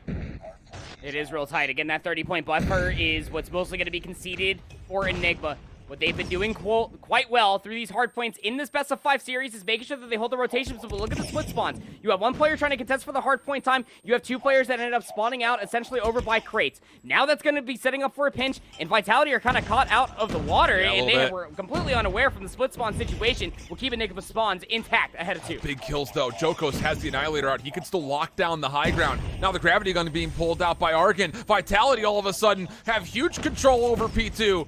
Hunter Killer Drone comes out. Abiz shut down, can't get in. The specialists are still finding value. We're about to be tied up once more. Vex looking for the double. Slid on as Random pulls out now is Annihilator. Immediately responded to and shut down. Enigma looking for the break and possibly the win still off this hard point. Jokos off the pinch. Can't get there. Shut down by Saksham. And now Enigma with numbers, but still contested as we go back and forth. Ghost, Vex working for it. Still Sam's trying to contest. Able to get on through, but only for a small moment. And with 18 seconds, no longer can Enigma win here. And I mean, Vitality are more than aware of this. Look at how they just ended up moving through the cliff path, trying to get in the bottom side of the ski lift. They will find success in doing so, but it will not break up the spawns. Big isolated gunfights going in towards the back. Sam's will find 2. That'll at least keep Enigma closer away from the hard point they were necessarily wanted to be to, and that's exactly what's going to be the call. You can see Saksham trying to go all the way towards the back, trying to intercept the spawns, but the teammate needs some help. Oh, spawns are still in for now. Joko's trying to fight it back. He's in a 1v2 off screen. The rest of his team trying to get to him. Oh no, they're not gonna get there in time. They can't even break.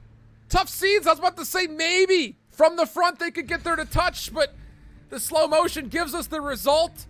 And it's an Enigma win, 250 to 217. Whoo, we've got them at 5. Deservedly so with how these two teams are playing. Yeah, I mean, again, when you're thinking about it, we go through double overtime in the Search and Destroy. Vitality only win the Slums hardpoint by a whopping 14 points. Say what you will about the control. I mean, I'll probably end up saying it for everybody else that was thinking, and Enigma probably a little over egregious with utilizing as many resources they did to inevitably push out a round number 5. But still, man, did they play their hearts out to the Summit hardpoint. And again, I gotta sing praises to how Enigma play hardpoint. It is fundamentally strong coming through from these Enigma players. Take a look at what Ghost was able to piece together. 40 and 42, yeah, but doing most of that in the hardpoint itself, 2 minutes and 13 seconds. But I gotta tip it to what Saksham was doing. Yeah, 29 and 18 didn't exactly stand out as far as KD is concerned. Still positive galore. No time on the hardpoint. But you want to know the reason why, Alan? Why they always have those good spawns for the P2 and 3 rotation? It's because Saksham was constantly putting themselves in the selfless position. Yeah. Making sure that the spawns were anchored all on the backside of Tomahawk, all the way on the backside of the tower ahead of the ski lift rotation. I'm not going to lie, even on top of that, just to sing extra praises to Saksham, his play with the Annihilator inside and around P1, phenomenal. Just playing that back heady off the kind of computer console on the top right side of the minimap, just shut down any play through staircase and then had good focus over through fences. I mean, that's just immaculate because you feel like from that position you're stuck. Like nades could get to you, multiple angles that you could be looked at and shot at, but Saksham was great. 29 and 18. Wow. Unbelievable stuff coming through for Enigma, and we get the game 5 that both these two teams have definitely shown deserved to be the case from the get-go. But Apostle reverse sweep on the cards here, technically speaking, for Enigma. And proper, it comes down to a standoff search and destroy. I could not wait for one thing and one thing only. How about a little Abiz and Joko snipe off? We'll call it snipe off, not standoff this time around. Oh man, wouldn't have it any other way, brother. Also to be said as well, on the standoff search and destroy, at least we do have some VOD to at least kind of go back and correlate this to. Is that Mino is also just that guy, pal, over by that AS&D, right? I mean, you get this guy isolated 1v1s, and you got to see it at least through the 4 maps of play in this best of 5 series so far.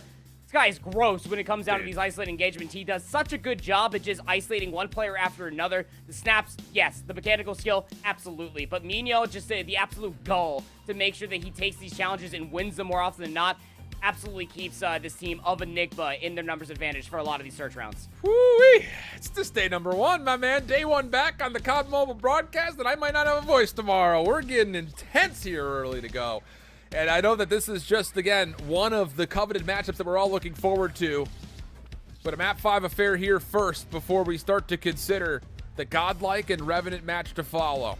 Possible reverse sweep for Enigma. Team Vitality, the number 2 seed, trying to maintain that into tomorrow. It is also important to note just quickly that Fenrir Reaper 3-0'd I2K in the control on takeoff. They have eliminated I2K with that win. So we say farewell to 1. But over the top of the A site, chaos already ensues. It favors, though, Enigma, only dropping 1. We go to a 4v2. You mean to tell me Vitality is going to try a very aggressive hit over towards the bomb site? No, never that.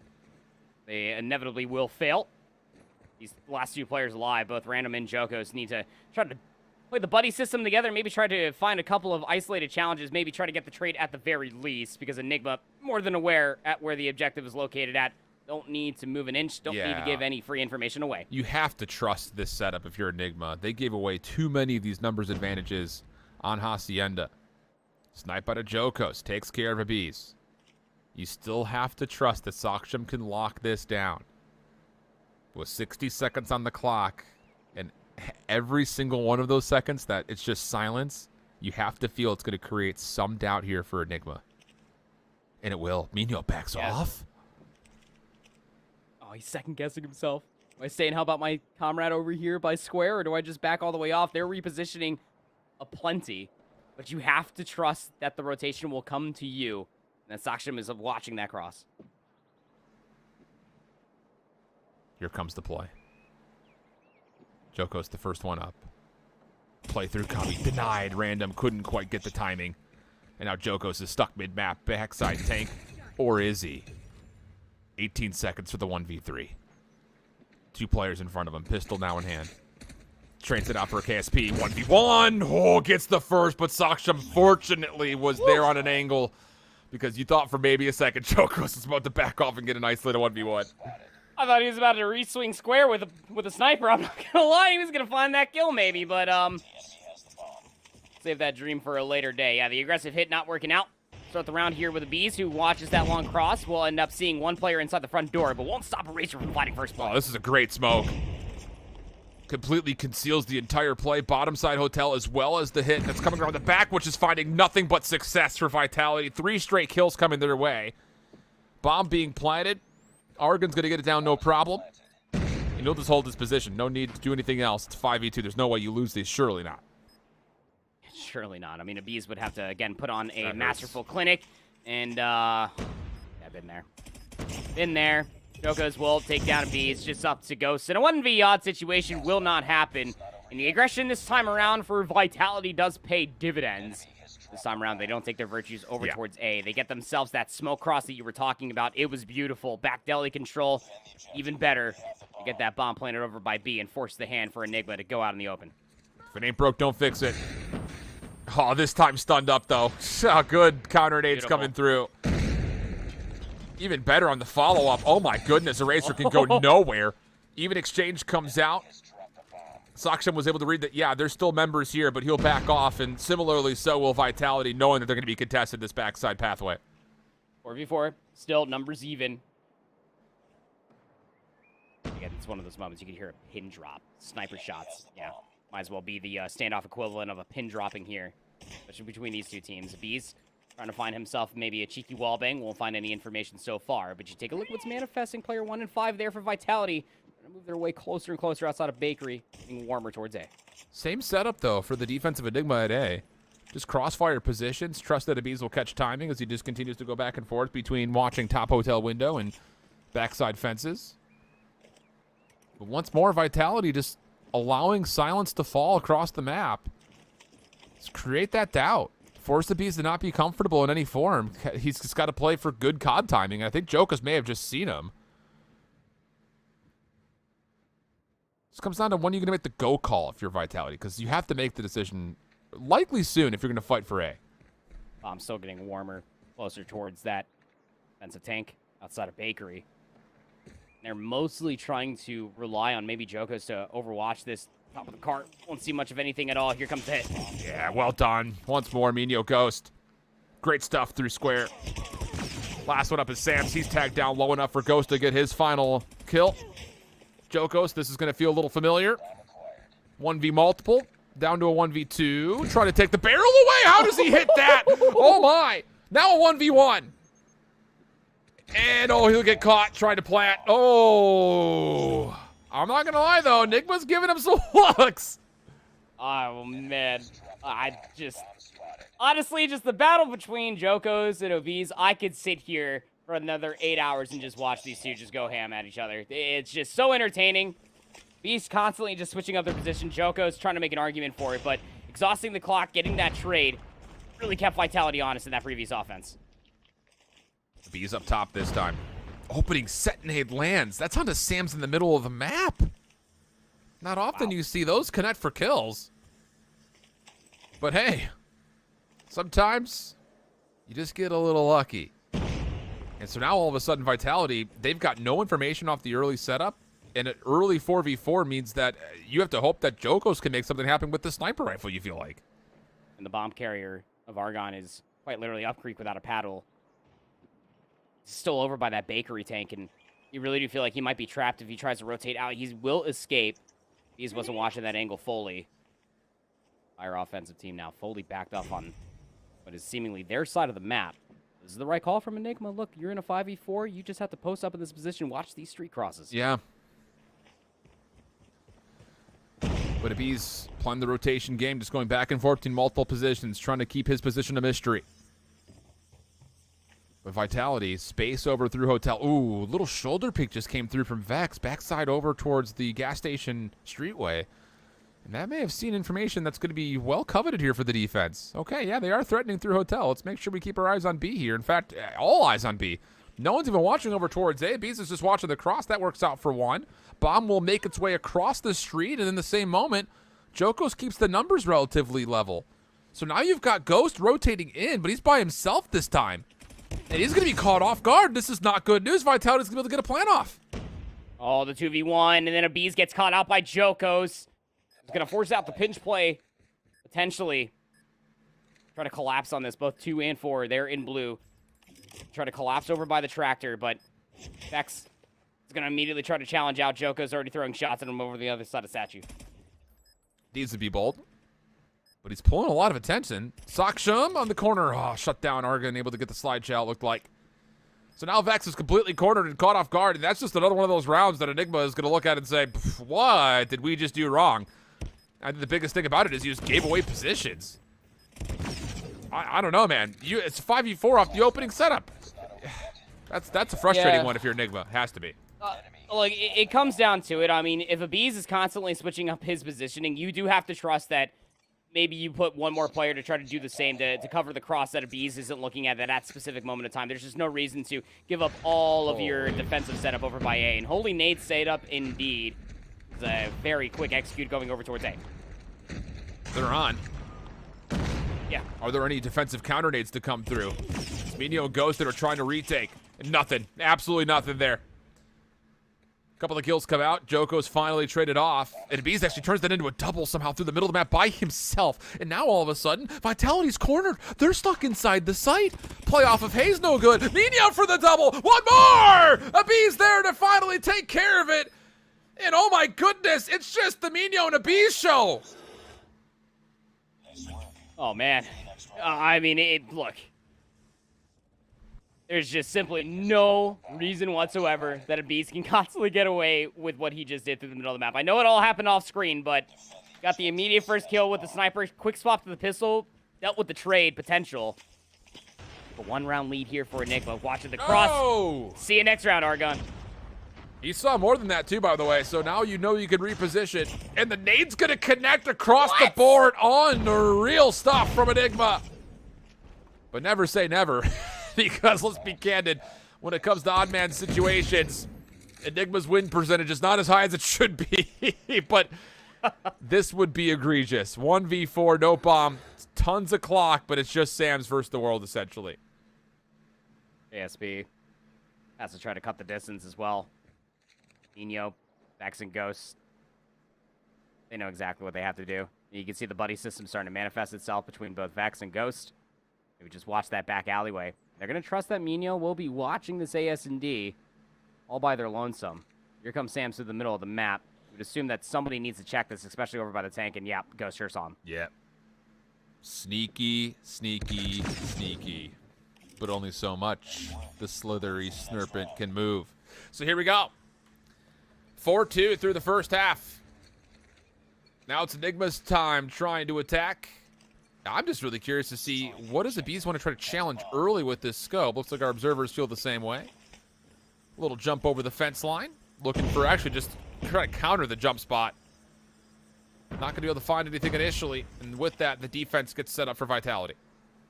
Again, we're back to what gave Enigma so many good rounds on their offensive attempts back on Hacienda. Just play the slow roll, play for the information. Maybe a Bees gets a pick, but it's constantly trying to rewrap their positioning, try to get a different angle.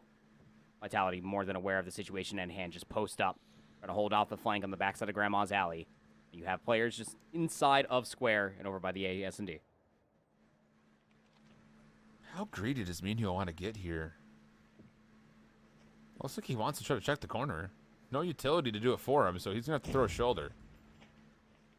Bees, top window. Jokos gets baited out, tried to peek it. Good first blood, but okay, there is the play off screen. Minho tried to get aggressive backside deli. Nothing there. So we go 4v4 early. The Bees hoping, praying, trying to connect with something. There's a player nearby, but they go prone, trying to avoid any possible collateral. And with 45 seconds, you got to make the decision, and it's going to be over towards A. Minho, or pardon me, Bees over the top. No problems there. Pistol in hand. Reads that there's a second contestant nearby, but also has to be worried about the flank. Especially as Saksham falls on the long side of this play. It costs a lot, but we go to a 2v2. Bomb gets collected. It looks like it's going to be a full flip as they look to go towards B. Oh, such a smart call from Abiz. In fact, they had nobody inside a bakery. They thought the wrap was going to be the play. Then they rewrap the wrap. Tortilla inception over here, but the bomb's not being committed to be planted. There it goes. Vex is just going to play on the bomb side itself. Why? Why?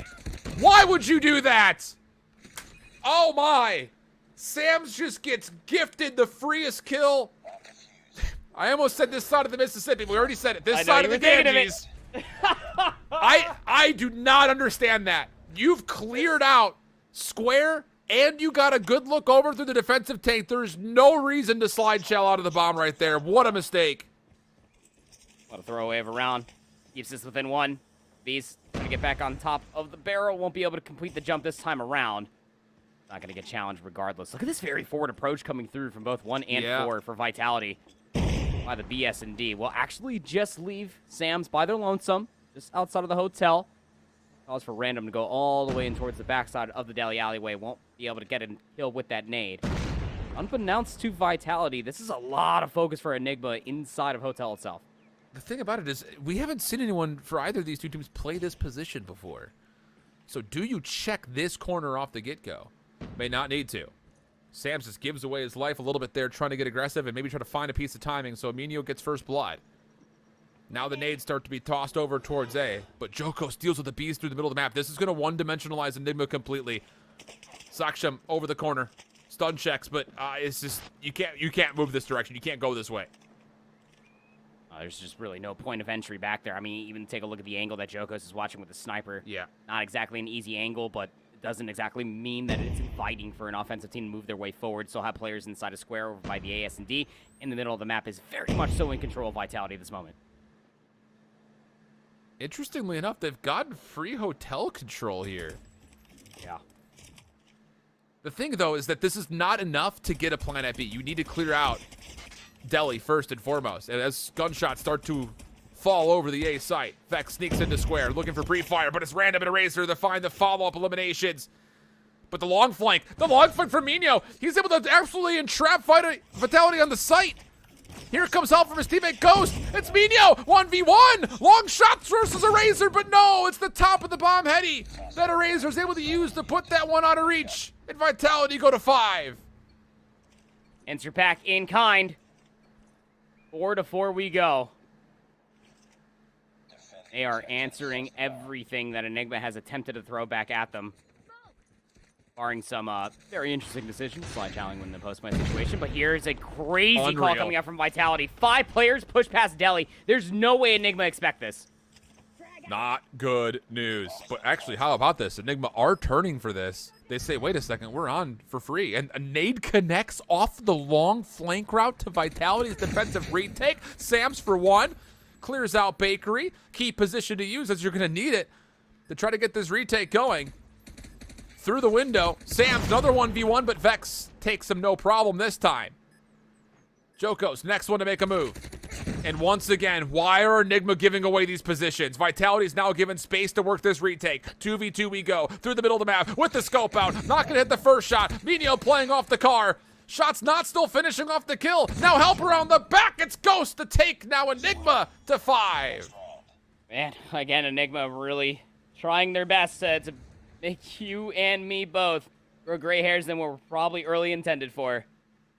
These very interesting chows in a post-plant situation. They had the read, they got the nade, they knew it was all coming from behind the bakery.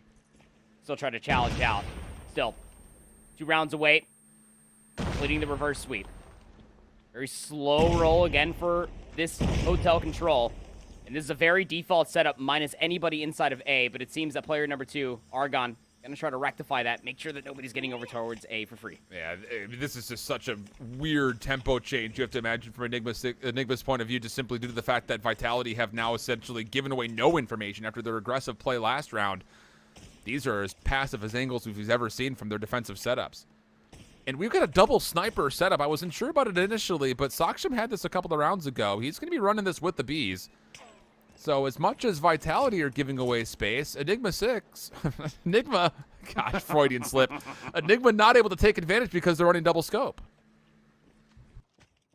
They have to try to find at least one pick, find some value, and then wait for the SMGs to try to encroach forward over by A. But again, look at how much respect Vitality has given. They are giving them no angles, no free entry towards one of these sites. And if they try to get themselves over by A, you would assume that Argon would be right there for the challenge. Key position for Mino to get into. This should allow the bomb to be planted. And now all of a sudden your post plant should feel very confident. You've got 2 scopes watching over this. So the onus is on to Vitality. How do you break in to try to get a retake going? Well, that'll help. Vex will find one through the front side of Hotel. Ghost responds. Saksham. Yeah, wonderfully done. One more over the corner, but it's responded to brilliantly. And now Vitality can start to play off the corner. Argon even getting a little bit further forward, over towards Statue. The last one left, playing around with his food of it as a Bees. As he already took down Jokos, and over the top of Bees gets the job done with the pistol. Map point, series point, goes the way of Enigma Gaming. 1 round away for the reverse sweep are Enigma. And again, Vitality, when push came to shove, they try to retake AS&D the moment that the bomb came down, but as you said, Mino was in that very coveted position of square. Now they're putting a lot more focus on Vitality inside of that AS&D, and these more troubles to try to get on top of the barrel. There we go, this time around. Nope. 4 times the charm. All right, here we go. The thing about it is, Jokos checked this angle. You saw it from a Bees down low that Jokos did take the jump. So it would have paid off if he could hit. Doesn't matter. He still gets the wall bang off. Jokos drops for first blood. Massive advantage towards Enigma. But you still have to get through a defense that has set up a little bit more aggressively around A here for Vitality. They can still fight back from these positions, but a nade, that's deep behind Delhi that lands. And now a 5v3. Enigma's game to win. They know they're going to try to execute over towards A, but they're going to expect player number 4 in blue for this flank.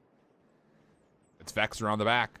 Oh, the timing is perfect. Gets the kill. No worries. A Bees follows up. One more to find. And no problems here. You have to feel like a Razor stuck just pre-firing, guessing. Nothing to be done. Vitality falls into the last chance qualifier while Enigma secure themselves a 2-0 in the Swiss and a spot in the top 4 double Elam bracket tomorrow. We had some questions. Would their run from stage 3 provide more vulnerabilities than full-on answers? The answer, those vulnerabilities have been fixed, friends. A reverse sweep here in a very tight 5-map series. That was only the 3rd match that we casted. What a banger we were just treated to there, Alan. That is absolutely absurd. A reverse sweep, yes. But Enigma, I mean, I'll go ahead and call a spade here. I mean, that is technically at least what we have seen in recent affairs between these two teams. They finally get the bounce back. They get the revenge that they were looking for in such a tight affair. Those hard points were just minuscule moments away from swaying in the decision of either or teams. Here are those stats coming through from the standoff search and destroy. And of course, it's Mino and a Bees at the top for Enigma. 14 kills for Mino, 13 for a Bees. Their nades are, so good, yes, dude, rehearsed, but just disgustingly and absurd. And how accurate they are in just understanding the default setups and positionings that Vitality were putting themselves in. Jokos really did try their hardest to try to play these different angles, to try to go 1-for-1 versus the Bees, and they did find 13 kills themselves. But when it came down to the retakes itself, it just was not fully there. The coverage was just so yes, sublime from Enigma. Yeah. Unreal stuff, man. Yeah, there had been, what, 4 kills by way of nades off the rip for Enigma? At least. I mean, that just provides, I mean, as much as we started to build the layout for a potential meme when it comes to Enigma giving away numbers advantages, the fact that they're finding that much success off of opening snipes and opening nades is a treacherous setup for anyone who's going to be going up against them in the search and destroy. But you see the series layout here, double overtime, and the Husky had to search and destroy, finishing 9-7. That was after a near Slums hardpoint comeback. They just cut a touch short, 250 to 236. I will say for Vitality, great final 2 hardpoint hills to get that win. But then the control. Vitality was a fraction away from possibly taking the round 5 in that control. You say, darn, oh well, we'll get him on Summit hardpoint. No, you won't. Enigma, too clean on rotation. Even better, more polished there in the search and destroy. Enigma, as mentioned, will move on and advance to tomorrow's top 4 double Elam bracket. and they worked their butts off for it as well. Again, you know, walking away with a very decisive win. We'll just put it plainly versus Fenrix. It's one of those things again that they were going to be tested, maybe, especially in the search and destroy. They kind of got pushed back a little bit, but this was the true test on the day for Enigma. We talked about it, especially in Swiss. You're gonna go up against another 1-0 team. It's gonna be the top 4, top 5 seeds, surely. But Enigma, I mean, they bounced back in spades. Again, their rotations were just on point, even through slums, which is very difficult to do. It's what inevitably ended up winning them out on that Summit hardpoint to push it to that standoff search and destroy, which you and I were dissecting like a 6th grade science project. Even when they did end up winning their map number 2 in our second series of the day, it's just absurd about how cleanly it did come through, even with a top-notch performance that was at least trying to be executed from a top-notch team, Team Vitality. So with that in mind, we've advanced 1 team so far. 3 more will join them by the end of the day, including one of the 2 teams we have coming up next. It's taken a minute. It's taken about 6.5 hours, but Godlike Esport will grace us with their presence on stream next, as they'll be squaring off versus a very tried, very true, and looking pretty solid Revenant Esports squad. They'll see. It'll be an interesting test, that much is for sure, and we'll move on with that when we come back on the backside of the break. Don't go anywhere.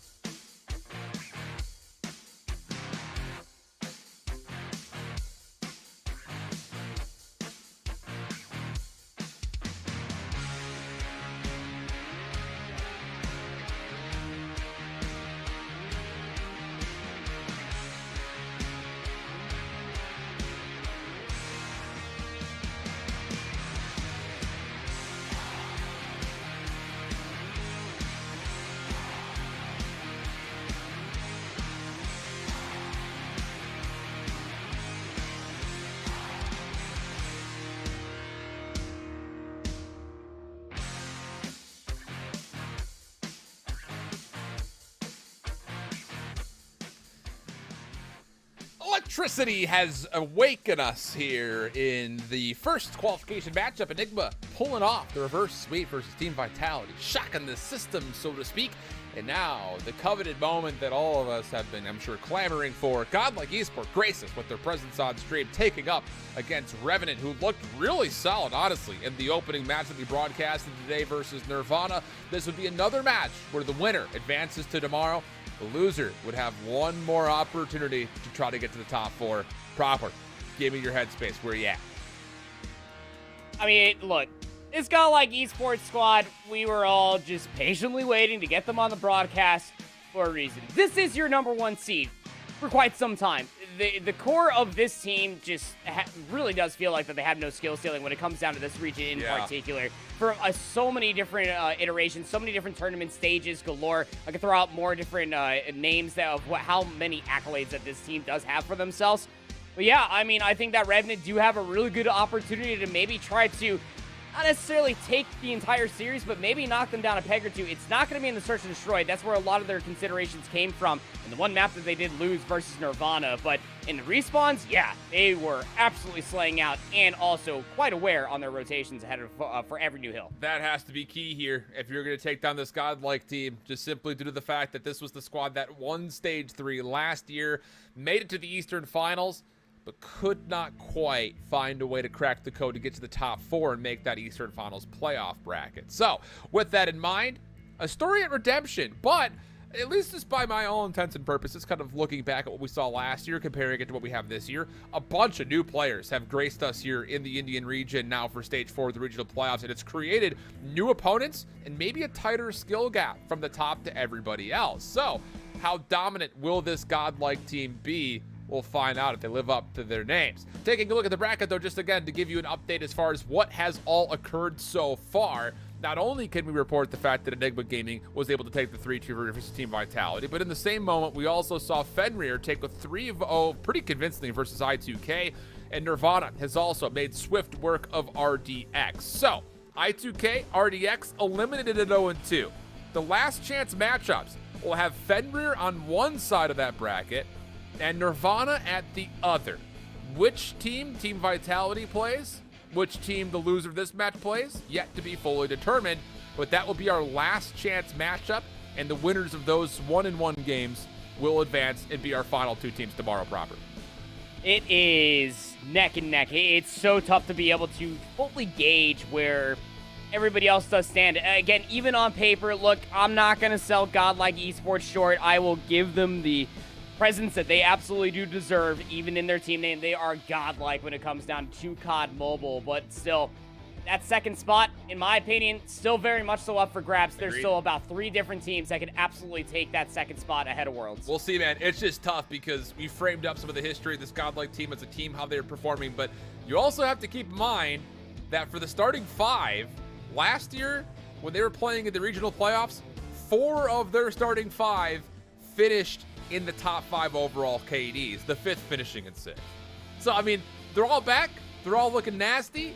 This is by far the favorite to win this whole thing. I think if you were to set predictions for each region, I think everyone would have said Godlike Esports is ready to go, ready to represent India as the number 1 seed coming out in towards Stage 5. But I don't know. I think that there's going to be some tests still awaiting them here in the regional playoffs. It's not going to be a cakewalk by any stretch of the imagination, including possibly this matchup right here. Here are the 5 maps for the best of 5 as we look forward to see what Revenant can put together. Takeoff will start us off.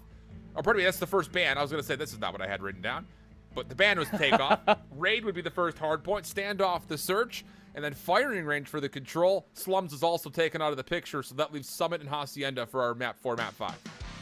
I have a lot of keen focus on that map too, specifically for this Revenant squad, right? Because even in our first matchup of the day, Hacienda and Standoff, some stark differences, obviously, some comparisons that you can draw between the two. Revenant were not comfortable in Search and Destroy in their executes, specifically on the offense and even in their retakes. That is certainly going to be a big question mark for this Revenant squad going in towards that Search and Destroy. Gotta feel like that they're gonna feel quite comfortable on all of the respawns, truly, specifically that 1 and 3, the raid hardpoint and the firing range control. Yeah, I don't know, man. I'm curious to see what this Godlike team has ready for us. because for Revenant, you know, we didn't really see any of these map mode combinations except for the firing range control. So I'm curious to see what they have up their sleeve here. I think the biggest thing that you had mentioned when we were initially introducing this matchup was the fact that Revenant was so proficient in the respawn on pretty much every single front when you're looking to kind of check the boxes to what makes a great hardpoint team. Not only were they obviously outslaying, but more importantly, they were doing it in key positions that allowed them free rotations to win the next hardpoint plus the spawns, while also getting really good kind of zone of control and putting together a solid line of scrimmage in front of the hardpoint when they were set up first. So all of those things typically equate to great amounts of time on the hill. It just comes down to, can you get away with that on a map, you know, number one that we've got kind of set up for us here, that's going to be a little bit more open, a little bit more flexible here.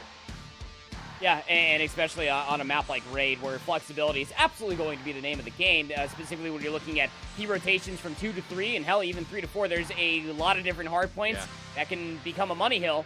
And here in COD Mobile, the snowball effect, although being mitigated now that we're playing up to 250 points, very much so could still be a proponent to success for either of these two teams who walk away with such a blistering pace in the opening set of hardpoints. We saw Revenant do that to Nirvana in their takeoff hardpoint.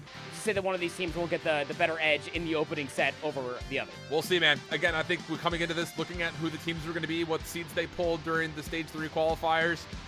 There are 5 teams that are going to be fighting for 4 spots on Sunday, and then out of those 4 teams, who knows what comes through to represent India at World Championships with just 2 slots available for them. I don't know, man. It's going to be tight. It's going to be fun. And we're only halfway through the day one. Like, you kidding me? We still have so much COD Mobile in front of us. I'm just pumped. I'm so pumped to be back, dude. Like, I love this game. I love this scene, and I couldn't be happier. Could not be happier.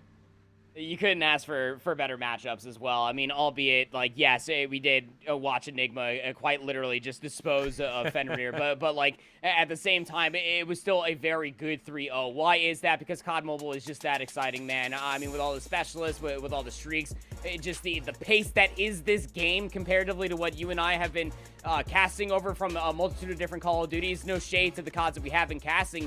It's just the pace differential, just the explosive nature that is COD Mobile.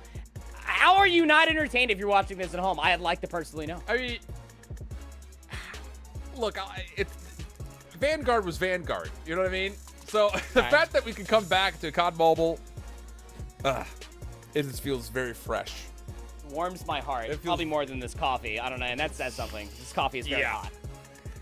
Trust me, on my second set of 16 ounces or whatever, I don't even know how much this is, but it's a lot of coffee. That would be your 4th cup of coffee. It'd be technically my 4th cup of coffee, yeah. There you go. But we're getting through it. I'll tell you that much. Yeah. A little bit more efficient at some days than others, but today, this could just be injected into my blood more than the coffee itself, and I'd be well caffeinated. So Raid for the hard point here. And I'll be curious to see. I think this is the big thing too, because there were some moments in that Summit hardpoint we just saw where it's, you know, how do we communicate when we want to use specialists? And how many are we going to commit to? Because the last thing you want to do is like, oh, I've got a specialist, I'm going to pop it. And then all of a sudden, 3 of your teammates are in specialists, and they said the same thing, right? And like, you just use way too much. That was kind of a trend that I really noticed last year that kind of separated the skill gap, you know, intermittently between both regions, Eastern and Western. That's something that you cannot get away with versus godlike team. Like, if you're Revenant, let's be honest, this would be an upset. You have to be perfect in how you're using specialists and score streaks, especially on Raid. And you have to punish godlike for when they're misusing their streaks and specialists. That is also within the same file cabinet of the perfection that needs to be this Raid hardpoint. Look, within the map pool that we have, Raid is probably as standardized as they come. This map has been around for quite some time. Again, rotations need to be there. Obviously, specifically on a map like Raid Hardpoint, you'll typically see teams chalk about like the 10-15 second mark, so that way they can set themselves up in the middle of the map. But I'm right there with you, man. I want to see when we're going to start seeing some of these score streaks, or the kill streaks, when we're going to start seeing some of these specialists come out to really snowball, maybe even try to break up some of these money hills that could be set up for either one of these. And I think the thing is that where I'm starting to notice this the most, and this is something just to kind of keep our eye on here, is when the team that's down starts to finally earn their specialists, do they panic and pull them out because they feel like they have to make a comeback happen. You know what I mean? Like, I think that that's probably where I really noticed it the most last year, as we are remaking Lobby real quickly. Teams that would find themselves in the back foot, and granted, last year we only played to 150, so it would be like 125 to 40, and you all of a sudden get your specialist, and you're like, oh, here we go, we got to make a comeback, and everyone will spend right when they earn it because you feel like you have to. When that's not really the case. Like, you have to play those intermittent chargings and timings, which that was one of my most fun moments about like reading Black Ops 4 was like back in the day when we saw specialists come through. It's just like, yeah, they're down 80 points, but you've got TAC Boost coming up, you've got Tempest coming up. Depending how you use those, you're right back in the game. Same things could apply here when it comes to things like Purifiers, the Death Machines, or even things like Gravity Guns, depending what we get. Man, I miss Black Ops 4. Me too. What a good time. Me too. What a good time. Yeah, like P3 frequency. It's like, oh, he's got a grab slam. I mean, you can just break this here if you really want to. Yeah, no, I'm right there with you, man, because we cannot see Desperation offset any tempo that is being set up for so many different teams. Through so many different iterations, through so many different regions, you've casted, I casted last year as well, that we've seen Goliaths be earned and it be misused. That cannot happen here from either of these two teams. Well, we'll see how it goes. It's going to be Godlike in their representative yellow, and I love that everyone's playing with the same profile banners. It always nerds me out just a little bit. Throws the backside. Denied. How about Revenant? First 4 kills come through, and cleanly at that, they control inside ring, outer ring, a little bit of high ground control to come with it. Take it as you'd like, but off the respawn. Here comes Godlike right back. Able to get the response they need, and it's just as clean as the initial off the break was for Revenant. Yeah, I mean, the opening rip was so good for Revenant, but it did set up a little bit of a split spawn situation coming through from Godlike, and well, that little pinch situation will absolutely be the benefactor to work their way back in. Still a lot of time here on P1, and I mean, you can see how Revenant are kind of setting themselves up outside of Art, trying to one-dimensionally push themselves up through driveway. They're just walking into the blender. Yeah, not great news here for Revenant. Would have loved to have seen them off that opening break. I think they maybe kind of surprised themselves with how quick they got the kills. You have to control one side of this hard point. Typically, you want it over towards Laundry, but they weren't quite able to make the move after the first kind of piece of the puzzle was put together. So, Godlike punish. Still come away with 38 seconds on the opening hard point, with a chance to still 50-50 fight 2 here for Kitchen. Once more, we're still kind of determining who's going to spawn where as the hard point opens up. At the moment, it's Revenant in the favored positions for the most part, but it is being contested. Blocked at the moment by Neutrino, who's able to find another kill to kind of further the pressure on. And now the hit from the front comes in by way of stun. And Godlike clean on the break as they start to initialize this inevitable hit. Yeah, this is exactly what you want to end up seeing, right? Being able to win the rotation just completely outright, getting those close spawns on the backside of Kitchen, but still have a little bit more scrambling to do. Got to be able to deal with some of these players inside of the hardpoint itself. And how about Trunks to find the last 2? Find that with Neutrino. That'll be a 3 dead, 25 seconds. Looking like Godlike will soak up every last bit of it as the rotation looks like it should be on momentarily here for Revenant. You feel like Trunks has definitely got to be that one player to keep your eye on. He was the #1 KD last year throughout the regional playoffs in India. Followed closely by his teammates, but I mean, he had a 2.53 overall. Insane numbers out of a very competitive region. So we rotate over towards Garage with a convincing lead starting to be built by Godlike. Revenant looking to fight back, and from the front, it's really clean. Really good timing on this break attempt. The hardpoint not open yet, but the spawn's looking pretty solid, you would think. Numbers are good. The rotation locked in, just have to pick up the side of glass. And at the moment, really nobody's looking at it. This is too slow for Revenant. You got to be able to clear these spaces off. You can't just sit in the hill, and Godlike will punish you for it as they do. Early operators have been earned. Kills still coming through by the more traditional way, and that'll be Godlike with the break and the setup. Yeah, there's just no reason whatsoever that your setup here on 3 should be within Garage. You need positioning to be a little bit more forward inside of Waits, get a little bit more positioning over by AC. Kind of like exactly what Godlike are doing right now. I mean, take a look at Neutrino just zoning away on the outside of Waits, is immediately able to find themselves yet another kill. You also have players zoning away inside of Art, even when they're soaking up scrap time, Alan. Look at them rotating outside of Ring, getting middle of the map coverage, knowing they have to get on the backside of Kitchen yet again out of that P4 rotation. And off that Purifier for Bro, he's able to get himself a Goliath and a Predator missile. So this has gone from bad news to worse news very quickly here for Revenant. And it's, you know, the thing again, we mentioned this earlier on with a couple of matches that we've seen. You're playing 5v5 on a 4v4 map. And this map has been around for like 10 years, competitively, played by some of the best teams in Call of Duty history. You should know what your setup should look like. Map hasn't changed. Everything is essentially the same. So for Godlike, they punish kind of a loose setup, a too bunkered up setup for Revenant. Now you're starting to rotate over to basketball. Good moment here from Revenant from the front for now, but you need jungle spawns, and it may just be Oil to try to earn them by way of the Purifier. Well done. And maybe a chance to get back into this game here for Revenant. Yeah, the potential full 60 absolutely on the cards, but Neutrino will shut down Oil. Purifier will take them down in return. That said, Hunter Killer Drones very much so still in full effect. Stairs control still there for Revenant. Doing a great job at just keeping Godlike at bay. Well done. Finding that last kill over on the backside of jungle. Well done indeed. That's going to be a full 60 for Revenant over by P4 here on the basketball court. Will keep Godlike honest. Ahead of the rotation, they're going to set themselves up inside of pillars here for 5. Yeah, the Goliath comes down at a really key moment right here for Godlike. Things are starting to get a little bit out of hand, including a little bit of pressure from Revenant through Laundry, trying to get up top towards the top side of Ring to fire down upon this garden courtyard. Abyss, well done, but the Goliath is still a massive problem. Staying alive and soaking up hardpoint at the moment is what it's doing. And there's just not enough control here. In fact, the Purifier gets pulled out for Zyro. It doesn't even get a burst of flames off before the Goliath gets the kill. And just as soon as Revenant was starting to make moves, it's Bros in this Goliath that have just completely reestablished the lead. I mean, it's like you said, just such a crucial time to call out the Goliath. It's like what we were framing up going in towards this raid hardpoint map number 1 is that these are the crucial moments to call out said Goliath to be able to swing the hardpoint truly in your favor. 152 to 79, still counting up. Hunter Killer Drones also being called up should keep Revenant honest on this break attempt. This Zyro at least able to find 2. They're also investing their own Hunter Killer Drone to try to keep Godlike at bay. Last 10 seconds should be conceded here for Godlike as they set themselves up in Ring. Also have players inside of Laundry trying to keep Revenant at bay ahead of the second set. This is too individual for Revenant. I get that you're trying to hit a couple of the cheeky routes. G-Sots right now trying to make a play through Art, but I mean, you cannot solo chow into Laundry like this. And I feel like for Revenant, it's just they're not making a decision of where do we want to try to control to be kind of like our headquarters. How do we want to set up for this break attempt? Finally, the individual 1v1 start to come through as they will get control through pillars. Revenant with the break, but they're down big. And there's not a lot of specialists or score streaks to speak of right now from Revenant's point of view.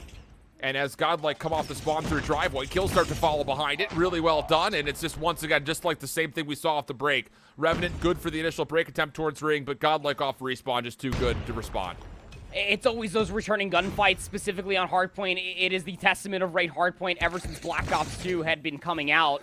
It's those returning gunfights on the backside of driveway. Just got like way too good. And look at how they just flooded continuously. Although the backside of Laundry, they're going to have the rotation ahead of 2. Take the scrap time. Say Godlike, we have ourselves a 70-point lead, and we're setting ourselves up in kitchen. And they've got 4 specialists that could possibly pop here just to try to lock in this time. Haven't been called out as of yet. Finally, Trunks makes the call, but he's a little bit lost in the sauce as the smoke will completely encapsulate him, and that will only be good for 1 elimination. Now forcing out a second specialist. Neutrino can't get to the back. Revenant are going to take care of 2 specialists and possibly flip the spawns. Trunks respawning up towards the backside of basketball. Does well in the back to help out Learn, and the 2 of them together will essentially get full clearance and they'll reestablish control here at Kitchen. Yeah, big positional advantage coming through from Trunks to make sure that they zone away over by the money window. Being able to find all those kills. Even bringing out the Vortex gun as well is Vega. And honestly speaking, I mean, this is a really good investment because it's going to force Revenant's hand and they have to invest to get inside. And they also answer back with a couple of shoots of their own. That's 2 purifiers spent for Revenant to get this back 20 seconds. I'm not upset with the call, but you do have to tally it, especially when we start to focus on rotation to Garage. 2 more specialists waiting to be popped if you're Revenant. But it comes down to, can you win this opening exchange to the front side of the Garage in the first place? And yeah, the kills come through nicely. Neutrino, the last one left, dealt with. Okay, you cannot bunker up here. Zone some control. Get outside to AC. Get somebody into Art. You cannot just stay in the hill right here if you're Revenant because your comeback is on this hard point right here. Even in that last positioning right there as well, just outside of Art, will actually force a split spawn. Revenant did have players spawning over by Ring, but they're collapsing on the play. Bones for 2. Last player is going to be outside of Art. That will be Learn. Even more so than that, the pressure is just not that great coming out from Godlike. All of Revenant are showing up in the kill feed in kind. Bones very much so alive in this moment of time. This is the P3 setup they needed in the first set. Learn looking to break, though. How does he get through Gym for free? He's going to open up an alleyway for his teammates to try to get here. How is Learn still alive? There's 3 players around, but finally they deal with it. Annihilator out for Neutrino. Oh, pardon me, this is just the GS, pardon me. Only able to find one with it. Now back over to the RPD. Nearly gets a chance, but that is a full hold for Revenant. Absolute perfection, and we're going to get a lead swap here late in the game. 8 seconds is going to be conceded here for Godlike. They know they need to be able to secure these jungle spawns. That's why you see them flying up on the backside of Zig. We'll find 1 player of Abyss on the backside of Kitchen. You still have more players to deal with across this head glitch. Very difficult. How do you 1v1 a tree? It's going to be Vega. He needs some help over here, though. Trying to push is Zyro. The backside of the jungle spawns will at least be blocked for now. Godlike will mitigate the damage for now, as they'll be in for the initial time of 4. Revenant look like they're going to give away the play over the back, trying to hit from the front now. Nade's starting to be stacked up. Here comes a bit of a mini pinch. Oil on one side. Boyne's right there behind him to help. Meanwhile, inside the hard point itself, it's G-Shots able to get in. Only able to find 1 elimination, though, and Godlike will stabilize as the Purifier's called out to hold on towards the backside of basketball. That'll do nicely. Still more contestants, but they'll burn alive. 32 seconds left to fight for. Neither team gonna quite be able to win here, but Revenant, they're not done fighting yet. A nade over the top opens up for a chance to break back on through. Neutrino has to go to the pistol to try to get back in. KSP now picked up. Godlike trying to get in. Oh, but all of a sudden the streaks get used. The Hunter Killer Drone's gonna find success, and Revenant, they may just win the scrap time. It looks like that it might be conceded once again for Godlike, trying to set themselves up in the middle of the map. It's going to be looked at least initially. Oil will go down here in the middle of the map here on rocks, but even more so than that, look at what it's being set up by Revenant outside of the hardpoint itself. It forced Bros to pull up the Purifier while their teammates are trying to scramble for positioning here in the middle of the map. The thing about this Purifier could absolutely dominate Kitchen, pending that Bros can keep it up inside, but Zyro's got one of his own. How do you get forward to use this? That's the real question. It's just flames everywhere. Draconis, says both teams, as it's just nothing but flames engulfing the middle of the courtyard. Kills start to come back and forth, though. Revenant still fighting things off. Predator missing gets called and not going to find a lot of success. Neutrino to the Purifier. Shut down as Zyro finds the kill. Just a couple of seconds left. Godlike, the gods can bleed. 249, 250. It's Revenant, the 5th seed to strike first here on Raid. What a fantastic showing coming out from Revenant.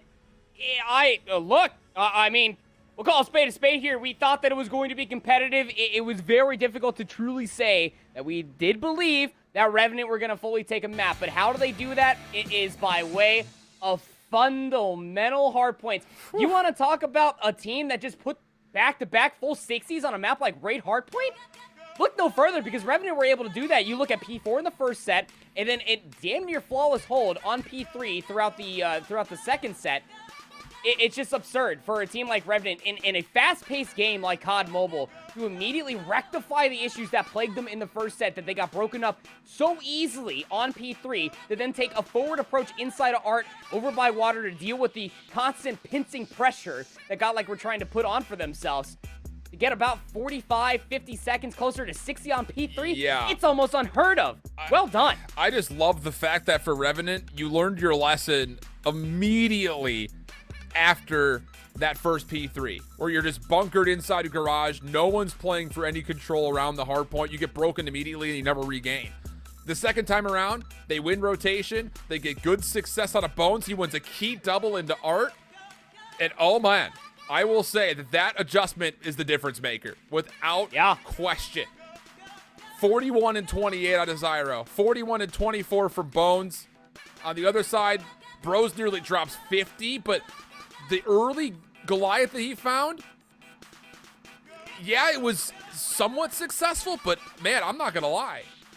It didn't pull as much value as you normally expect from a Goliath, so good for Revenant to try to mitigate and kind of at least neutralize the gains that could have been made from Godlike in both of those two moments. And then just at the end, just fire, just fuego everywhere. Well, I mean, keep in mind that Goliath that did call it in for Bros there on P5 was in response from a full 55, closer to 60 off of P4. Yep. You needed that response specifically to keep all of Revenant at bay outside of Kitchen. So it was the response that was required, and it did deliver, sure.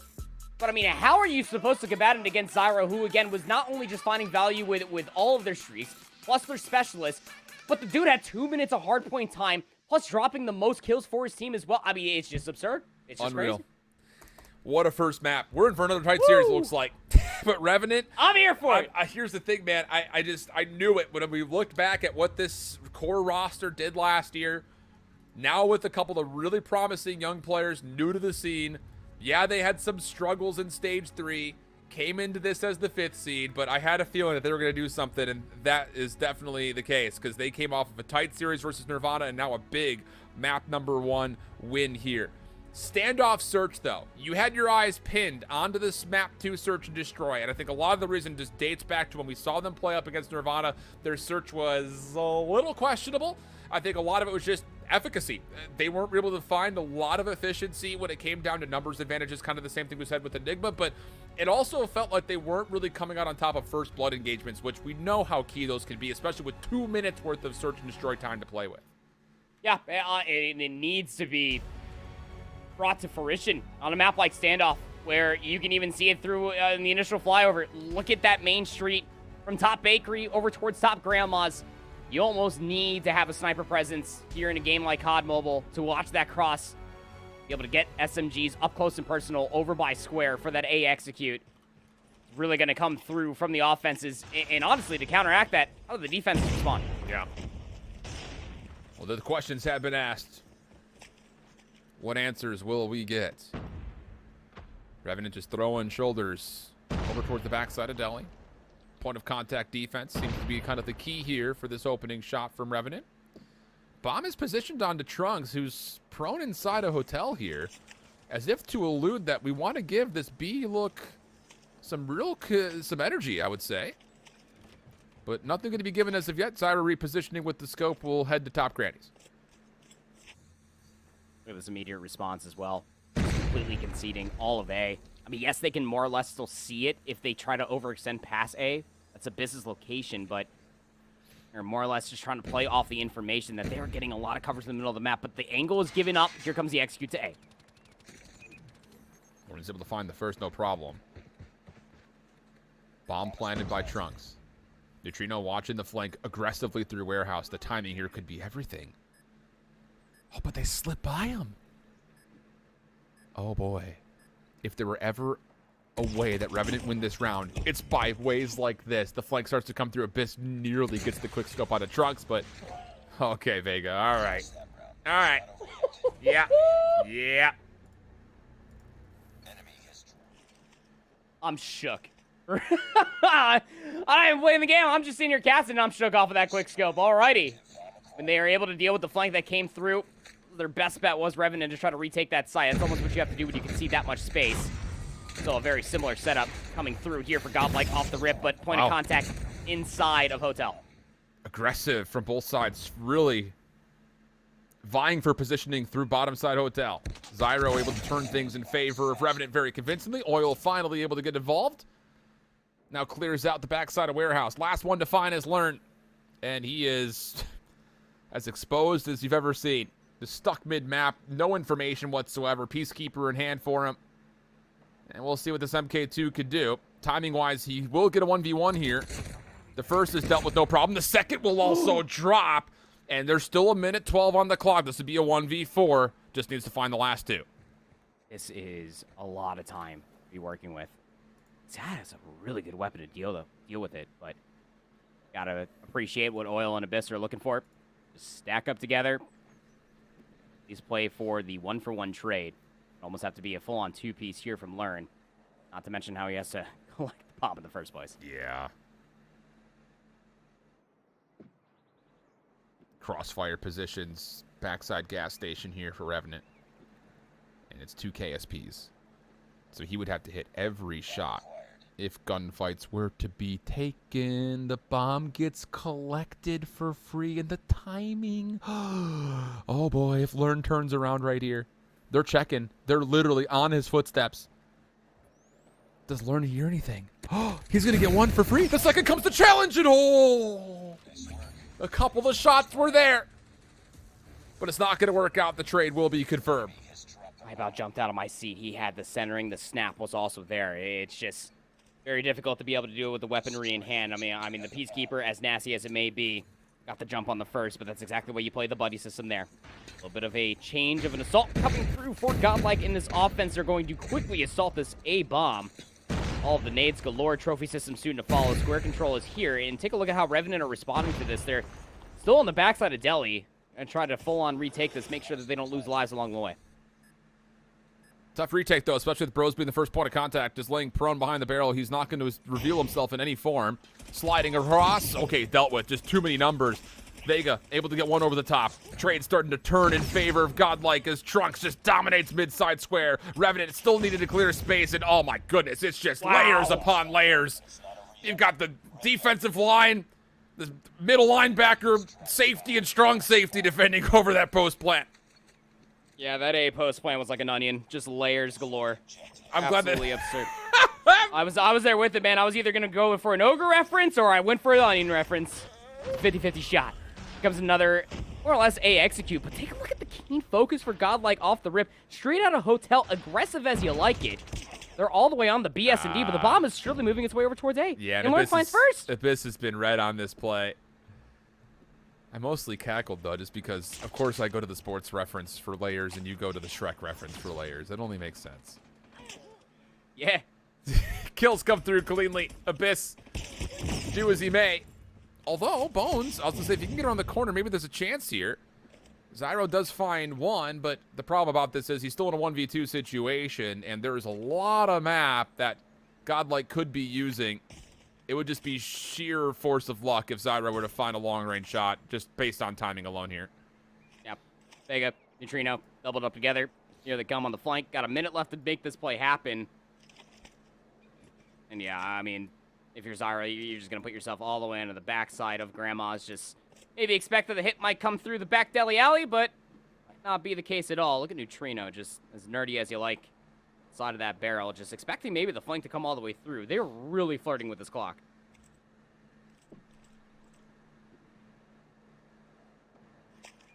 Allows Zyro to come out, get to KSP. Just depends on which tool he feels is best for the job here between this and the sniper. Bomb collected. 23 seconds on the clock. Quick rotation to get the plant off at A, and Zyro will learn this here in a minute.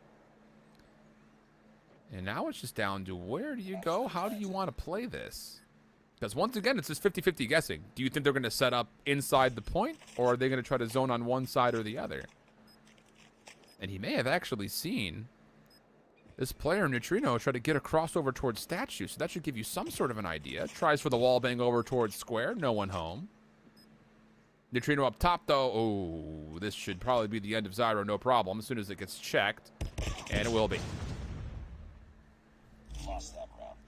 It's just really tough. Again, the 50-50 call right there. You full wrap on the backside of Delhi, just thinking that maybe you might be able to catch a player off guard and towards the back, but, I mean, unbeknownst to Zyro, with Vega and Neutrino just fully wrap back over. They collect that bomb and get the safe plant over by A and separate themselves wonderfully.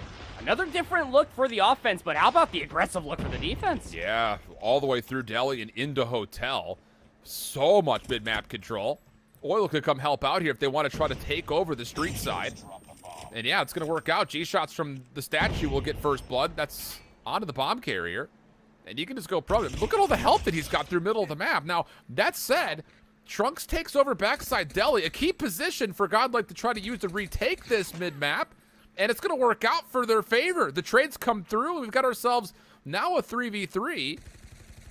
Backside 1v1. Neutrino's got an MK2 still in hand. Tough gun to use, but he catches G-shots on the rotation, and oh boy, this has all gone wrong for Revenant. Oh man, and Bros hits the absolute best route they possibly could, just keeping everybody guessing, and they also just get some shots at the bones. Trunks there for the collapse. It falls apart indeed for Revenant. Wow. I mean, Godlike just played that so weird. As a response, getting mid-map coverage and pressure, trades galore as you like it. For me, it's really Bros that made the play happen, fully re-wrapping around the backside of the alleyway, just threw a wrench in the system for Revenant. Yeah. Wow. Okay. How about this? Bros already down Main Street. Looks like Revenant may have witnessed this, though, as they're really focused on the corner. Zyro, how frisky do you want to get with this sniper rifle on this angle? Looks like just frisky enough for Vega to find the first blood. Oh, boy. But all of a sudden, wait a second. Godlike may be a bit stuck here through mid-map. You've got Trunks, who's really far forward. Bones, who found the first blood, will know that this is a possibility, surely. And at that same exact moment, Oil is on rotation, trying to play from the offensive side of the map. He's completely flipped the map around. They try to set up a little bit more of a triangle collapse, but it's not necessarily working out. A lot of isolated 1v1s need to be coming the way of Revenant. G-Shots will find Learn. Oh boy. Will find a second over by Statue. Do they know where Trunks is located at? Last known position was in this exact spot. Oh, and it's planted for him too. Gets the first, gets out. You have to force the gunshots. And here if you're G-Shots, and he tries to, but Trunks meets him at the back door. Oh, a transaction gone wrong. As it looked like Revenant had everything they could have possibly wanted when it came to reflipping the map around. They had good awareness as far as Godlike's aggression, but it doesn't quite work out. So Godlike now up 5-1. We swap the sides. And Godlike's defense will start off with the Vega first blood. And just look at just how reserved it is all the way in towards the back. They're giving up the AS&D here, Alan, specifically for the retake, making self-doubt here for Revenant that the A site is not as secure as they hope. Still gets the plant off, though. Opportunity to set up the post-plant positioning by the way of boxes and fence line. You also have Oil in the middle of the map that could be activated at a later point to try to stop Godlike from getting to the middle of the map. It looks like he's been found out. So now it's just down to the last 3 members of Revenant, trying to hold individual angles. G-Shot's the first one up. Learn has seen him. Vega working with this retake attempt. Pre-fire comes through. G-Shots gets one, gets the reload off nearly more. And now Abyss, deep, and I mean deep away from this bomb. All he has to do is just throw shoulders here. Jumping, hoping, praying, takes down Vega. The pistol can't get the job done for Neutrino. And Abyss will clutch up with the final 2 kills, playing off the bomb timer. It just takes a certain amount of stones to set up such a reserve defense, and not even putting a player somewhere near the AS&D to at least try to play on the opposite side of the blue barrel to at least maybe throw some shots, get out with their life, and get some coverage. But it seems like Godlike do not want to let that happen yet again. They'll send 4 players strong over towards A, but they have read this rather incorrectly. Yeah. Learn's the only player that's watching the BS&D. Well, Learn will drop. Vega in the same exact moment will also fall. So these kills clean for Revenant. Every single gunfight going their way, which, to be fair, Godlike was trying to use as their defensive setup. Just force engagements, force 1v1s, but none of them came out successfully, and Revenant quickly clean up their 3rd offensive round, getting us tighter and tighter towards 5-5. Running out of rounds to play with if you are Godlike. Because Revenant, well, they are learning. They are adapting. The defensive setup going to be looking like here for Godlike this time around. Rather passive, but here comes the aggressive hit from Revenant towards A. Are there any defensive nades to deal with this? It looks like a couple have hit, but the kills looking solid for Revenant once again. Slipping into the mix is Bros, as he's got deep through church side, and Neutrino watches over him. Whoa, that's such good help from Neutrino. Gets the double and turns it into a 4v2, but the bomb gets planted. Bros now trying to get around the corner. Slides on in, hip fire, good for the final 2 kills. And Godlike, they'll get to map point. Yeah, I mean, it was rather passive initially for Godlike, but where Bros puts themselves in a position was the only player that took an aggressive approach defensively. Themselves over inside the courtyard, just outside the hotel, was playing against the timing. Once they knew the information was mutual that the A execute was coming through, they just pounce on top of it along with Neutrino to collapse on the play. All right, do or die time here for Revenant. I mean, it's going to be a gas station hit defensively from Godlike, and they get through. Yeah, Trunks activated, enabled to move in towards Warehouse. Gets the first blood. Zyro's going to be completely stuck. Quick snipe not going to land. Bones do as he may to try to fight this back. Gets overwhelmed. And this search and destroy has been really solid from Godlike. I won't say it's the same issues here for Revenant, but there were some missed opportunities. I think largely speaking, though, it just felt like Revenant were playing reactionary the whole time. It just felt like Godlike could get away with so much just because of sheer choice that what they wanted to do on their setups. Yeah, it's just also the trust defensively, just how much value they were able to collapse on from the utility that was being used earlier on. Every single time that both you and I were sitting there asking, you're just like, well, there should be some nades here defensively. Why are they playing so reserved on the defense? Those nades were coming through very, very late, They were holding on to those resources, sure, but then was constantly setting up players to flank all the way through. Even take that last round, for example. Yep, Trunks immediately just commits all the way towards the gas station flank, leaving 2 more of his teammates behind. But they don't follow Trunks. They go back inside Hotel, make sure the middle of the map is covered, and then just when you have a surefire sear of doubt coming through from Revenant, Trunks is already on the flank, and he just collapsed on the play, and then you're just trapped up creep without a paddle. Tough seeds, but such is the way it goes sometimes. And hey, it's kind of the same storyline that we had already set up when it came down to Revenant's weaknesses in the search and destroy. But I mean, look at the help across the board. 11, 10, 10, 9 total kills top to bottom for Trunks, Bros, Neutrino, and Learn respectively. Vegas trying to get involved with the sniper rifle, but it really wasn't needed, honestly. There really wasn't as much of an influence when it came down to scopes. Both Zyro and Vegas both not really a part of the equation. It was a lot of just, like you mentioned, clear out space, get a KSP forward, use that to win the round, and it worked out for both teams. Abyss responding, but Trunks and Bros doing it as the enablers. Yeah, I mean, Trunks just went Super Saiyan the speed, almost double fold, just flying through the map continuously. And just always felt like that moment that Revenant was just like, oh, well, would you look what we have here, free AS&D site? Never really considering the question, why was the AS&D so free? Where are the other players for Godlike located at? And then the flank just a little bit too clean, continuously coming through. It just felt like that Trunks just had no fear with the routes that he was running through those defensive rounds. Hard agree. Absolutely hard agree. So comfortable things here for Godlike for the first time in this series, as we now take our attention to Control. And this is where Revenant had played their opening round of the Swiss bracket on the firing range. So it's hard to say, because I don't really want to sit there and say like the reason that Revenant won this map 3 Control versus Nirvana was because they did something that was out of the ordinary. I more often want to say that I feel like Nirvana was a little bit too loose trying to recover on zones, whether it was the offensive side trying to get a tick, an extra tick here or there, or if defensively they were trying to like just force somebody into the play.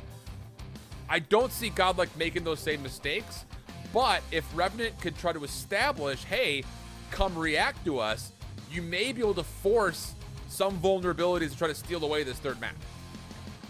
I think the word composure constantly does need to be brought up when it comes down to Control here in COD Mobile, that especially going back to Nirvana, that they did really struggle when Revenant was constantly putting themselves in spawn traps, putting Nirvana in spawn traps, Nirvana just never really composed themselves fully to try to double or triple chow out in power positions to try to get big key points of the map back in their favor. And you're right to say it's such a key phrase that Godlike are not going to offer up the same errors, I would say, that Nirvana were giving Revenant.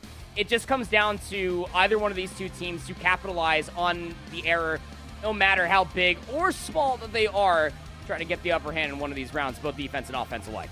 All right, we'll find out. Tied up at 1 map apiece. So firing range for this one. Summit Hardpoint also confirmed. We will see at least that. And if we need 5, Hacienda is waiting for us. Whew. Winner qualifies and advances to tomorrow. Loser would have to turn around, do it all over again in the next round-up matchup. And to start things off, Revenant will be on the defense. Opening first blood good. Mid-map control through the smoke for Bones.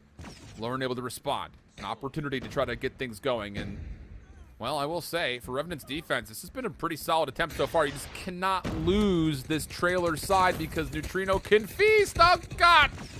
It's like an accident. You know what's going to happen, but you can't look away. Oh man, just too much cover. It's just, they make it look so easy. Trunks for the last two, 25v19. They're stalling the clock at just under a minute, and they are not done slaying out. Yeah, you're able to find a trade, but you need more. Absolutely. 23 plays up against 16 early on already. Not good news here for Revenant, but fighting back, at least marginally so. They may have to actually concede the majority of this A zone, but wait a second. Everyone just sneaks underneath Learn, who still gets one. Trades come through. Revenant not done on this trailer A zone yet. Neutrino still playing the backside. Nice little snap right there. Nearly gets a kill for it. But he's the only one here. Everyone else is dealing with this pressure that Revenant are establishing through wood. And they get split up, so here you go. Same things that we kind of saw versus Nirvana. Godlike don't make a focused call, and they get punished for it.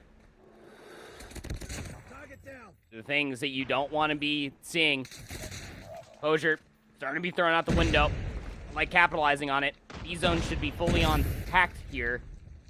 And that's just an egregious chow coming out from Bones. There's just no reason. You're down so horrendously when it comes down to lives. You just have to concede this zone going all for an A-zone defense. There's nothing wrong with doing that. Doesn't matter how much time you have on the clock. It's a 10v5 now. It could have been about a 10v9. And well, Godlike are just cleaning up kills all over the place. Just need 2 more eliminations, and this will be all she's wrote. Man, it really does feel like a missed opportunity for Revenant. I think you're absolutely right. As soon as you start to see that, okay, they're zoning us away from this container. We don't have the ability of retaking through mid because we don't know what's up by 10 or wood.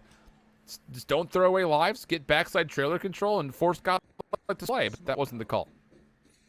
Ever since Control's inception, I always feel like there's at least a handful of teams that constantly throw lives at the utmost wrong times, and that was certainly one of them. Opening ramp, just so good for Godlike. Again, it's a 1-for-4 trade in favor of the defense.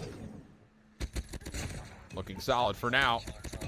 Backside, oh boy. Tease him up. Now the death machine in your spawn. Deal with this. Let me chew on it a little bit. Oh boy. Not good news. The spawns are good for Revenant. Completely stuck inside of red. A couple of the kills will still be there. 5 lives, the advantage. The Predator missile will make it more than that. Oh, golly.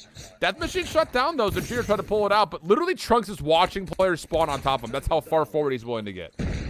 It's just thick poison when it comes down to it. 24v14. I swear I blinked.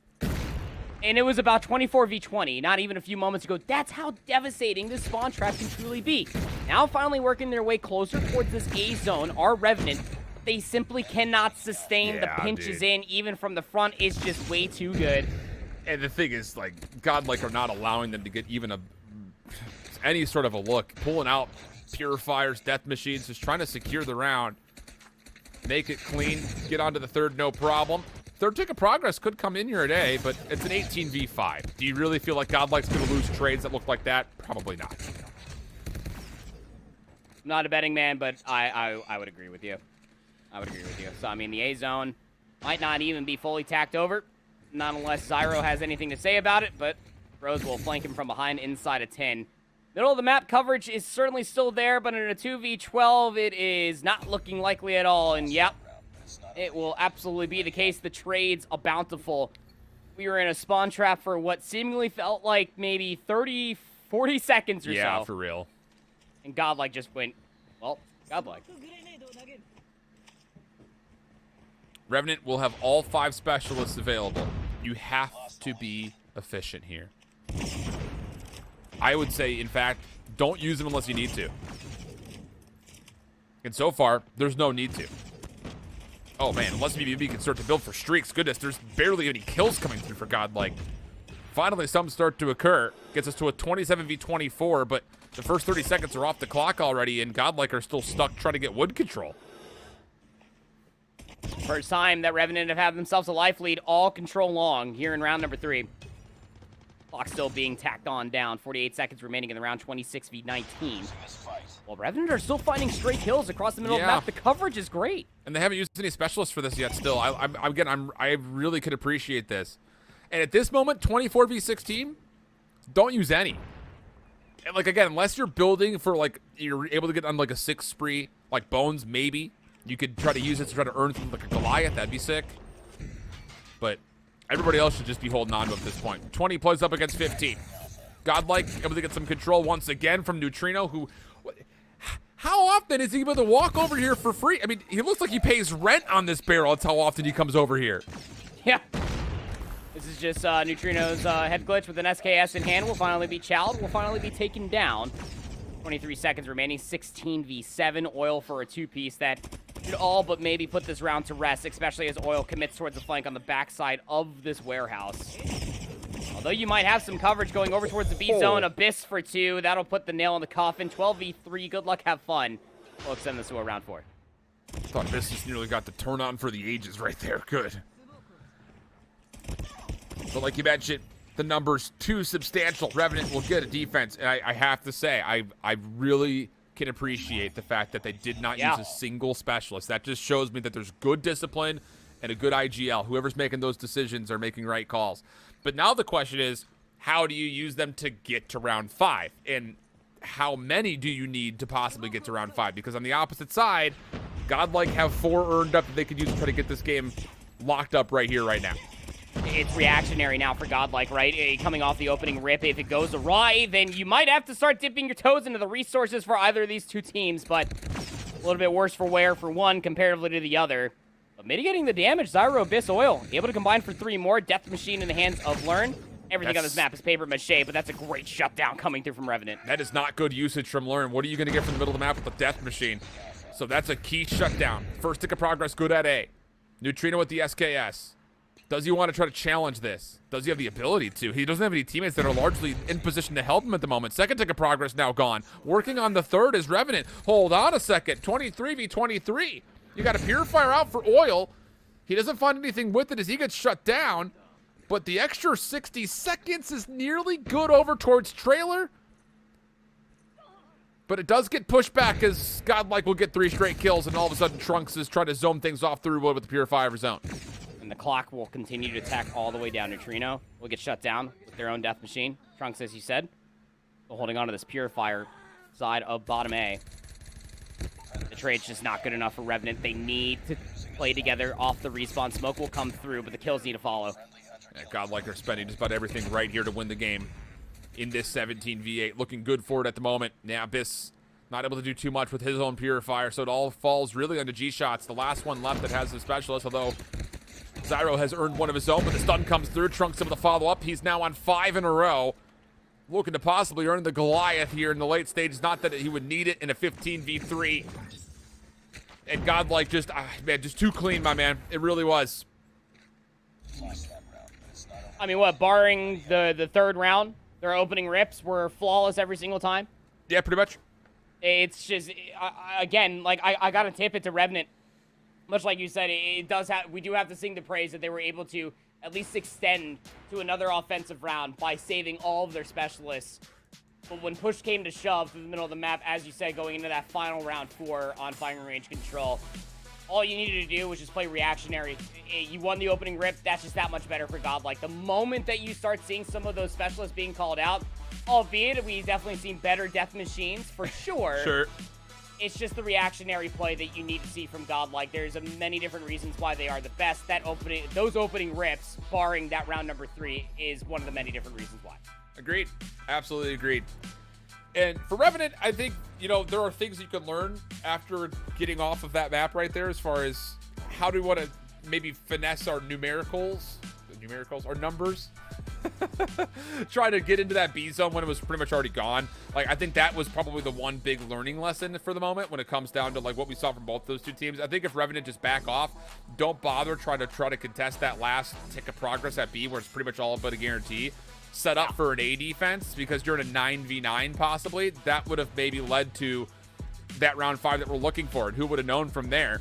But once again, dude, bros, 25 and 19, 4 plays off the objective. Trunks 26 and 13. It's like we never left from last year. Both of them still performing at a super high level. Yeah. Honestly, and you've been watching this region for COD Mobile, are you even surprised that you're seeing Bros and Trunks just pop off the way that they are? I mean, Abyss is trying their heart out, so is Zyro. There's one thing that does stick out like a sore thumb comparatively to what we got in our very first series for Revenant versus Nirvana. I know you're looking at it too. G-Shots has been a non-benefactor. We need to see more productivity for them, specifically coming into this fourth and potential final hardpoint. Yep. No, I think the same thing. G-Shots has been, I mean, he was a huge difference maker in the Nirvana series, and he has not been the same, at least not as of yet in the last 2 maps. So Summit Hardpoint for map number 4. Revenant needed to get it to his Hacienda search, but it feels like Godlike have started to hit form here in the last 2 maps. Now, that said, you know, as much as we looked at a couple of moments for Revenant and said, hey, a couple of mistakes on the raid hardpoint, they corrected. The thing about this is, you know, as difficult as the rotations can be on raid at times, especially from like garage back to basketball, stuff like that, when you go across the map, that's every hard point here on Summit. I mean, you go from 2 to 3 to 4 back to 1 again. Like, those rotations can be very punishing, and I feel like for Revenant, you need to be proactive, and you need to be able to read spawns good, because if you aren't able to read how the spawns are working out in the scrap time of an old hard point as you start to rotate across, I feel like one good play from Godlike can completely blow this map wide open. Yeah, I mean, you're not wrong. Summit, specifically as a hardpoint, can be quite snowbally. Now, we did actually end up seeing that specifically in our previous series with Enigma and Vitality, albeit it was very close. Just the ability that Enigma were able to exemplify and being able to string together hardpoints like 2 and 3 by way of just making sure that spawns were constantly in their favor, whether you're taking a look at top green or all the way down over by the ski lift. Those points of interest were constantly there. And yes, they were doing it mostly with ARs, but now you kind of have to put the ball into the court of what makes Godlike very, very good, and those are their roaming SMGs. That if you are not shutting down these roaming SMGs, honestly speaking, as much as a fan that Revenant has made me of them today, you're not going to get past the 50-yard line if you're not dealing with Trunks in the middle of the map. And the thing, too, you got to keep in mind, I think just kind of watching this Revenant team, you know, against Nirvana, pulling up against Godlike, their chances at making tomorrow, I think, have elevated to almost a guarantee, it feels like. Depending on who they get squared up against in the bottom side of the bracket, I imagine they would probably play Fenrir and not Nirvana a second time. They should be good to get to tomorrow, but I think as far as qualifying out of the region, again, 2 spots are here for India. This Revenant team can contest and compete, but they are getting punished for some of the things that they're doing incorrectly at the moment. And it just comes down to how quickly can they read those and how quickly can they take them out of the game, because you cannot afford in this map 4 in particular, or if they make it to tomorrow, to do the same things off the rip. You have to come out cleaner right off the rip. You cannot start slow and then bounce back. You cannot play comeback every single time you go through this. So we need to see a strong start here in this first set of rotation. I think that's really what we're really getting at. We wanted to simplify it, elementarize it, have a good first rotation here in the first set of hills. Have to be good.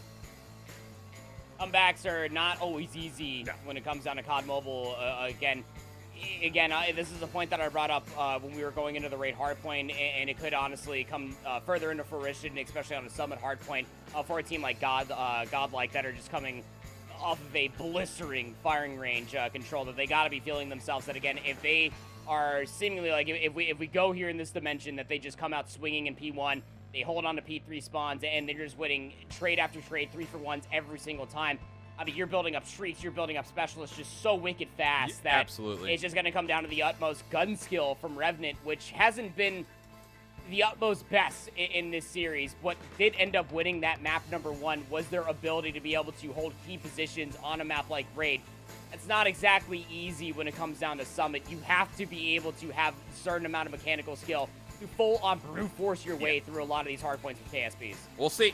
We will see. Just waiting on the players to ready up, and we'll jump on into Summit. And, of course, still to come today. It's been a long day so far for us. We've got the next last chance qualifier matches. The 4 teams that are going to be at 1-1 will have a chance to get their second win on the day and move into tomorrow. But we're ready to go. Summit, hardpoint, map number 4. 1 map away is Godlike from securing a spot alongside Enigma. How about that? Reverse sweep over Team Vitality. We'll see how it all unfolds as we get ready to go into a possibly do or die moment here for Revenant, because who knows what that second matchup would look like for either of these 2 teams. Get to map 5 or get to tomorrow. That's what's on the line. Let's get at it. Favorite side of the map, at least starting off here for Revenant. How long are you going to be able to hold it? Because the middle of the map is absolutely won by Godlike, and this is what I was worried about. They're starting off so hot, exactly where they left off on that control. Good high ground control here on the second floor. Bones able to win a nice gunfight as he slides over towards the staircase, but the problem about it is it doesn't do much to the hard point itself. Every single second that's come so far have gone the way of Godlike. Literally every single second, and Trunks is on one right now. So is Neutrino. 4 in a row. The Peacekeeper starting to gain some flames. Down low, kill number 5 in front of him. Tough gunfight to the pistol. Neutrino, hello. Didn't really want to get it with the rifle. Trunks down low, still on his first life. Or pardon me, it's actually his second life. He's on 5. Taken out of the picture, but this has just been essentially flawless from Godlike. And did you also see the discipline? When there were still about 30 seconds left in the hardpoint from Godlike, they just posted up inside P1, just expecting for Revenant to chow them because they have to. They can't allow Godlike to get all of that time unanswered. And by that time that the gunfights got presented to them, Godlike just pushed through. They get the spawns ahead of New. Chance to contest here, though, for Revenant, as the second hard point does open up, and a couple of gunfight wins will go their way, including Abyss up top. Good read at the backside of the snowpath. Double up potential here for Bones. Yeah, lights him up. Okay, Revenant. Took him a minute to get into the map, but here they are. And I love this. A little kill and bump move right now.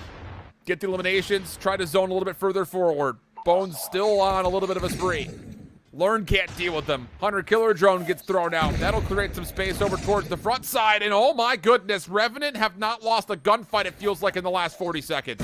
It really does feel like that. There is just no trades. Finally, Bros at least shows up at the kill feed, taking down G-Shots, but look at the map and how it's starting to develop itself. The lead will swap off the 40 seconds that Godlike have been able to put together off of P1 and P2, and I mean, they're not really putting much consideration over towards that P2 area. They're all trying to go and bully their way over towards the fuel tank, but the Predator missile gets called in by Zyro, and that's immediately going to keep Godlike honest. Just one lurking player in towards the back. That will end up being dealt with. Wonderfully done from P2 going into 3 so far for Revenant. Yeah, I love the call for the Predator missile. Just get a read on where everyone is at for Godlike. Stabilize, anchor the hardpoint spawns, and then take your focus straight on into the ski lift. Purifier up for Bros, looking to get baited in, but the pre-fire looking solid. He doesn't find anything. Oh my goodness, Revenant shut the door in Godlike's face, and now Zyro can lock it with really the key of being just the Purifier. Flames start to encompass, but doesn't hold down the trigger. Trades will still be there nonetheless, and Revenant good for the first 30 seconds. Damage is done.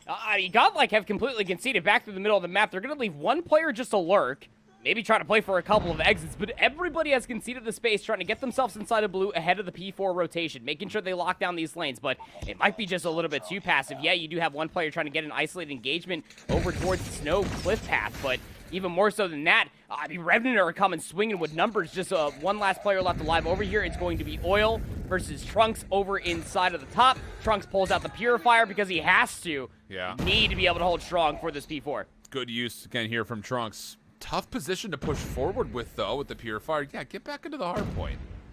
Where you going? No need to force that. Hunter Killer Drone comes out, Purifier, but it doesn't find anything. Again, I don't understand why. Now Abyss can pull the trigger. His Purifier comes through, but only finds... Oh, no, he actually does get the second. It burns alive at the end. The residual effects will finish the kill. Oil's going to call into his specialist, and we've got a 60-point lead potentially on the line here if Revenant can hold, which they're looking pretty solid for. Oh, they are looking pretty darn good for it unless Vega has anything to say about it. He will find two in towards the back, and... well, that's the trade that you needed to come through. Big two-piece to come through from Vega, and then a Purifier soon to follow. Required.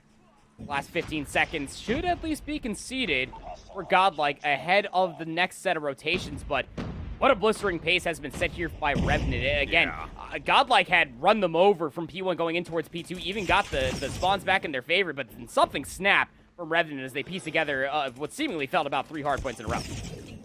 Godlike go back to where they found 40 of their 73 seconds, essentially. Back here at computers. The Revenant, with the high ground control, are cleaning up, creating some space. This all looks good. It looks really good. Godlike are just kind of coming in piecemeal, and they're getting absolutely punished for it. Pinstripe goes the kill feed for a moment. Vega able to get a double. That will help turn things into Godlike's favor. And maybe with Trunks locking on the front door, they can hold that favor, but not so fast. Bros needs to get the job done, as all of a sudden Revenant have contested. And where's Godlike? They had 2 players zone in the front. Nobody else could get in to help the hardpoint at all? It's the double, triple chows that are coming through. This is what I asked for Revenant going back towards the raid hardpoint when they were finding isolated 1v1s. They understood the task at hand.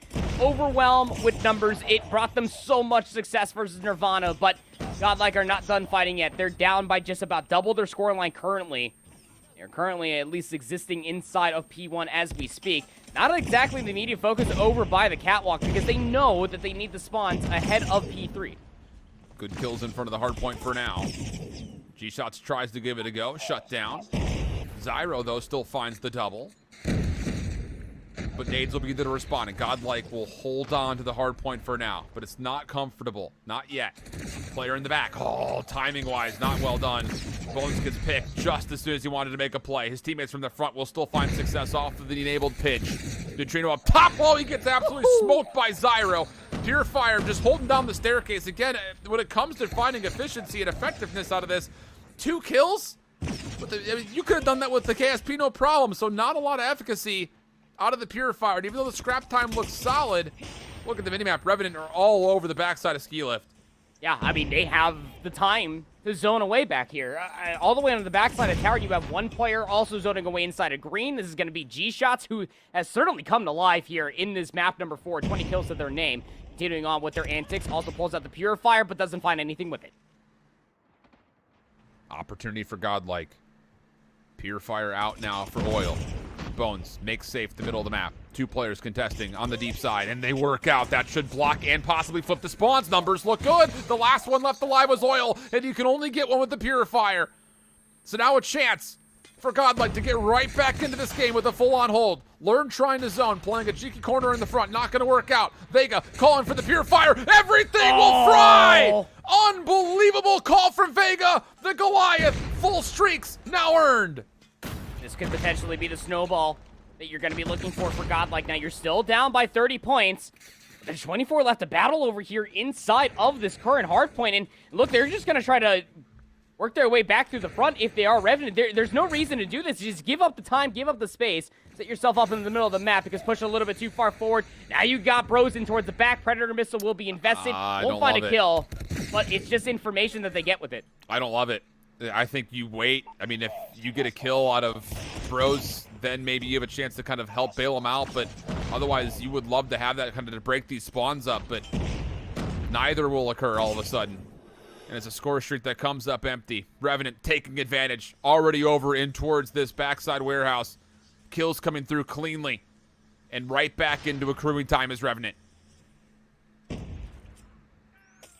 have at least one more streak and a specialist to try to break this.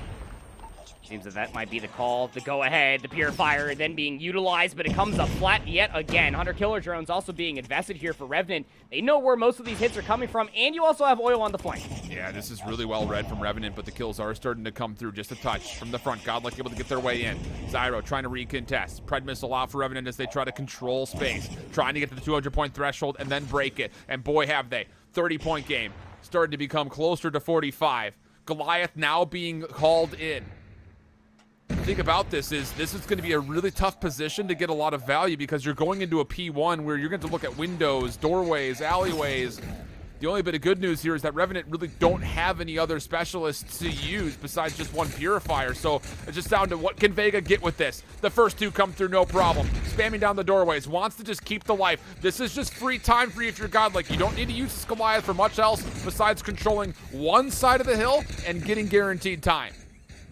Collapse is trying to come through for Revenant, trying to deal with this Goliath, but as you say, it's just guaranteed time because they're all just trying to isolate themselves coming out the window. The Goliath will finally go down. It's not enough coming through from the Goliath, and now numbers in the favor of Revenant. They can still close it out here.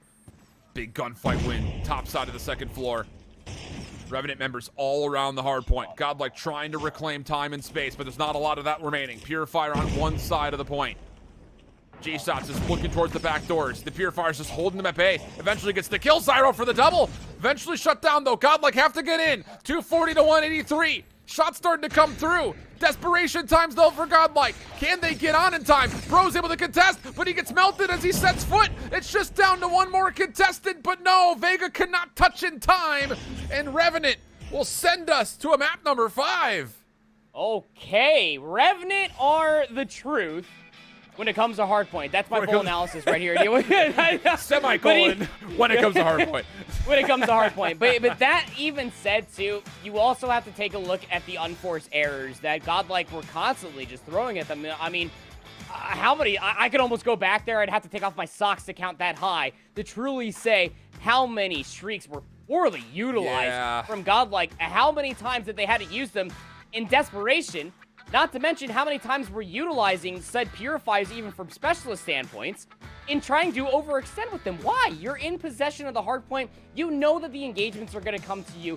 You just have to bait out those situations and wait for Revenant to chow you. But they get over ambitious about, I want to say, 3 out of the 5 players continuously for Godlike. And they offer out way too many free kills for Revenant. And by way, giving way too much map positioning up for free.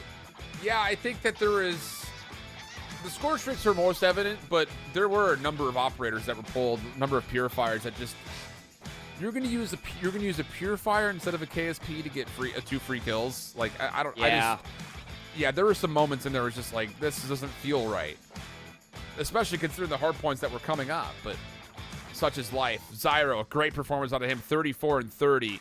G-Shots, we asked him to try to show up, and boy, did he. 30 and 24, 2.5 minutes nearly worth of hard point time. Mr. Do It All that round, it felt like. Yeah, man. It's just one of those things, again, that G-Shots really didn't need to come back to life. Didn't even reach double-digit kills in the firing range control. What a bounce back it truly was to be able to showcase and exemplify what it really means to be just an anchoring player for a lot of these hard points. And for me, it really does come down to, I guess, just how pristine Revenant were continuously at just understanding the setups continuously that Godlike were throwing at them inside P1, and then, again, snowballing off of that, getting themselves those ever-so-wanted P3 spawns, and never giving them up. Wow. These have been two unbelievable matchups. And if you're a Nirvana team that's sitting in the lower side of this next upcoming Swiss bracket, you kind of got to be sweating a little bit. But it's a Hacienda search to determine who our second team to advance to tomorrow will be. And I know it's on the top of my mind. It's probably the top of your mind. If you're Revenant, you have to show us some life in Search and Destroy, because so far they have been essentially blown out in both of the maps that we've seen, including, by the way, a 7-4 loss on Hacienda to Nirvana in their opening round. Yeah, and who's to say that in Godlike's opening first round matchup, where they absolutely just trampled over their first round opponent, that they probably could have had enough time to go back and even look at that VOD. Yeah. And honestly speaking, would you even need to? Because even walking away from that map to standoff Search and Destroy, what was plaguing Revenant continuously was the unorthodox defensive setups coming through from Godlike. If you are not dealing, or if not at least looking for Trunks, who is constantly lurking through the map and has an abundance of fixtures to do so here on a map like Hacienda, this map 5 might not go their way.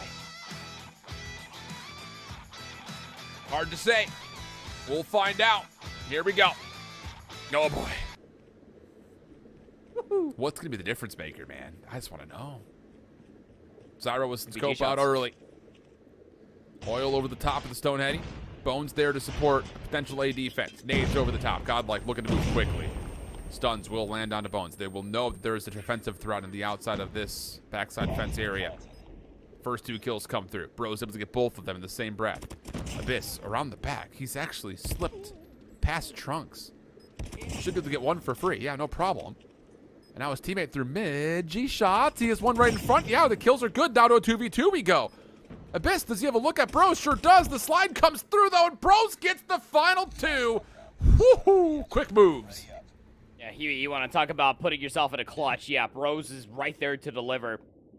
Look, defensively off the rip here for Revenant. They immediately sent two players towards the flank, and I was just as confused as you. I honestly thought that Trunks would have ended up seeing at least one player come down from Spiral. That was Abyss, but in Bros we trust. Another offensive round. Here come Godlike for this BS&D. Smoke out for Bros. He's looking to just take over the space. I love the call. My goodness, he can get real far here.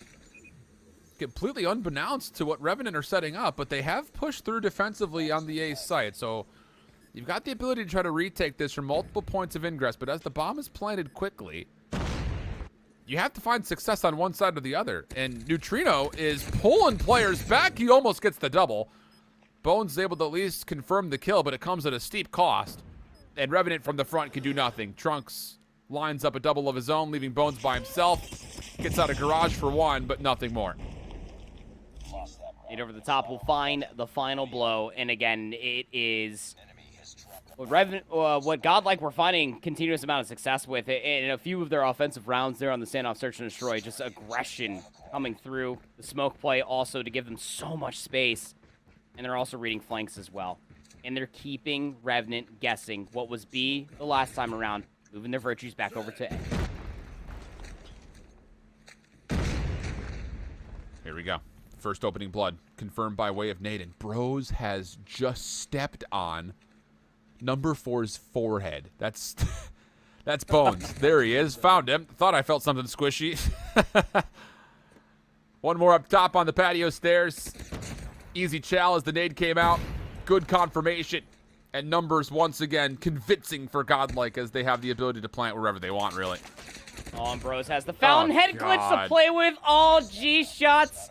You can't let that happen. Oh, I mean, honestly, if G-shots even found that kill, he probably would have been traded immediately from the player up top hallways. But even still, I mean, Bros is getting away with highway flipping robbery with these smoke plays. Just getting so much map positioning in the favor for Godlike. And the aggression doesn't stop here. Here we go again. Middle of the map this time. I don't love Revenant continuing to hit down the middle like this. I really don't. Oil will get Trunks for first blood, but it's just how do you get out of this position? You don't know where anybody is.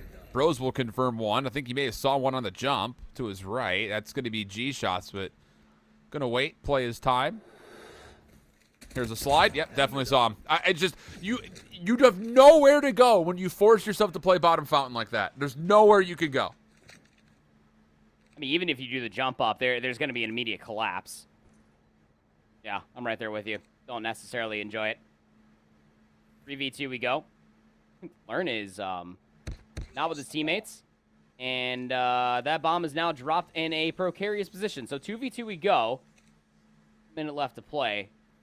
Rose, along with their teammate of Vega, are quickly on the hunt to try to find these kills. Oh, and Zyro's taking off this backside cross. Doesn't expect that the second player is there, though. So Vegas in a position with his own scope to take away the angle. Well, a little slide peek. Cheeky idea from Zyro. But he does at least negate the bomb from being collected. Smoke will come through. That will finally get Vegas the bomb. No shots to come through this. Abyss also does not see, I don't think, Vegas come across. Now he's seen him. And Vegas is actually going to plant. He's going to try to, at least. Revenant quick to try to follow up. Here comes Abyss on the sprint. The slide. He gets baited out, though. Vegas, maybe a chance. Over the top. Zyro found himself a rifle to play with. And finally, on the board, go Revenant Esports. Yeah, nice little recorrection coming through. Again, middle of the map is what the defenders here of Revenant were constantly looking for. And albeit it was a mitigated disaster, you bounce back and keep their numbers strong by way of an unforced error. But here we go again. Middle of the map, again, being looked at from the defenders. Seems the offense are looking to answer in kind. First blood for Neutrino. This time it's on the deep corners of the hallways. Revenant holding back just a touch, but now they're kind of forced to it. They've got nobody over at A at all. Even the player in office is looking for a patio push. So a couple of kills come through for Revenant, but it's just not enough. We got a 4v2 situation all of a sudden as Vegas takes care of Bones.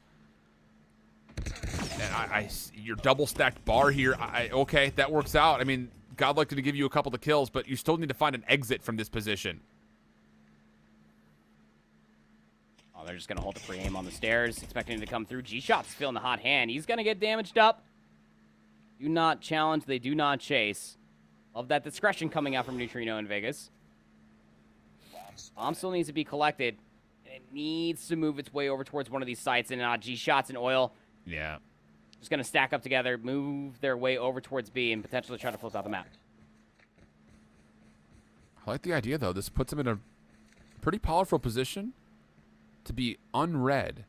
It's just how far forward you go. Here's the play. Vegas, he gets one. Can't quite get away past the doorway into Secret, though. And with that, we're back to within one. Revenant starting to really come to life here defensively. 2 rounds on the bounce is exactly what you want to see here from Revenant.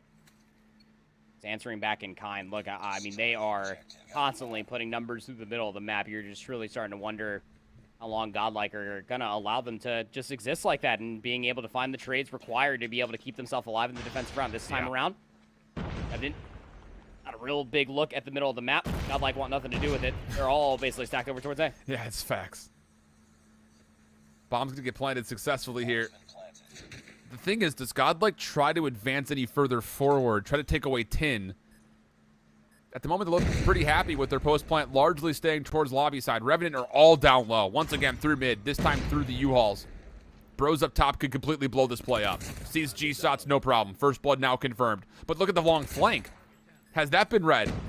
Hard to say. No one's turned around for this yet. Hold on a second. This is a 3v4, but coming through the archway, Revenant just missed out on it by half a second. If they could have gotten through, maybe a chance, but now both players stuck over towards the well. No time, no chance.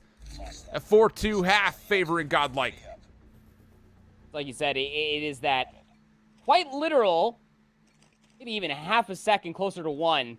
If they just hit the go through arches, they would have gotten the utmost surprise to the freest kills on the Godlike. Still down by 2. The offense now for Revenant. Maybe a 1-4 split. Offensive team mostly sacking over towards it.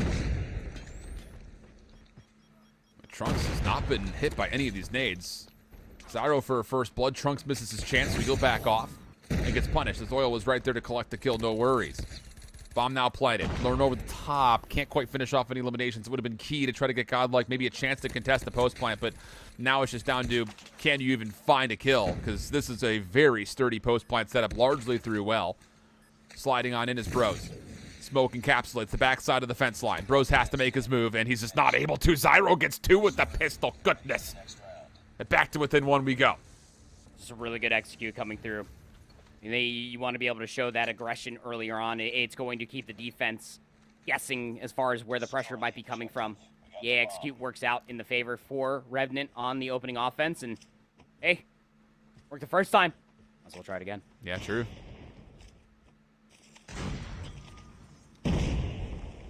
Snipe over the top. No! Vegas was waiting for him. Haven't seen a lot of snipers on the defense play that angle off the rip, but Vegas gets rewarded for the choice. But the bomb still gets planted, and Learn is too slow to catch anyone on the exit, at least initially. Second chances do occur, though, and with that, Bros from the backside will completely pinch up this post-plant setup. Should be good for round number 5. Toggle onto the bomb, no problem to get the first kill. Oil trying to come back to it, but once again, kind of like his teammate, just not really a lot that can be done. Godlike so swift on the retake through fence side. 2 more rounds away from punching their ticket to the bracket tomorrow. And I really did feel like even in that post-plant setup, I was looking at Bones on the mini-map. Through arches, he was fully turned around watching the flank. I'd love to almost go back and see how Bros just got back there for free for that kill and for the pinch. Inevitably collapsed on the play. And how about this read coming out? I almost thought that Revenant were going to fully go over towards B, but Godlike are trying to go through the hallways, maybe throw a couple shoulders, try to get some info. Well, Revenant are not here. But they're playing really slow once again, kind of on the bottom side of mid-courtyard, at least largely speaking. Some players are still possessing the top side of the halls, but Trunks is in a great spot playing the side stairs. He doesn't have to go anywhere. And honestly speaking, you should rotate number 4 over. Vegas should not be here. There's no reason for it to be. So as Revenant start to come back up towards Fire Hallway. Oh, missed chance there for G-shots. Just trying to throw shoulders, find kills, but Trunks hits the pinch at the exact right moment. A double for him. Make it number 3. Trunks, unstoppable. And so it seems the same will occur here for Godlike in round 9. Just down to Bones. The first one comes through, the second right on the corner. Couple of good shots, but it will be a 6-3 tally with 1 to play. Shades of the map 2 standoff where Trunks just hits an aggressive route through B, and as you saw and called out wonderfully, all the way through Lambo, gets inside the Zig stairs, and then just waits for the confirmation from their teammates. Collapse on the play. Series point now for Godlike. And again, middle of the map, routes being run very, very quickly for Bros and Trunks. Good first blood for Revenant. Over towards A. Learn, trying to come back to the play, see if he can take advantage of some weaker health pools, but Abyss denies. Still part of the mix is Neutrino. Over the top of the bomb, Hetty. A little bit of support for the middle of the map. He wants to get forward on this. Oh, that's bold. Maybe too much so. Yeah. And it all rests now with Vegas for a possible 1v3. He's going to have to do it with the Calamity for the Cal. Or put on a sniper highlight reel, and, well, unbeknownst to him, there's going to be a player behind him. There is a round, again, on the board for Revenant. It's completely just snuffing out that very aggressive route through the middle of the map and then through U-Haul from Bros. I mean, it's either Bros or Trunks that are constantly running these routes. I mean, Bros is up to 15 kills for crying out loud. One step in the right direction here for Revenant.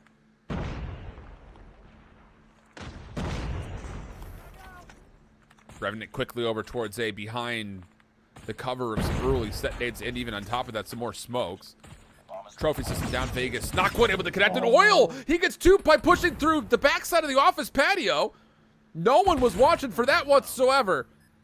Bros, the trade is nice, but it's way too late. And all of a sudden, Revenant have a really solid look to possibly get us back to within one again. Bro's making the next play forward. He needs to get an opener here, and he needs to do it cleanly. Timing is good. Neutrino able to find one. Trunks the other. No Surely way. not like this. The last one left is too far away. Bones has to come through this, and he's not able to get there.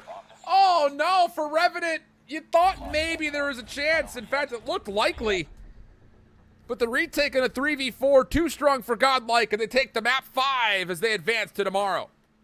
And they slipped the net. I mean, I really did feel like Oil did make the right play there, Alan. I know you're probably thinking the same thing I am, that he did sniff out a very nice route to be able to come through top office, through the patio, found those 2 kills. And again, it just kept all of Godlike just so far back over by 10 that it had to be a clutch-up situation, who, again, of course, it's going to be Trunks. He's lurking in the middle of the map constantly. He just ends up rising out through the middle of U-Haul, and he collapses on the play with his 2 teammates. Neutrino hits a crazy snipe is what it looked like, up close and personal.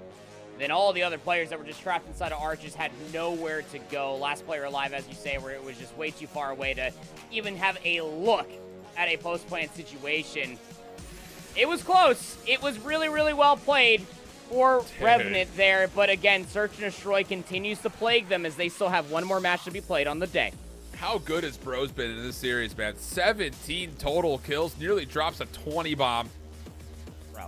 On the other side, no one gets the double digits, so I mean, big difference maker. And for the second Search and Destroy now in a row, a pretty much non-factor are the sniper rifles. Both Zyro and Vegas didn't really do much when it came to at least running of the scope. Zyro got 7 in total, but not much of that was done by way of the sniper rifle. So some differences starting to occur here in the region when it comes to success factors in the Search and Destroy for some of our squads.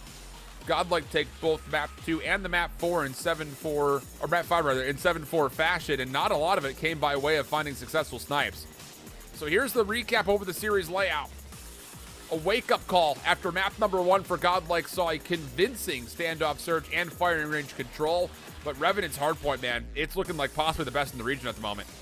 Yeah, I will say that, but I will also put an asterisk on it that there are certain question marks and concerns, I will say, for Godlike in how they were presenting themselves in certain situations and in binding situations at that when their backs were against the wall. Their streaks usage, as well as some of their operators, certainly need to go back in, at least back to the drawing board, even specifically for that Summit hardpoint. But yeah, I mean, hey, 2-3-5, it's a very big win condition when it comes down to it, as long as you can constantly guarantee those Search and Destroys, if you can constantly rely on both Bros and Trunks to always hit those zany routes in the middle of the map, yeah, Search and Destroys should be continuously good for Godlike, and we'll see more of that tomorrow. 2 teams advance. Godlike, the expected one. Enigma, maybe not so much on their first attempt, but boy, did they look good versus Team Vitality. So now, round 3 comes up with the Swiss bracket. The last chance for our final 4 teams to make it to tomorrow. Team Vitality not quite able to get it done their first go, and the same can be said here for Revenant. It's Fenrir and Nirvana that made it through their opening losses to get there to meet them. Who plays who and which match we'll have on stream we'll have for you when we come back after the break.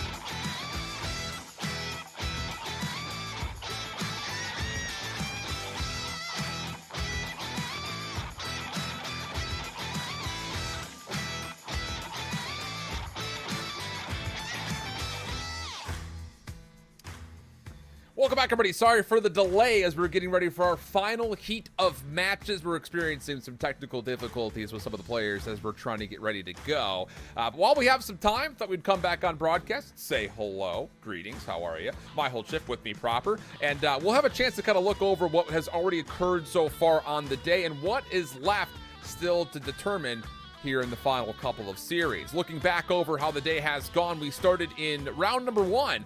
Biggest kind of surprises, first and foremost, really kind of came out of that Revenant Nirvana series where the scores are actually a little bit backwards there. Revenant was able to take a pretty clean 3-1, only dropping the Surge and Destroy. And then the real big upset here proper was the Team Vitality getting reverse swept by Enigma Gaming and a really tight 5-map series where Godlike was just able to escape the grasp of Revenant.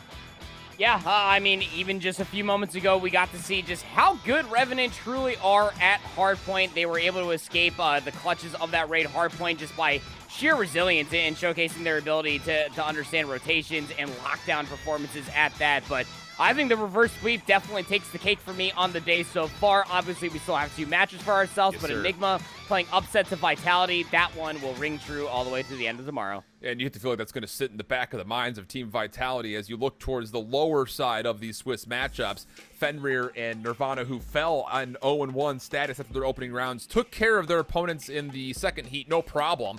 So I2K, Elite, and RDX both eliminated.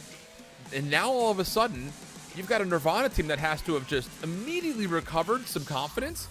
And they're playing up against a Team Vitality team that could still be a little shook up. You know, you start to second guess things a little bit when you get reverse swept like that after what were 4 really tight maps. So that'll be one of the matches that we have for us. Again, we'll be doing both of these broadcasts to kind of one by one here to make sure we get both the qualifiers or advancement matches, I guess I should be saying, to tomorrow's action.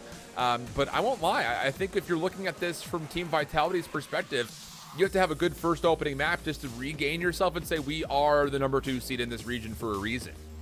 That's absolutely right. I mean, for this Team Vitality squad, even at the greater scheme of things, yes, you got reverse swept by a very tested Enigma roster, but even at that, there's a lot of maps that you can even go back to, rounds even in the Search and Destroy that you could go back to and say, hey, we could have cleaned this up a whole lot more. And to say that you haven't had time in between that matchup versus Enigma to now your upcoming matchup versus Nirvana, sure, there was ample time to sit there and converse with your teammates. If there's any coaching whatsoever, go back over the VOD and just try to learn as much as you possibly can to get that confidence, get that pep in your step here to qualify going into tomorrow. Very much so the case. Again, double elimination bracket tomorrow, where I think every single match will be on broadcast for you for our final 4 squads. Only 2 of them will make it to stage 5. All the anticipations, all of the nerves, they will definitely be there tomorrow. I believe the first match that we're scheduled to broadcast here is supposed to be, though, the Revenant versus Fenrir match.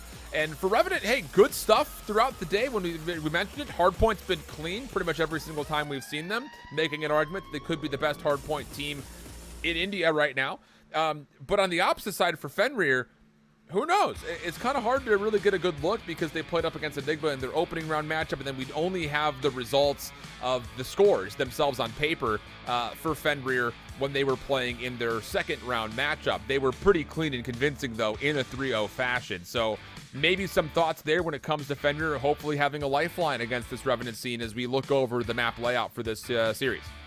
Yeah, getting rid of the Hacienda in the raid, we will not see the throwback maps of my dreams. But still, nonetheless, Slum's Hardpoint to start things off. This is stark differences as far as a map set is concerned, specifically to what we have seen for some of these teams throughout the entirety of the day. I'm quite interested in the Slum's Hardpoint specifically when it comes down to it. I mean, look, we've been gassing up this Revenant squad all day long about how damn good their hardpoint is, about how fundamentally strong their hardpoint is. It's very difficult to be able to exemplify all of that, plus the slaying prowess that needs to come through on a map mode combination like Slum's Hardpoint. Hard agree to that. And I think the biggest thing that we've really noticed about Fenrir when we watched them play up against Enigma, I mean, they weren't able to offer up much of anything on the hardpoint against that Enigma team, only got 19 points.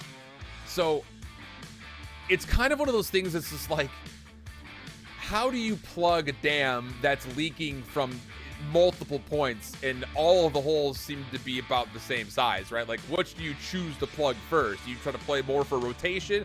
Do you want to try to play more so to try to get good setups and just give up extra time. Like, you can't necessarily do all of them at the same time, especially with how good this Revenant team is. I'm just calling a Beaver squad at that point to fill up all the holes of the dam, man. Beavers do it best, and honestly speaking, it will be tough, to say the least, because when it comes down to this Fenrir Rebirth squad, I think that it's going to be quite testing to see who's going to step up to the plate to slay out for this roster. Sure. Because, I mean, throughout from what we did see earlier on from Fenrir, again, we do have, obviously, the results from their previous matchup. You really do feel like that if they're going to find more success on the hard point, I really do feel like Skull Guy needs to put away the sniper. It's not always going to be working out. There's a lot more plot holes within their SMG lineup that does need some help with that upfront pressure. Well, we'll see who can pull off their best Jerry Matthews, cosplay when it comes to leaving it to Beaver there. That is a reference that I don't think anyone's going to get, but such is life. Did you ever watch Leave It to Beaver as a kid? I did. Yeah, my parents are always, they always had old school, I won't call them cartoons, but like old school TV shows that, like Green Acres, those were always on. Gilligan's Island. Just brought me back to like the mid-90s. A place that I didn't really think that I was going to go today, but hey, say la vie. You're welcome. I'm here for you. Thank you. I'm here for you. Amongst other things, so but mostly here for you. Lobby is starting to get set up and getting ready, so we'll try to stay with you guys here while we're getting ready for map number 1. I think the biggest thing about it is, it's tough because looking forward to the Vitality Nirvana series, like, Nirvana played well against Revenant. They really, really did. Yeah, they did. It just came down to the simple fact that they weren't able to get things going in the control, and then in the first hard point, they had a little bit of a slow start. Now you all of a sudden have to be better going up against a good Team Vitality squad eventually. It's a tall ask, but it's just tough because I think we had 5 teams starting off the day today that you could make an argument for any of them to be part of that top 4 going to tomorrow. So it's going to be hard to say goodbye to one, if not all, 2 here in these next 2 matches. But even more so, the fact that we get to go from those 4 into 2 is going to be insane because, let's be honest, like, Enigma have all of a sudden put themselves in the number 2 position over Team Vitality with their win that they just found versus them. So I don't know.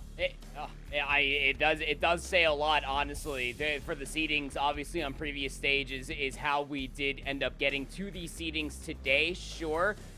But it also just does speak volumes about just how competitive even like all of these top 5 teams truly are against each other. And yeah, you can even add into that 6th seed there with Fenrir Rebirth roster. We did obviously see some bright signs for them. Their Search and Destroy is quite good. It just comes down to being able to piece it together in the respawns. But I think for Nirvana exclusively going up against Team Vitality, I mean, to say that this is going to be their truest test on the day, to say the least, absolutely. Not necessarily putting it in great stature, I will say that much. They're going to have to really make sure all 4 corners are squeaky clean across all 3 game modes. Yeah, I think that's very fair.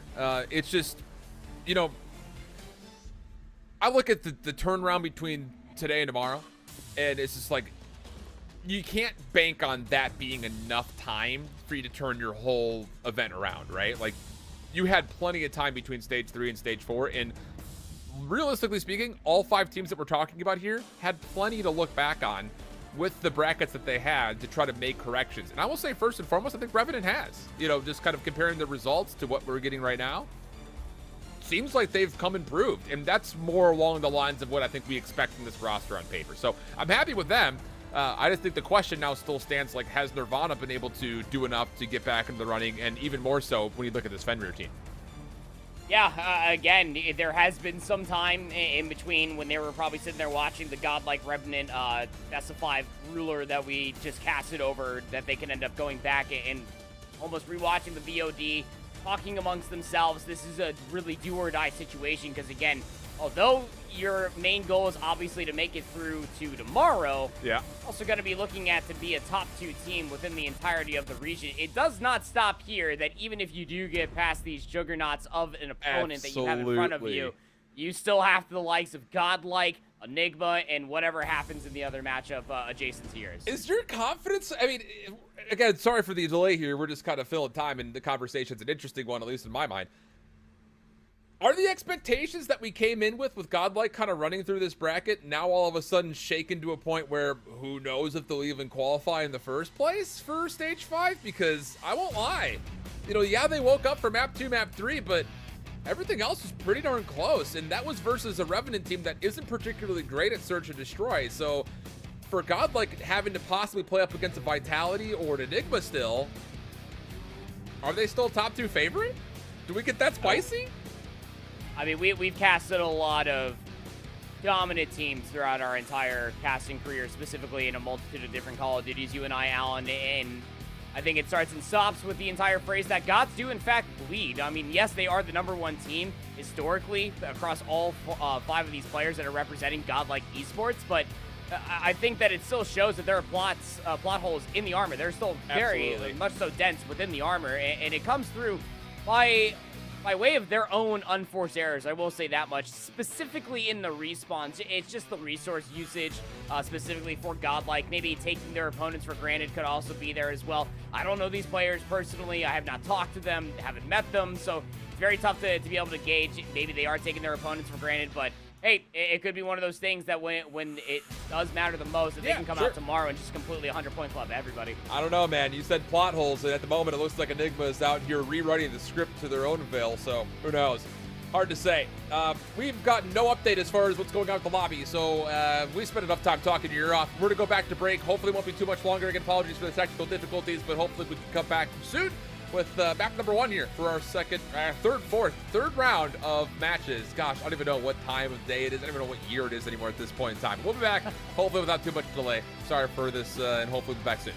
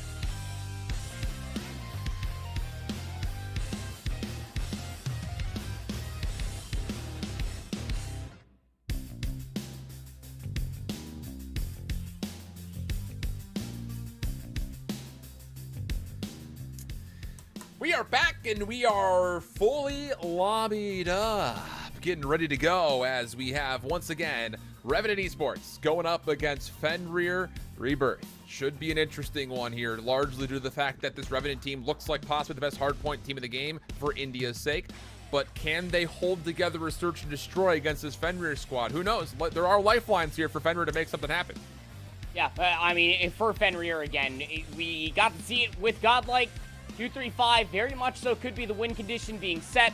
As again, I think just the moniker on the day that this Revenant squad is specifically taking 2 hardpoints off of Godlike are unarguably, even on the day, the best hardpoint team here in COD M India. That said, that even when we were arguing that with the Search and Destroy for Revenant in our first match of the day versus Nirvana, Nirvana could not get it done in the control. So yes, Search and Destroy might be able to squeak away with a win versus Revenant, but you gotta be able to win a respawn versus them as well.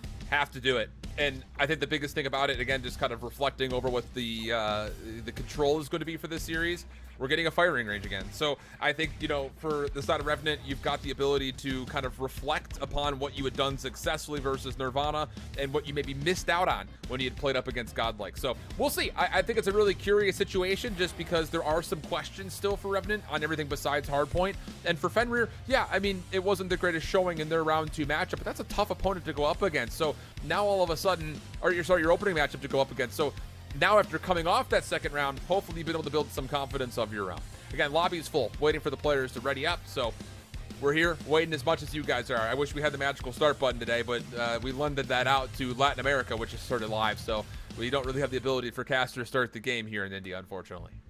Yeah, no, I actually lended the button to Brody. That's my bad. Infinity, that's troublesome. I don't know why you do that.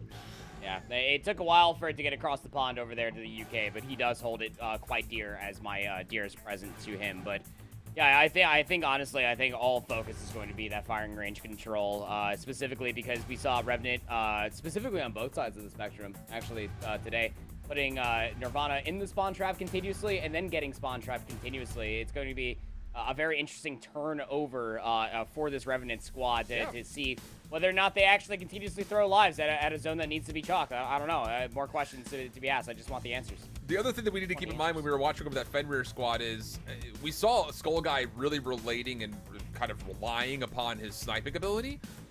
This series doesn't really have as much of a guarantee on it. And I say that even looking at potentially map 5, Summit, Search and Destroy. You just don't often feel like you get the same capitalization on a scope that you would on like Standoff, for instance, which we're going to have for map number 2.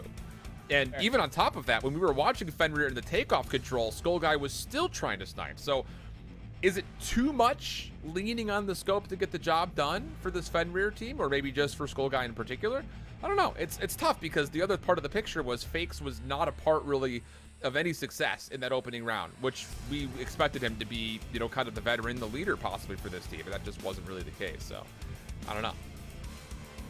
We need someone to step up, basically, is what we're trying to say here. Is that, again, this is what we were framing up when we were talking about this matchup as a whole going before we went to that break, is that if Skull Guy is going to be that anchor in towards the back, somebody needs to step up to the plate, specifically in the SMG department, be able to create more space, to be able to cause more of a ruckus up front. Yeah. That way Skull Guy can at least sit comfortably with the sniper. If that's going to be the play call, someone needs to step up with an SMG. All right, enough talking, enough break screen.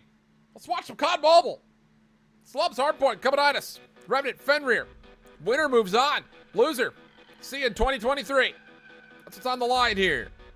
Won't necessarily be solved here in map number 1, but it'll be a great step in the right direction for either of these two squads. That'll be Fenrir in the yellow, Revenant in the blue. Opening setup, Ignite, nice little route being hit over towards Electronics, but the trades go back and forth, and with that in mind, so will also the hardpoint. Revenant at least starting off on the favored side of the map so far, but it's always an immediate consideration. How long can you truly hold on to this side of the map? And so far, so good. Look, contested time is still good time, so long as you're still holding on to those ever-so-wanted rotations ahead of the P2 area. Still a lot of time to fight for, though. And off of this respawn, things looking decent for Fenrir to get back in, start accruing some score. Good nade over the top. That actually gets a Knight a little bit forward. He needs to pinch this. And he will. G-shots? Just wasn't moving at all. Not sure if he was pre-yielding anything. Actually, no, it looks like he had disconnected from him. Now he's fully back in. But a solid moment here for Fenrir. Able to get themselves back in the hard point for some good scrap, and they, as you mentioned, hold on towards that right side of the minimap, which is so coveted. Yeah, that soccer field is where you're going to be able to get a lot of good time and potentially build yourself for a lead, but you also have to be locking down the lanes. This is exactly what was being looked at by Skullguy, taking a very forward approach down there at blue. Even the Hunter Predator missiles also being thrown out here galore, just trying to cause a little bit more of a ruckus up front. Keeping these players rather isolated for Revenant, but does not stop G-Shots and Bones to combine for 3 to break on in. Can you hold from the front, though, is now the next question up. And there's got to be something going on with Revenant, because Oil's not moving right now either. He hasn't gotten a kill yet. Trying to reconnect, he gets back in, and while this is all occurring, Fenrir is just soaking up some score, cleaning up all these staircases. Revenant right back into the mix once again.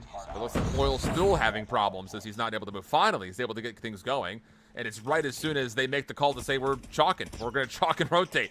Not great news here for Revenant, but hopefully things are stabilized as they make their way over towards the trash hill. Hey, it's still something to be said, though. You're at least a handful of teammates were still contesting in, at least breaking from the front. Or what Fenrir Rebirth were trying to set up for themselves. So now we move ourselves over towards the junkyard. Very difficult to be able to get yourself a lot of time off of this hard point if you allow players just to slip the net all the way inside a garage. That immediately gets picked up by Abyss. They'll be shot in towards the back. Split spawns are coming through the middle of the map currently for Revenant. I will say, with that little delay out of Oil, specialist streaks starting to come through, and Fenrir is in a really solid position to try to flip these spawns around, but the play backside laundry not going to work out. Zyro for the double, and Revenant now can take their focus back towards the front. Really good kills coming out of Owens and Oil. That's going to, again, quell this hit from Fenrir pretty completely, but the trades that come at the end of the engagement do actually flip the spawns around. So now it's just down to, can Fenrir find the kills to try to break in for this last 30 seconds? Hunter drone starting to come out. Bones not able to find connection with it. Got the Sparrow. Haven't seen that yet today. That will miss and be completely shut down, and largely from the side of Fenrir, the time has mostly gone the way of Revenant and continuing to be that way as Bones gets the Predator missile in. Predator missile is actually well invested coming through from Revenant, making sure that at least this scrap time is going to be heavily contested, if not fully fought over. But you take a look at what's being conceded, and that's the rotation from 3 all the way towards 4. Abyss with the Sparrow of their own, taking a look at this garage alley. At least trying to cause a little bit of a ruckus in towards the back, so that way it is Revenant in for the initial time once the hard point pops. Little display of some Hunger Games Katniss Everdeen going on both sides with all these Sparrows being charged up. But the bow warfare does eventually turn in favor of Fenrir. Able to flip the spawns, and with that also the hard point. Agi spamming, looking for a little bit of damage. Tough shots to land, only gets 1. Skullguy from the opposite side pinching and is up, and it gets explosive in the garage very quickly. Skullguy taking the double with him. He's earned himself now a Predator missile. And an opportunity for Fenrir to get over the 100-point threshold here. 30 seconds left to fight for, so for Revenant, you got to get in. You got to find a way to still challenge this, but honestly, they're just not able to find any of the kills. Ignite with the double. Skullguy following up, and the exchange is great from the side of Fenrir. Oh, Skullguy, see, this is what we were waiting for. He was just holding the sniper all day long. For him holding himself back for this, Skullguy just needed to get on slums, break out the KSP, and now he's truly unleashed. 22 kills to their name. Predator missile also being called in. Is going to find himself a handful of more kills. Now you're just layering on the pressure. It is 117 and counting on up to the 69 of Revenant. They need to start piecing something together here on the second set. Goliath earned here for Skullguy. The Hunter Killer drone was sent right into the wall in front of him, unfortunately, so he has to work for bricks a little bit harder. Oh, Skullguy nearly doubles down. Trades will be there. That's all going to favor the side of Fenrir. 125 to 73. Oil trying to get his Sparrow off, but it's not going to work out for more than just the initial. That said, still numbers start to come through for Revenant. Looking to clear out this back side of the hard point, and it's easier said than done. Zyro only able to find 1, and he's got to try to find a way to pinch this hard point because this is starting to get dangerous really quickly. Yeah, it is. A lot of pressure being mounted here for Rebirth as they are constantly cycling players out to make sure that bricks stay within their control, but it's a battle on 2 different fronts. The moment that Revenant answered back over towards bricks, the pressure then gets flipped out towards the south side of P1. And now all Fenrir Rebirth are taking a keen focus over by blue. Yeah, they oh no is right, considering the simple fact that Fenrir Rebirth are just simply undeniable when it comes down to their recontest. Their breaks are just absolutely flawless, and yet again, they get the spawns for new. Curious to see. I was going to say Skullguy, when he wants to use this Goliath, he's actually calling it in right here, and I like that call. If you can get a full 60 here on the second, You'd be in a great spot. Zyro, he needs to use this bow to get damage off onto the Goliath itself, and they melt it! Oh, it's so well done! The focus from Zyro not only takes out the Goliath, but he gets a handful in a row. Skull Guy's on a 4 spree, make it 5, but he's shut down, and all of a sudden, the major threat from Rebirth has been taken off the field, and Revenant have broken. They're going to put themselves over 100 points, and they're also able to deal with the flank that was starting to put itself together over by Arches. So now you know the hit is mostly coming through from the front. 30 seconds is still good time to fight over here for Fenrir. Skull Guy continues to pop off, though, man. He's at 36 eliminations. He's earned himself another Goliath, dude. This guy is unbelievable. So clearly the X factor here, but the first attempt at the Goliath has largely failed. This is nearly 45 seconds flat here for Revenant to get back into this game. And with the scrap time being conceded to go their way, once again, Skull Guy will try to get a Goliath off. But with the Sparrow in play, this Goliath is not nearly as formidable as you think it would be just based on the fact that he's already earned a second one. No, it's really not. I mean, yes, Skull Guy is absolutely slaying out, but when you do bring into the idea that the Sparrows can just melt this Goliath, we'll have to see if it's going to come through in fruition. At least the battle through the front, not exactly going in the favor. Junkyard, very much so, still in the favor here for Fenrir Rebirth. Yeah, it did look like there was one Revenant member trying to pull the bow out, dealing some damage, but Skull Guy's done very well to kind of get away, but there it is again. We saw this meta at the end of last year where teams were pulling Tempest, at least one, just to try to deal with potential Goliaths, and the same thing is occurring here with the Sparrow. The Revenant from the front once more. They will find a way to break and then convincingly push a little bit further past that. How about the routes being hit? Oil not even needed to find a single kill because the kills from the front were so convincing, but now that he plays Anchor, you may as well hold on to Fountain, and things are looking good as Revenant is back to within 10 points. Kilo in hand, just Anchor down for this time.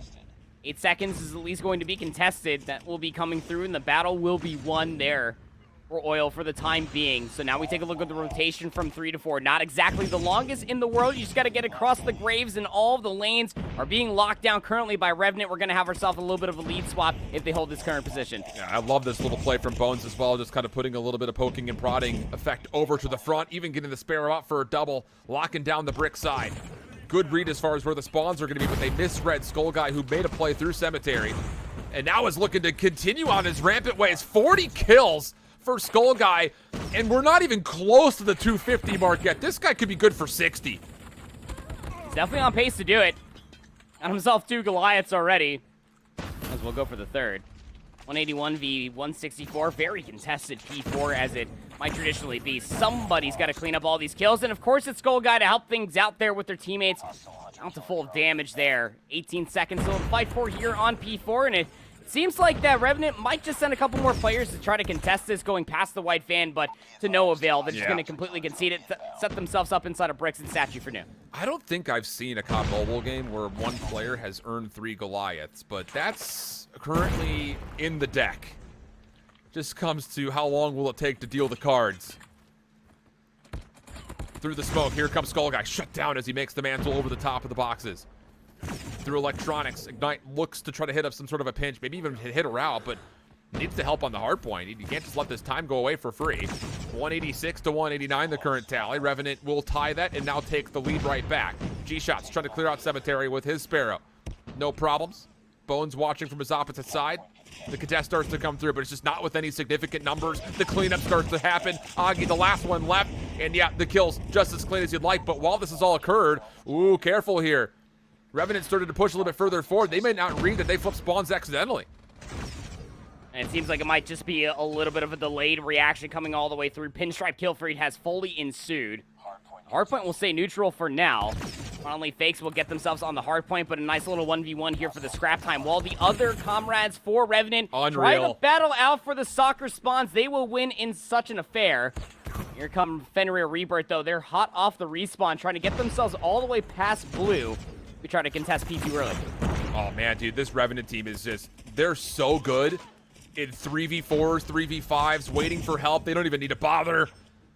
3 kills in a row now for G-Shots. Zyro cleaning up the back staircase. Good predictive shots out of the Sparrow, just putting on a little bit of damage and pressure, forcing now all of a sudden Rebirth to come on through, but the back is denied.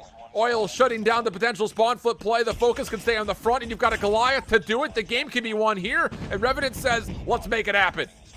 Now, just locking down these lanes, you're forced to contest into the waiting arms here of G-Shots in the Goliath. Good luck, have fun. It's a blender through a lot of these different lanes, even the Hunter-Predator drones being thrown in by Zyro. It is as clean as a kill feed as you can like. Revenant, they bounce back from the depths, and they will take map 1 here. Yeah, there seemed to be some sort of connection problems at the beginning because it wasn't just Oil. There was G-Shots who had trouble getting into the game, it looked like initially, but man, once everyone started to feel the tempo and how this map was going to play out, Revenant really did a solid job. And the simple fact is, look, Skullguy, I don't want to sit there and say he needed help, but you drop nearly 50 plus for the L with 2 Goliaths. There's something to be said about kind of predicting how the series may go and keeping Sparrow in. Like, it charges super quickly. We saw more, I would say, bows than we saw KSPs at certain moments in time throughout the map, which is a surprising thing to say out loud. But when you've got those in, Goliaths are essentially a non-factor. We saw teams like Tribe last year play with 1 Tempest to shut down potential Goliaths. It's not a super effective kill streak when it comes down to putting in actual pain towards kills, but it takes care of Goliaths in a matter of seconds, and that came out massively when you talk about Revenant staying in this game and eventually taking the win. If you're new to COD Mobile, here on this very day, each team does have the ability to ban out an operator, and Fenrir actually opted in to get rid of the Purifier. Revenant answered back with an Annihilator, so yeah, very interesting stuff, but even for Skullguy, 45 and 30, dropping with those 2 Goliaths that really didn't find the utmost amount of value. I mean, maybe the second one could make an argument for it, but again, one Sparrow came back in and just immediately clapped back. But on the opposite side, Zyro was that guy, pal. 1 minute, 39 seconds within the hard point, 40 and 31 with 23 assists. I want to talk about a guy that was fighting damage everywhere on the map. Look no further. His name is Zyro. No, dude, it really... And the funny thing about Zyro is just, you know, when he shows up, it kind of feels like it comes in surprising form. Like, I don't think there was ever a moment we had Zyro on camera. It's just like, dude, Zyro's frying. Like, he just kind of sneakily puts together kills and kills. He values his life. Maybe the best on his team, honestly. I feel like every time we watch Zyro play in a respawn, he's kind of throwing shoulders, hitting little slide shells, getting back, and just making himself the hardest kill on the map. And that definitely became the case. I mean, not just the 40 kills, but the 23 assists. I mean, the guy was everywhere. So in a small map, Zyro able to put together 63 favorable kills or eliminations. That is unbelievable. And what looked to be a really solid start for Fenrir gets thrown aside, and that feels like a missed opportunity, I think, if you're looking at that from Skullguy's perspective, considering the performance he had in the first 2 sets of hills. And now it's going to be an interesting conversation going into a search and destroy, where, yes, again, the conversation all day long for this Revenant squad is that they are buck-wild nasty at hardpoint, yes. But for search and destroy specifically, what has constantly been plaguing them is lurking and constant routes that are being run by SMGs. That has not been exemplified by this Fenrir roster. You really do feel like that there has to be a player to step on up in such a department. We always thought that it was going to be fakes. He was not benefactor in a lot of the search and destroys that we saw from this Fenrir roster earlier on in our broadcast. And it's not going to be Skullguy, is what we saw from Slums, dropping a bombshell of a game, even for the L, because we're going to standoff, baby. He's going to be bringing out the sniper. So what's it going to be? I think the thing about it is, could Skullguy just do it himself with scope? That's a lot of pressure. It is, but you never know. And I would say this much too, just for what it's worth. Revenant needs to show that their search and destroy has promise. Because getting to tomorrow is, I would even say, barely step 1. Like, if you're trying to win a world championship, you have to first get to world championships. There. And it's hard to make the argument for Revenant if their search continues to look the way that it has so far today. So big proving point here for Revenant. And considering that you're going up against what came into this bracket as the 6th seed, you should dominate here. But opening first blood from Skullguy by way of nades gets the Rebirth defense going. Skullguy getting aggressive, scope in hand. That works. Okay, 3 kills for Skullguy. Maybe he could just do it all himself.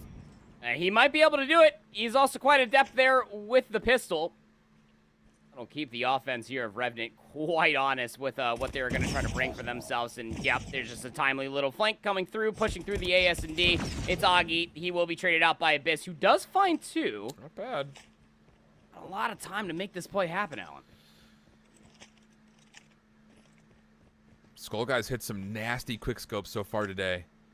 So I feel like anything is an opportunity when it comes down to potential 1v1s, even with scope in hand. Abyss is making the move. Backside fence post. And Skullguy would have to hit a quick scope right here. Here comes the slide shell around the corner. Good shot starting to tag. A little bit of help on the way. And Ignite will be there just in the nick of time. Good finesse out of Skullguy to keep his life, wait for help, secure the round. Nice stuff. Yeah, just really, really tough there in the final moments, all right, for Abyss. He thought that maybe there was going to be an easy elimination to possibly come through. Just was not the case. A lot of fixtures and cover on the backside of the AS&D. Opening offense not going to be good enough. Skullguy shutting it down. Dude, Majority with the sniper, and you can't just be offering free shots like that. You can't peek him. You have to throw smokes. If you don't have him equipped, you got to get smokes in the mix here. I mean, you just cannot allow Skullguy to get away with this. And let's be candid. When we were watching Revenant play both their Search and Destroys, Zyro with a scope was not a major win condition for them in the first place. So now you're going to tell me that Zyro's going to try to choose to take 1v1s versus Skullguy? That's a mentality I can't get behind. Have to step up in such a big way. Again, the offense has come to a screeching halt, you would feel like.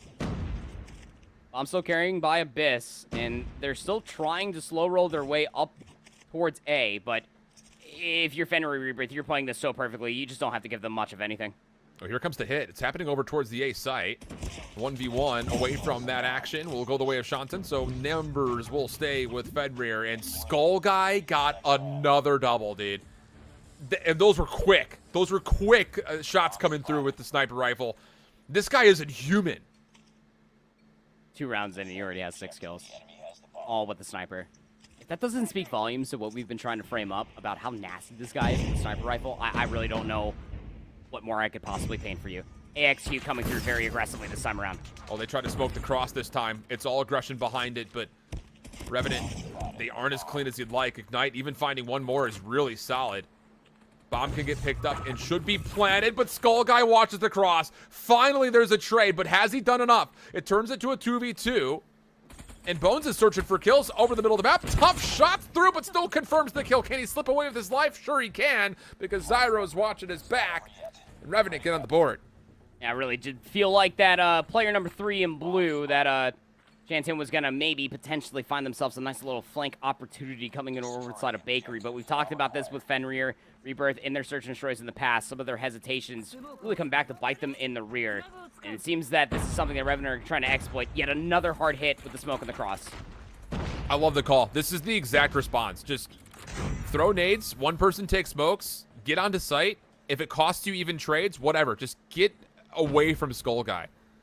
So now the bomb is going to be planted, and you're going to force Skullguy to either have to play with the pistol or hit nutty quick scopes, which, to be fair, he's good with. Even catches one on the exit here. Not even sure where he found that kill.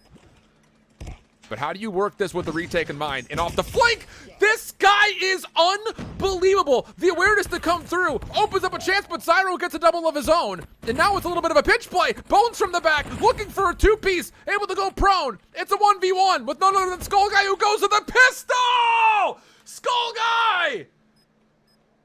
This dude is a demigod. Are you kidding me? Kill number 10. 4 rounds deep. And Skullguy, like, I don't want to say the guy is carrying, but he's basically carrying at this point. Like the pressure that he amounts at the early stages of these rounds with these longer crosses, and then is just not afraid to get his hands dirty with the pistol. Yeah, he's nuts. Unbelievable. I mean, we're at a point where everyone could sit and spawn and just put Skullguy on the map. I mean, he's finding nearly 3 kills a round. Dude. There's another. Oh, that's a wall bang. Dude, are you kidding me? Nah. Get out of there. Just run. You see Skullguy, just get out. Run. Get out of there. And then you're running into the awaiting arms of Shantan on the flank. Now, he will only find some damage. It'll keep these players relatively trapped. And you can see that Bones is trying to at least fish out this kill on the backside of the gas alley, but will be completely conceded for now. It's up to Augie, just playing in this tight corner, knowing very well that this is going to be where the execute has to come from. And, well, if you spend too long inside a bakery, guess who's trying to work a little bit of an angle? It's player number 5 in blue. Top Grandma is trying to play with that longer line of sight. Yeah, bro. I mean, I would be terrified to move an inch right now. Isolated 1v1. Nice bait and switch. Textbook. Out of Bones and Abyss. But you don't want to keep going this way. Because as we can see, number 5 in blue is Skull Guy, and he's watching this. Abyss, you really want to give this a go? That's bold. That's brazen to say, I'm going to pick up the sniper rifle and try to snipe against Skull Guy. Another little bait and switch setup, sliding over, looking to possibly get a plant off. Toggles the sound cue. Not going to force the defense to move too much, but you will get movement out of Augie, who's not in a position to actually watch over this plant. Oh, he sees him! Oh, Augie's in trouble. Needs to get around, find some safety. Is not able to do so. 10 seconds on the clock, and the plant should be able to get off. Bomb needs to go down. Bones is also pressing forward, but it's Skull Guy with a pistol. He will force out the 1v1. Bomb needs to be committed. It is planted.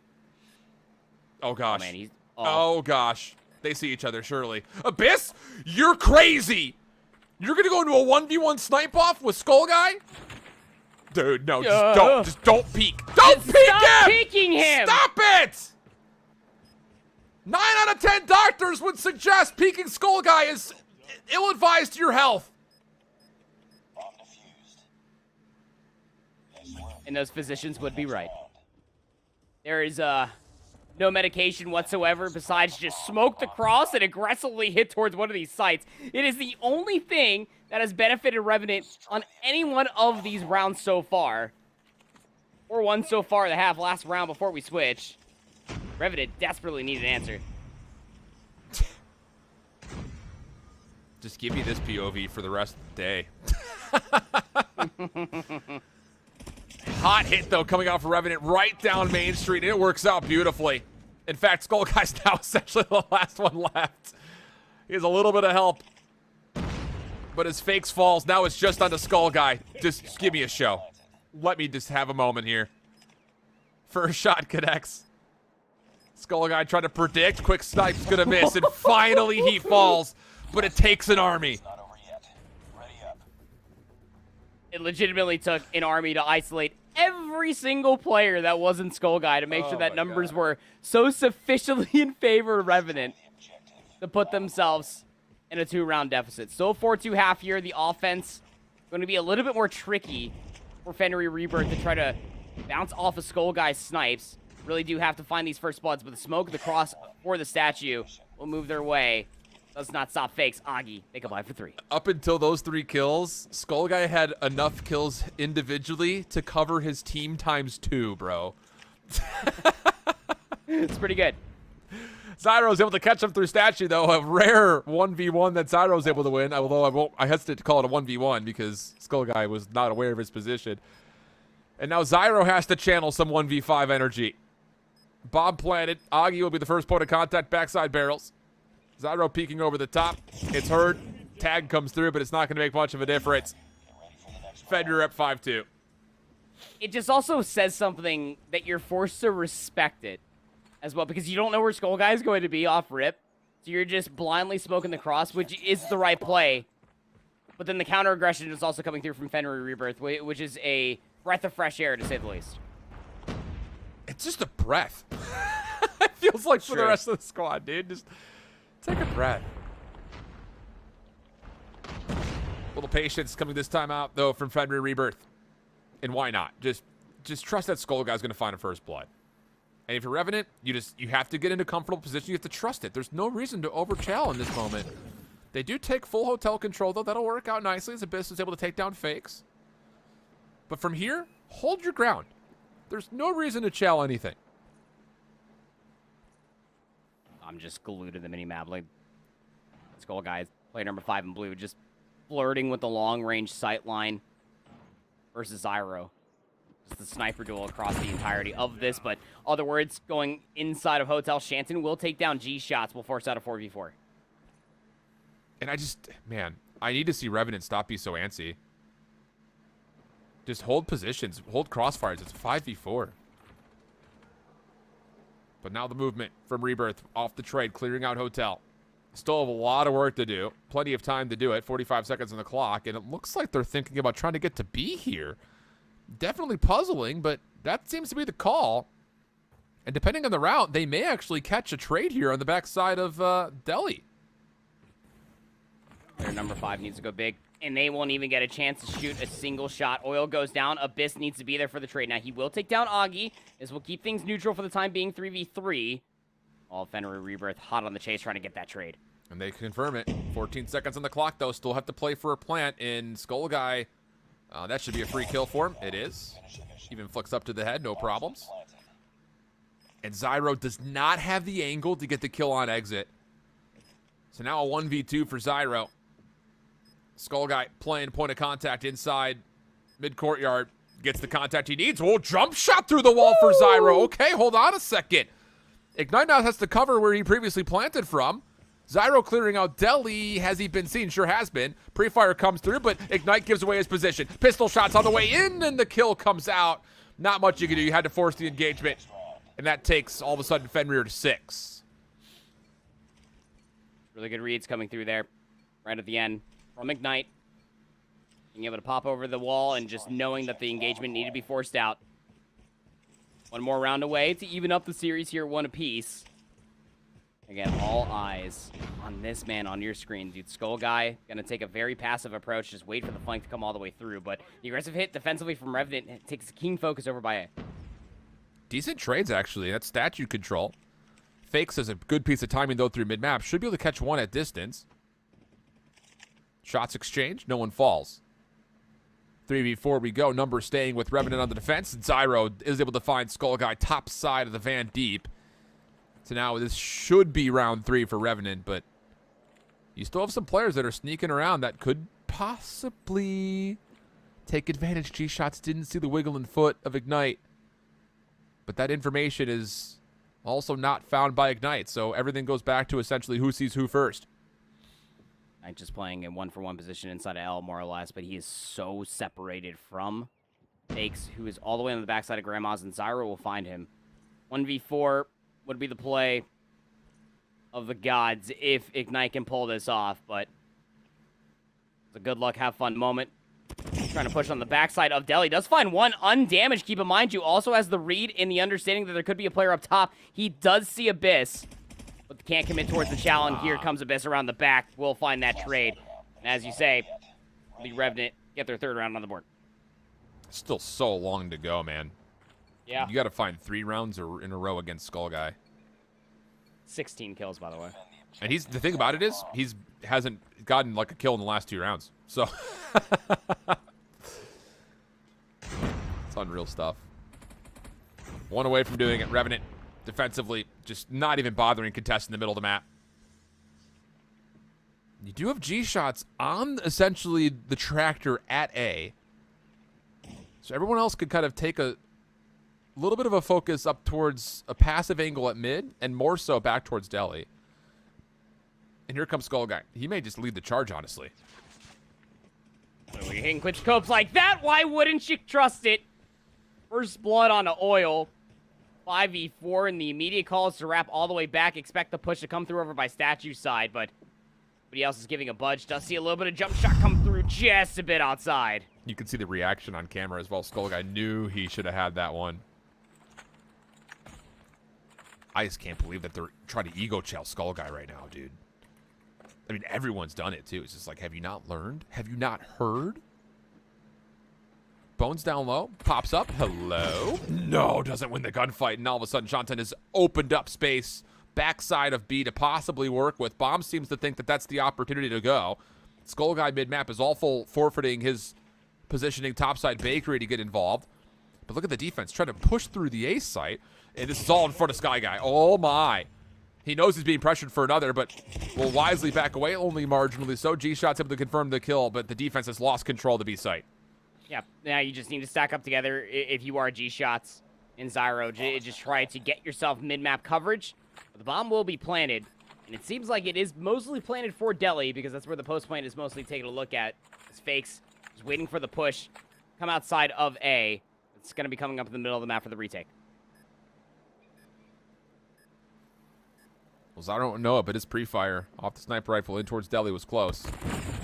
Clean, though, on the kill. Shantan and Fakes, last 2 left. G-Soch looking to possibly hop. But not baited by this Fenrir. Taking their time. And the pinch will work out beautifully. Yeah. Man. Okay. Skull Guy's pretty damn good. That's my takeaway. Solid A-tier analysis right there. You're welcome. I mean, there's there's really not much else. I mean, like, through I want to say, what, out of the 4-2 half that we had there for the offensive attempts, I will say, for Revenant, it was just mostly Skull Guy, who was just sitting up top Grandma's or on the backside, outside of Grandma's itself, just watching over by Hotel.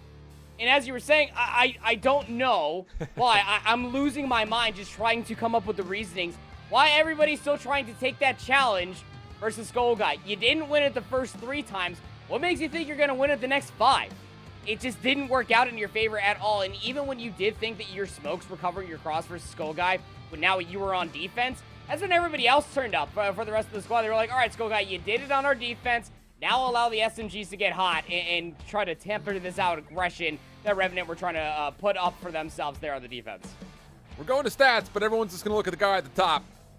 18 is the magic number. God, it felt like he had 30, though. I'll tell you.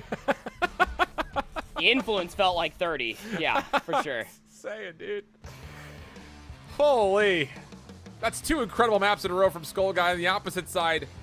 Decent recovery from Zyro, able to get 10 onto the board. 12 from Abyss, who was kind of the playmaker and the catalyst for most of the 3 rounds, honestly, that Revenant were able to find. But still, the big puzzling thing about this Revenant team is what is it going to take for them to get some Search and Destroy presence done? Because they have not gotten to even beyond round 11 yet. Everything's been 7-3s and 7-4s against them so far on the day. So trouble still possibly brewing, depending how long this series goes and if they qualify into tomorrow or advance into tomorrow. That will continue, I'm sure, to plague them in a way. But we have to now consider firing range for our control coming up for map number 3. As mentioned, for Revenant, hey, they played this map already. We saw them on it. They looked pretty darn good at it the first time. A couple of puzzling mistakes against Godlike the second time around, but they've gotten a couple of rehearsal etiquette on it. On the opposite side for Fenrir, they played Takeoff against Enigma, and we have not seen them, obviously, with that play firing range yet on stream. I just have to feel like Skull Guy's going to do more crazy stuff. I mean, at this point, I just feel like that Skull Guy is just going to be running around with the sniper at this point, just holding longer lines of sight, because if you're hitting quick scopes like that, who's to say that he won't be able to get himself a Goliath with the sniper itself? But he's also showcased, specifically in that Slums map 1, they are quite adept at being able to get a lot of good kills along with the KSP. So the options are available for this Fenrir Rebirth, and I would honestly be saying here, quite candidly, that if Fenrir Rebirth want to try to put themselves in a position to try to get themselves into the double Elim bracket tomorrow, you need to be able to exemplify that flexibility specifically for one of Skull Guy. Yeah, 100%. And you're not going to get away with sniping on this map for control. This is not going to happen. Yeah, so, not on a respawn, no. I will say, though, like we continue to kind of relate to, and I hate that, I don't hate that, but it feels greedy for us to only talk about Skull Guy, but dude, he's the whole team right now, so we're going to do it here, chat. The fact that he popped off in the Slums is great news for Fenrir. Yeah. I think the biggest thing about it is this Revenant team on Respawn has been really solid, really, really good. So will there be enough, not just from Skull Guy, but from the rest of the team to match up against that? Because the last thing you want to do is have to react against this Revenant team in any Respawn that we have, especially as we go in here to Control. This opening rip means everything. Revenant on the defense first and foremost. They will be looking to get these kills as clean as they can. Well, the kills might just be coming to them inside of 10. And yeah, G-shots, Abyss, able to come all the way through. Of course, Skull Guy has a sniper. That's the only get rid of it. Kill that has really been popping up. You got to drop it because now you got to get out of your spot. Can't happen. I get that you've got the hot hand, but you have to help these hits.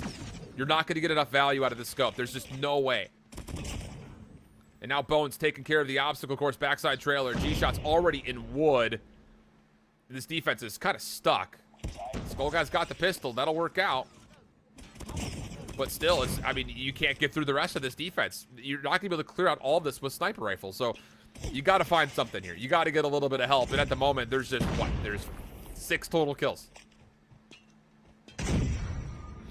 Not good enough, Alan. Down to 25 seconds. Desperation is really starting to set in. Middle map is just not in possession for Fenrir Rebirth. And although Fakes and Ignite are able to find at least 2, they're going to be able to reliably get inside of 10, especially with the free fire, the RPD. It is gross oil, just letting them have it, even though the trades do come through. That is as dominant as you expect here from Revenant in their opening control round. Yeah.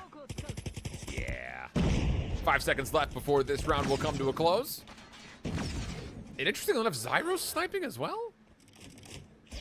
Maybe? Hard to say. Well, I thought I saw a sniper in the kill feed there for a moment. Time will expire before the lives will, and with that, Revenant calm and controlled. It's just, oh, you can't snipe on this mode combo. You can't do it. It's just, you can't get away with it. You're not going to get away with it against this Revenant team. It's not going to happen. And Shotzen's been trying to do it through the front. I mean, he walks away with at least 5 kills, but the help is just not there. Smoke for the cross. Offense now for Revenant, taking a keen focus to get inside of A. Abyss will find the opening 2. Oil there for the 3rd. Will be traded out by Skull Guy, who does put away the boomstick for the KSP, but those long-range shots are just not going to be a good one as the first segment does come through here on A. Looking good for it. Second one on the way. You got to chow. You got to find a way to get on in. Problem about this is all coming again kind of one by one, piecemeal in effect. Nice little play though. Wignite getting the mantle over towards the window helps out, and Skull Guy tonight will essentially 2v4 the trailer, stopping the second tick and even further than that, depleting it. 22 plays 21. Life advantage currently for Revenant, but they still have to work out of their spawn. Play through Wood not going to work out. Fake's starting to wake up a little bit here. And now the Sparrows start to come online. You also have an early Goliath for Zyro if he wants to try to pop it, but with a 5 life advantage, give or take, you may not need it. Think about it as, can you actually get to a point to make these lives feel punishing?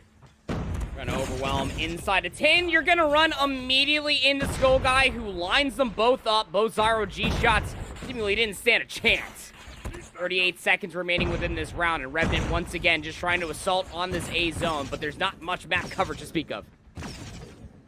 Skull Guy gets shut down, but he's been able to earn 2 of his 3 streaks already. Abyss clearing a little bit of space. Now back on to stop the clock at 31 seconds installed.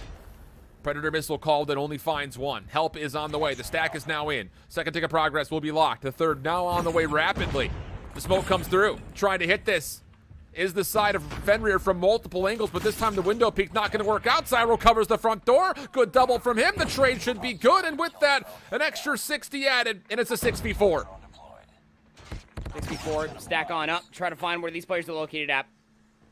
Hanson Skull Guy able to find at least 2, will mitigate the damage, 4v4. Full stack coming through. Fenrir will give up the majority of the map to just play defense. Another elimination off the table. Isolation onto Augie, down low into 10. Should be finished and is. Just need 2 more kills. We play TDM for the next 55 seconds, but oh boy, here we go. It's just down to who finds the next elimination, and it does come out for the defense. All right, so there we go. Skull Guy gets involved at the very end, but his teammates able to lock things down and make sure no antics occur. We go 1-1. Yeah, wonderfully isolated there within those final few moments, able to read that they were inside of metal up on the 2nd floor, but those players down low were incredibly from the Sparrow that was pulled in previous attempts. Comes another offensive attempt this time around for Fenrir Rebirth. No sniper be played out here from Skull Guy. Just fully helping out their teammates, trying to break inside of 10 earlier on, and nice indeed. They're able to find the early engagements to get on the A zone early. Oh, the trophy system takes down Skull Guy as he tries to get the Sparrow involved. Not going to work out, denying the explosive, and with that, sending it right back to sender, essentially. So retake for Revenant over towards trailer just as things were starting to get a bit dicey with Fenrir starting to stack. Play forward towards Wood, denied. And Fenrir have a chance to set something up towards B as the defense is fully stacked on trailer. This is going to force them to have to rotate, and I'm not going to lie to you. This is not going to be comfortable for Revenant. No, it's not. Not when you're trying to retake, not with these angles that are currently being held. You take a look at what player number 3 is currently looking at. Fake Shanton able to combine for 2. They're continuously stalling out this clock at 48 seconds. Oh! Even Shanton pulling out the Sparrow long-range shot as you like it. Gonna explode the vehicle. Find themselves a juicy little 2-piece. Second segment also being worked on. This is going to work out for B. I mean, Revenant were just not in a position to deal with this. They can't get back in. Bones will finally clear out some space towards tires, but it comes at a steep cost. 2 ticks of progress down. 14 playing up against 14. Off the respawn, next hit for Fenrir. Makes the play over towards A. Smoke concealing the movement forward. Revenant looking to largely hold from tin side, and that's going to allow an opportunity maybe to get onto trailer and once again stop the clock and make some progress. Second tick almost locked in. Clock will start working its way back down by 33 seconds. 34 is where it's going to be stalled out. Third segment is currently being looked at, and this is where you have to be careful if you are Revenant. You're throwing numbers at potentially for a lost cause, but if you win the gunfights, it'd be great because you might be able to win the round here. and the trades are going to be that much better. 30 seconds still have to play. Trades still coming through. Someone from Fanware years ago, B. They just have to try it. 6-6 in total lives needed to win by way of elimination. 15 seconds on the clock. Revenant have split their defense.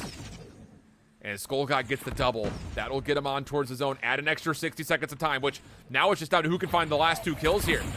Revenant in a little bit of trouble here, and that's going to do it. No problem whatsoever. How about another late resurgence coming out of Fenrir? They take the attack, they stretch the Revenant defense thin, and all of a sudden, Fenrir have a chance at map point.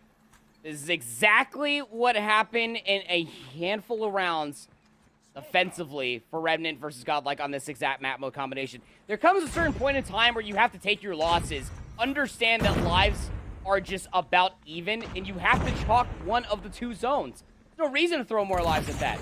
Out comes an offensive attempt. I love this call. Try to go for B early. They win the opening engagement. They get on B early. And they had no early alarm system defensively, did Fenrir. The Goliath also being called in. Revenant feeling like they have to make the play happen right here, right now. So far, the trade's looking solid. And honestly, there really aren't many Sparrows available. It's really just Skullguy. He's the only one who has one ready to go. Can he find a way to get this onto the Goliath? The third tick of progress is pretty much a guarantee at this point, especially with the Goliath on. Even more so that you don't have your bow carrier of Skullguy here. So there's the extra 60 seconds, and over towards A. There are already 3 members that are here. This is going to work out great.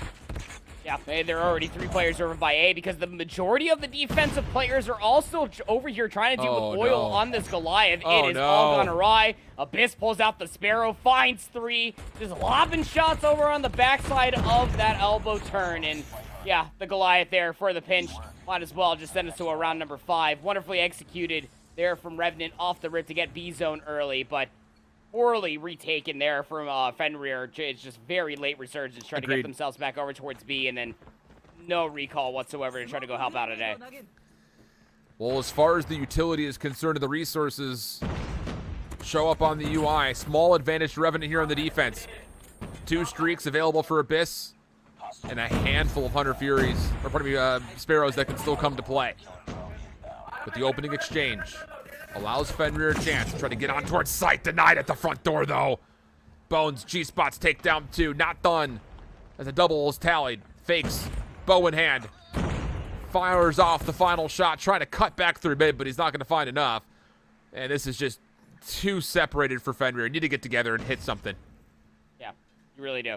And it seems like that immediate consideration is going to be working their way back over towards A potentially as a team. Player number 3 is at least going to be looking at the middle of the map. It's going to be Shanton.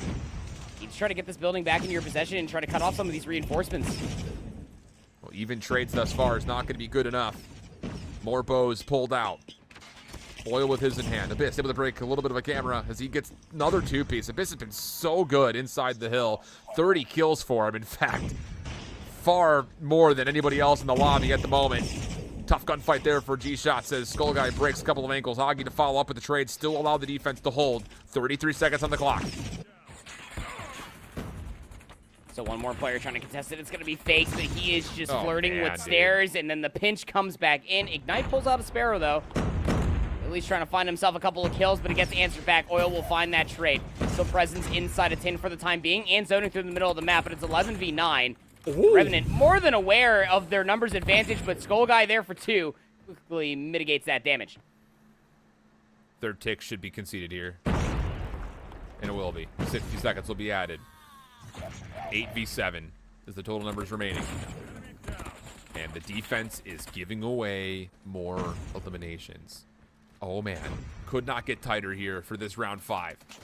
Really no more specialists, no more shrieks. It's just down to who shoots better in Revenant. Oh, they put together a 4-man feed. Now it's just down to finding 2. Stuns over the back. Abyss trying to get into trailer. Just avoids the majority of this push. Zyro getting 1. 1 more kill needed. Cues up the bow. Not going to be needed, though, whatsoever, as Abyss takes down Skullguy.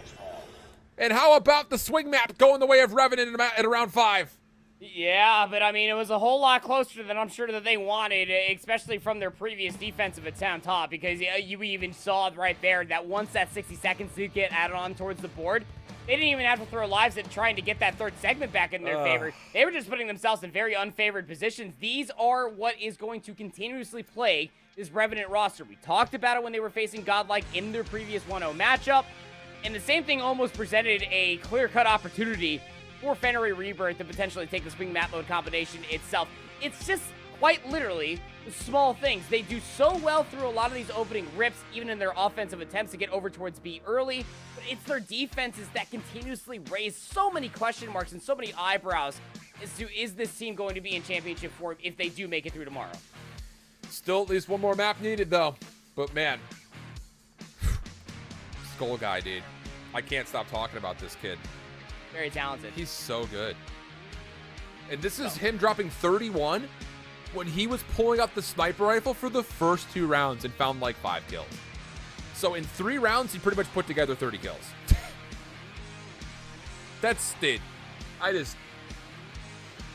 it really does say something about, again, the flexibility that Skull Guy does bring to the table. Yes, I understand you're comfortable with the sniper rifle. That's cool, that's fine, that's dandy. Now is not the time to be putting up a montage, because when you have Abyss that is putting up 33 and 21, he's looking like he's back in regional finals form.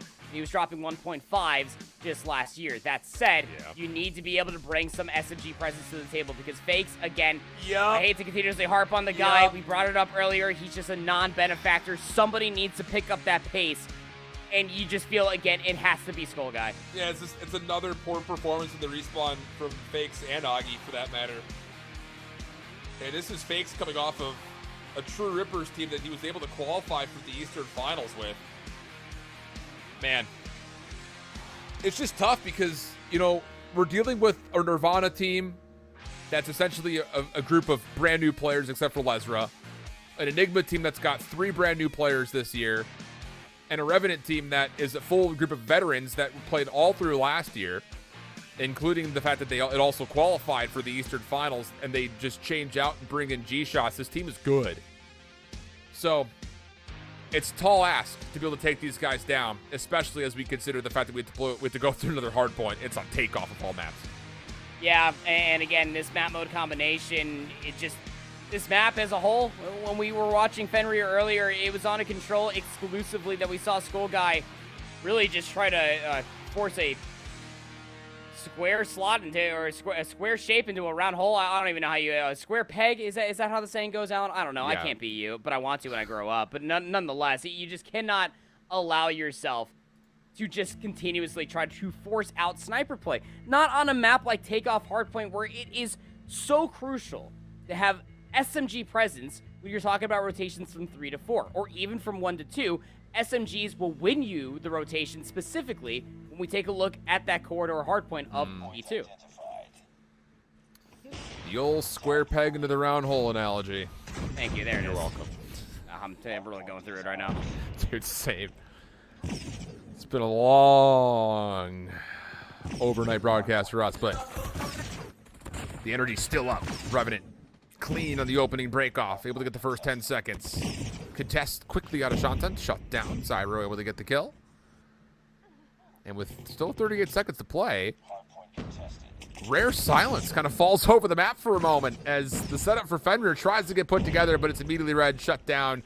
Spawn flip also coming through. Bad news all around for Fenrir early. Yeah, this has turned from bad news into worst case scenario, as you're also just lining things up for a lot of damage to the RPD there from Oil. Another series of kills for dead. Overextension does come through. Player number 2 there of Augie will effectively spawn in for P2. Oh, no. Seems that Revenant are a little delayed to read this, but I don't think it necessarily matters, because I don't think Fenrir Rebirth in the past 12 engagements have found a kill. Finally, they show up, find 3 in a row. I don't know if Zyro's died yet. He's 8-0, already earned himself a 100 drone that he's thrown out, plus the Predator missile. He could be really close to getting an early Goliath. And I'll say this much, if he earns it here in this first life, pull it out immediately before anyone can get 100 killers, before anyone can get their bows up. 9 kills in a row. There's the ability for him to earn. There's 10. Zyro's on 10. All I'm doing is looking at him on the UI in the top left because he hasn't died yet, I don't think. Finally will fall, but it's a 56-5 start for Revenant, largely behind the individual presence out of Zyro, who gets 2 off his Predator missile. Oh, God. And Abyss is just schmoving again, just continuing on with their same antics that we did see from that firing range control, just breaking cameras, breaking ankles, both mentally and physically, in-game, of course. But still, close spawns very much so intact here for Fenrir Rebirth, but can you reliably soak up the back 10 seconds? Well, luckily enough for you, it will be conceded, as the majority of Revenant have all conceded the space and have set up in Lounge. But Abyss, the last player to spawn out, makes the move across mid-map. Abyss, he can do this. Nice little triple out of him to finesse the old time. That'll create a lot of time here that Revenant should be able to get set up with. But on the rotation, a couple of kills will throw some consideration from Fenrir's direction. G-shots, trying to get the early Sparrow out of the bag. Won't work out for too much. And the break from the backside looking pretty good. This comes down to, can you clean up the kills? And Abyss will immediately go to his bow. Takes down 2 of mine, repeatedly calling it out. And even though the hardpoint stays neutral, the kills will allow a chance for Fenrir to kind of maybe have a chance to break here still. They could still set this up.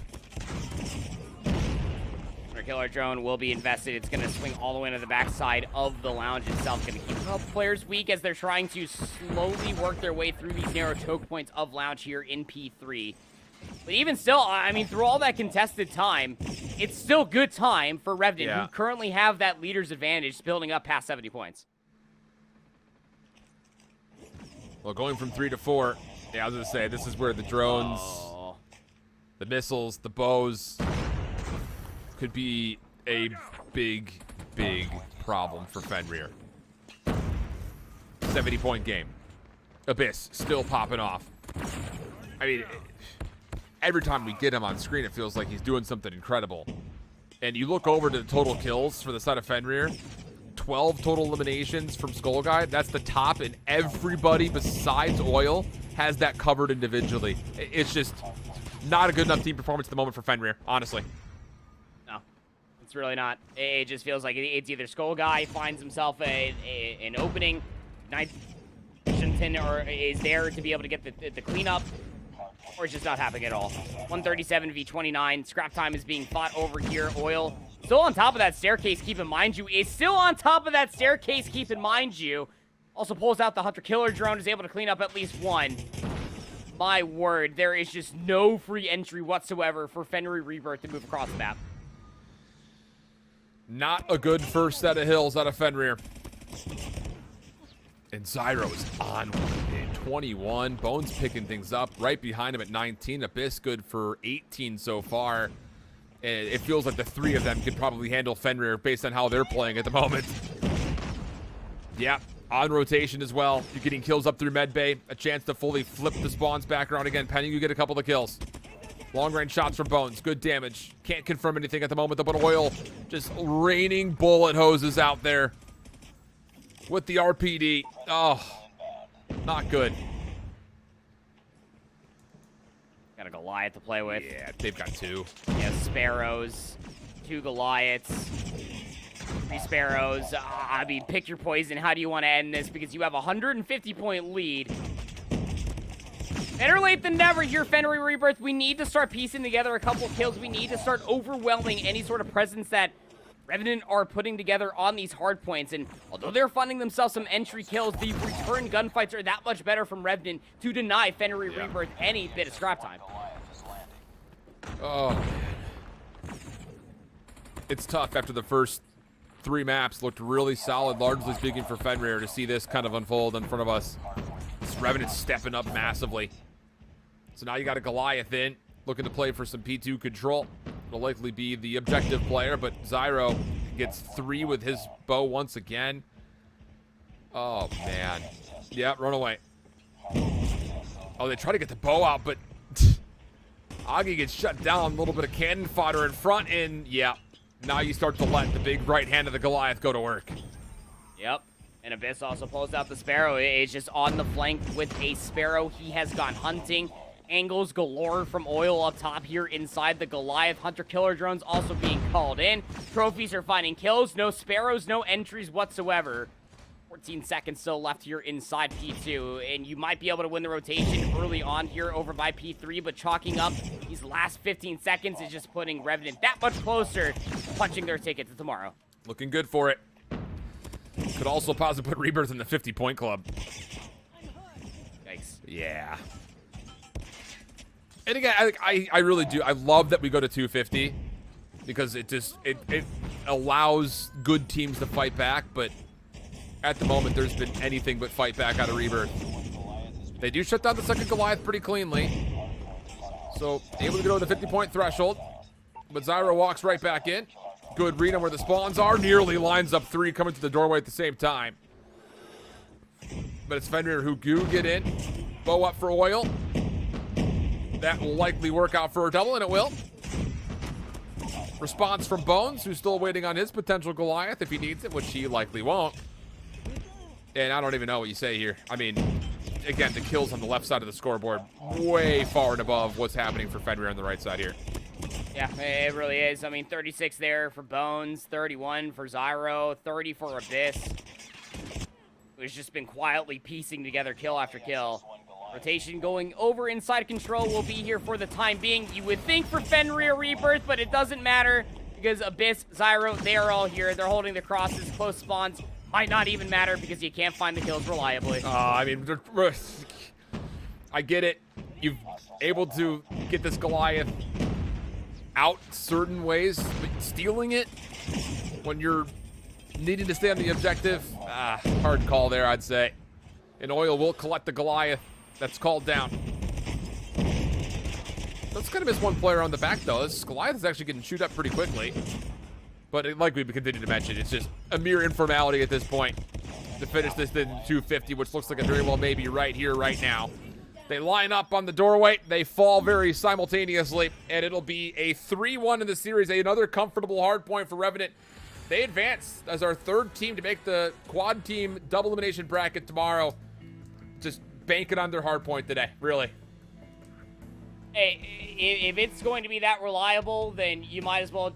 I can't even say you can chalk the search and destroy. Just the codcaster. Can't chalk the search and destroy. You can't ever chalk the search and destroy because you framed it up perfectly.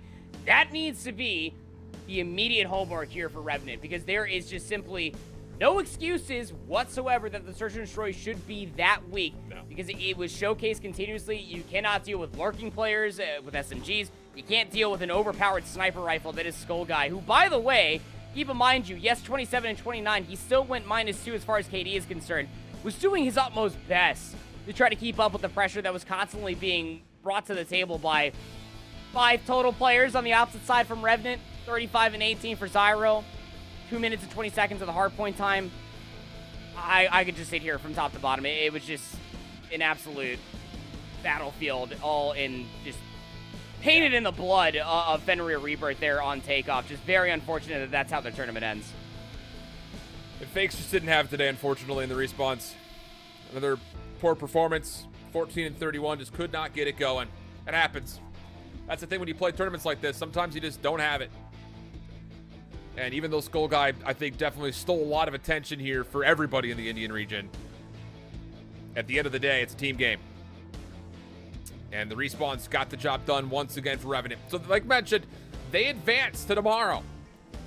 One more team to get. It's either Nirvana or Vitality, who got reverse swept by Enigma in the round 2 of the Swiss bracket. It was an unbelievable affair if you missed it. But that's the final matchup of the day to get our 4 teams to be a part of it tomorrow. And of those 4, only 2 will make it to stage 5. Not a lot else to say about it. Revenant, congratulations to them. We say farewell to the 2022 season with Skull Guy and the Fenrir Rebirth team. We'll head off to break. When we come back, we'll have the series layout of our final matchup. Don't go far.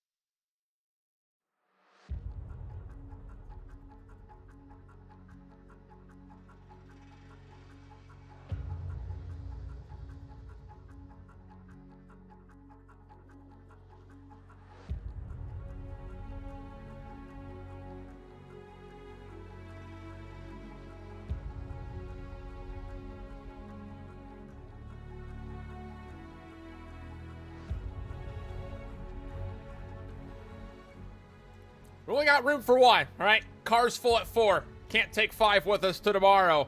We take up a lot of space, Mr. Proper and myself. I hold shift, so this caravan is only wide enough for 4 other passengers, and we only got space for 1. I don't know why am I still going on with this? I don't even know, dude. We're just in that hour. But we got a banger to find out who's going to be this 4th and final contestant into the double elimination bracket tomorrow. Team Vitality, upset in a reverse sweep fashion in round 2, now have to find a way to take down Nirvana, who, even though they lost their opening matchup, it was a tight series versus Revenant, and this is definitely not a team to be taken lightly. Yeah, no, their Search and Destroy looked great, though I guess you could also chalk that up to Revenant Search and Destroy looking pretty weak. Yeah. But also in that standoff hardpoint, they were able to exemplify fine-tunings of what they can offer, and that is cool, calm, collective, and fundamental hardpoint. That said, you know this Team Vitality is going to be trying their best to come back off the bounce of a reverse sweep. Might you say they're trying to revitalize themselves? Oh, God. Boo. Yeah, big time boo. I know it. Nirvana quick, though, off the get-go. Able to find a 4-for-1 exchange, even cleaning up the staircase. Now long-range shots starting to come through. Dope looking to fight for the high ground. Well done. Okay, Nirvana. Love the way they're moving across the map, even getting a little bit forward, trying to put some pressure on the spawns, and this is going to work out for some great guaranteed time. And this is exactly what Enigma were able to piece together versus Vitality in that map number 4. On this specific map mode combination, get in their face, make Vitality uncomfortable, some second guess about where they need to be on the map itself, but you also have to look towards the future random, making sure that all of Nirvana feeling the pressure inside of the current hardpoint. But most importantly, you got to taking a look at the rotation going over towards new. And I don't just mean P2, I mean the spawns for P3. Yeah, that is the favorite side of the map that you want to be on, and push a little bit too close to the sun, and Vitality are going to allow Nirvana to spawn on that side of the map. I will say, though, you see a lot of mature teams in COD Mobile on this map in the hard point. Not even worry about the third hard point side of the spawns until we get to about the 30-second mark here on P2. You just want to keep the high ground control. Spawns are going to be the spawns. That's just kind of the way that it is, I feel like, in the first 2 minutes. So for Vitality, really well down to bounce back. retake the lead and do it in a convincing fashion on the scrap time of 1 into the initial here at 2. And now you start to look forward, all right? You've got 30 seconds left in this hard point. You know you got to start to make your moves, and here they come. Vitality still on the hard point. Kills favoring that of Nirvana, though, on rotation. That is until a long route's being hit. That's Joko's bottom side of your minimap. He will single-handedly flip the spawns, and with that, Vitality also clean up kills behind them. Still can fight for this back 20 seconds. Yeah, it's really also Sam's that it was able to put together a nice little route through P1. Be able to coordinate a nice little pinch there at the exit of P2. About a 30-second differential in between these two teams, but as you said, that 1 point of interest, once we hit about that 25, 30-second margin of Vitality, absolutely counts to try to play for the spawns over by 3. They will get it, and they'll also be in for the initial time. Absolutely need to get a trophy in there if you're Team Vitality. Not really sure what that play is. You got 1 player in, no support, no help. Now it's just down to can you hold on to the spawns. Good clearance on the top side of the minimap over through the backside Jennies. So maybe a chance to still lock things up. Big kill from a Razor. And the Hunter drone can really do a lot of work from that angle, that's for sure. Kills coming out. Able to clean up some space. Yeah, well done. 1v1 inside the hard point, though, goes the way of Nirvana, who are now chewing back into this lead and doing pretty solid from the front here of keeping a really tough third hill contested. Still 30 seconds to fight for, though. And it looks like finally Team Vitality is starting to accrue some numbers to get the full break. Finally being able to entrench themselves for those spawns. In the rotation over by Green by way of Tomahawk, but now the spawn flip is quite literally on the other foot.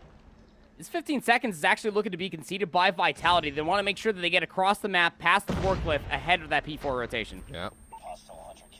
Gonna have about a tie game, though, as we get over towards this 4th hard point in Warehouse.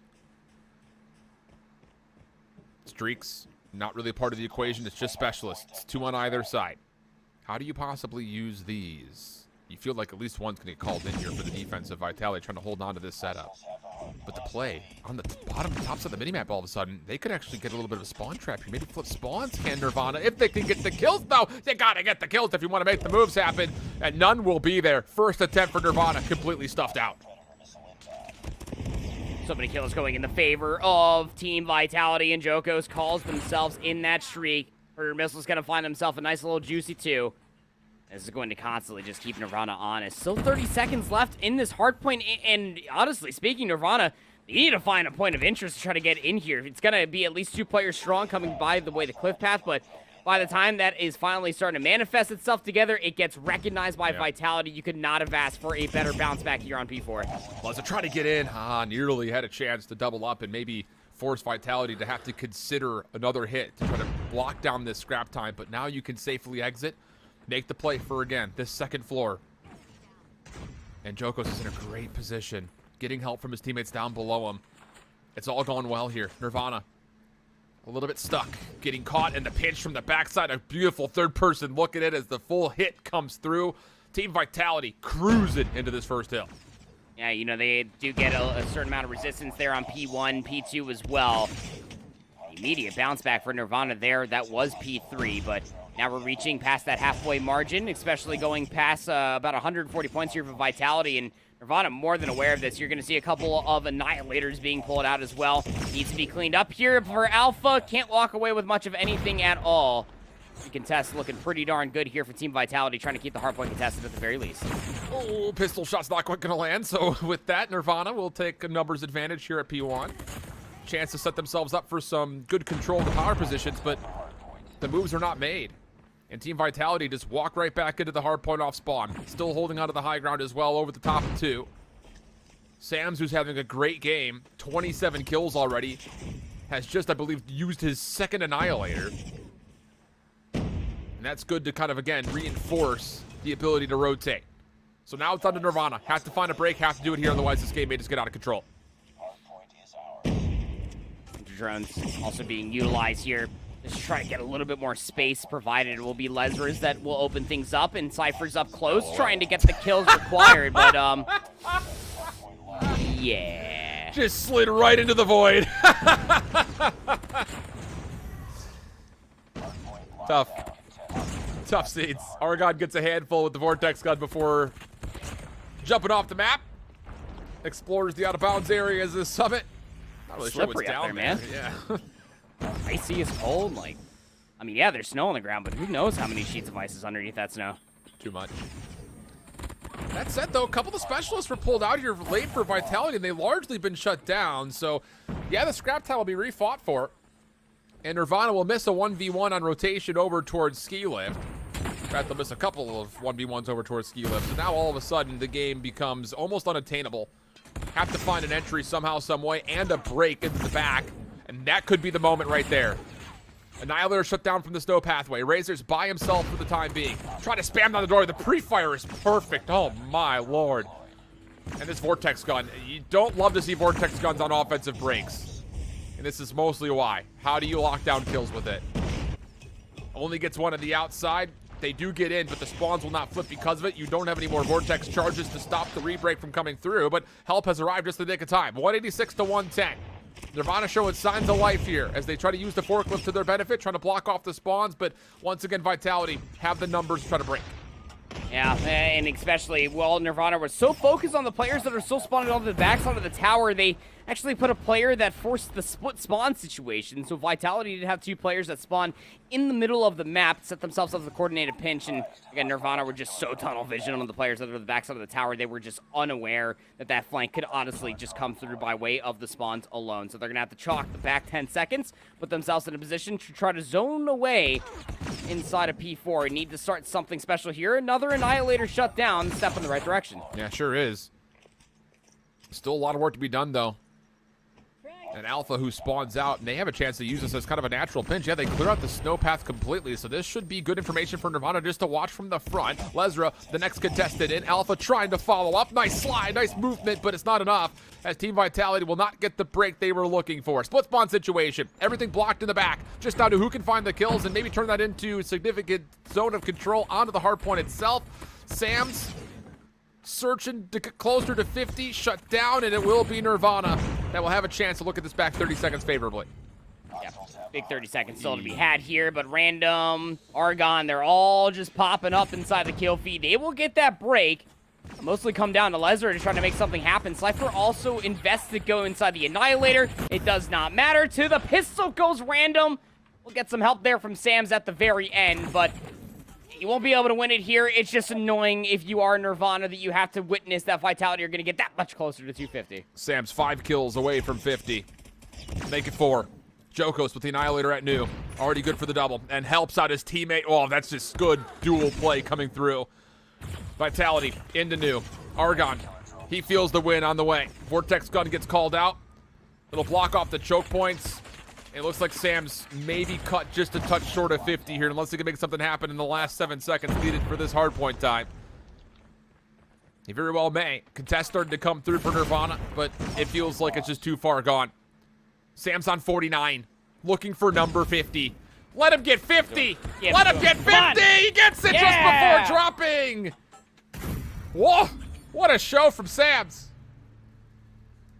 And it's something to be said, especially for Sam's. You know, even in that reverse sweep versus Enigma just earlier in this broadcast, Alan, Sam's was constantly just putting up pressure, was always running routes, was always finding multi-kills, was always influencing a lot of crucial moments through a multitude of different maps that we did see Vitality versus Enigma. That has come through yet again. Nobody was surprised if you watched that broadcast show match earlier between Vitality and Enigma.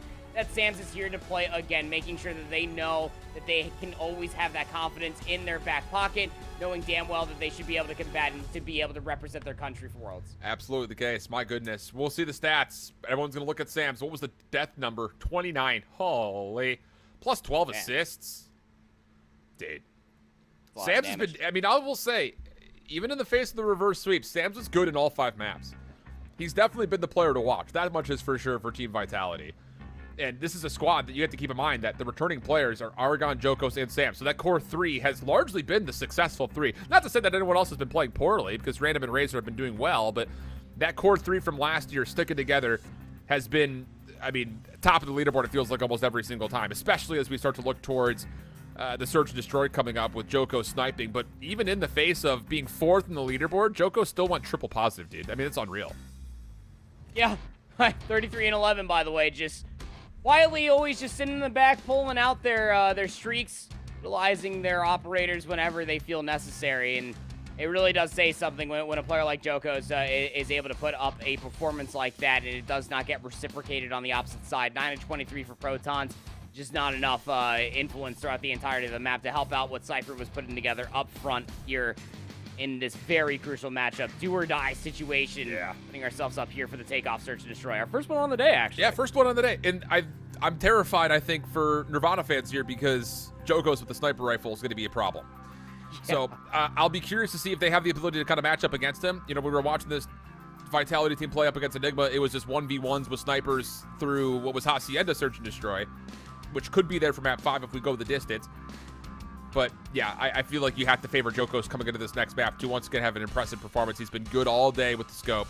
You'd assume that would still be the case. Firing range is our control. It's the first look at the layout overall, and then raid would be our second hard point if needed. Standoff taken off, slums taken away. And I don't know, man. I will say, you know, looking at Nirvana, we did watch them play their opening Search and Destroy, and that was pretty good at it. But as we had mentioned, kind of setting this whole thing up, it was against a pretty poor Search and Destroy team in Revenant, at least by what we can figure off the 3 times we watched them play Search today.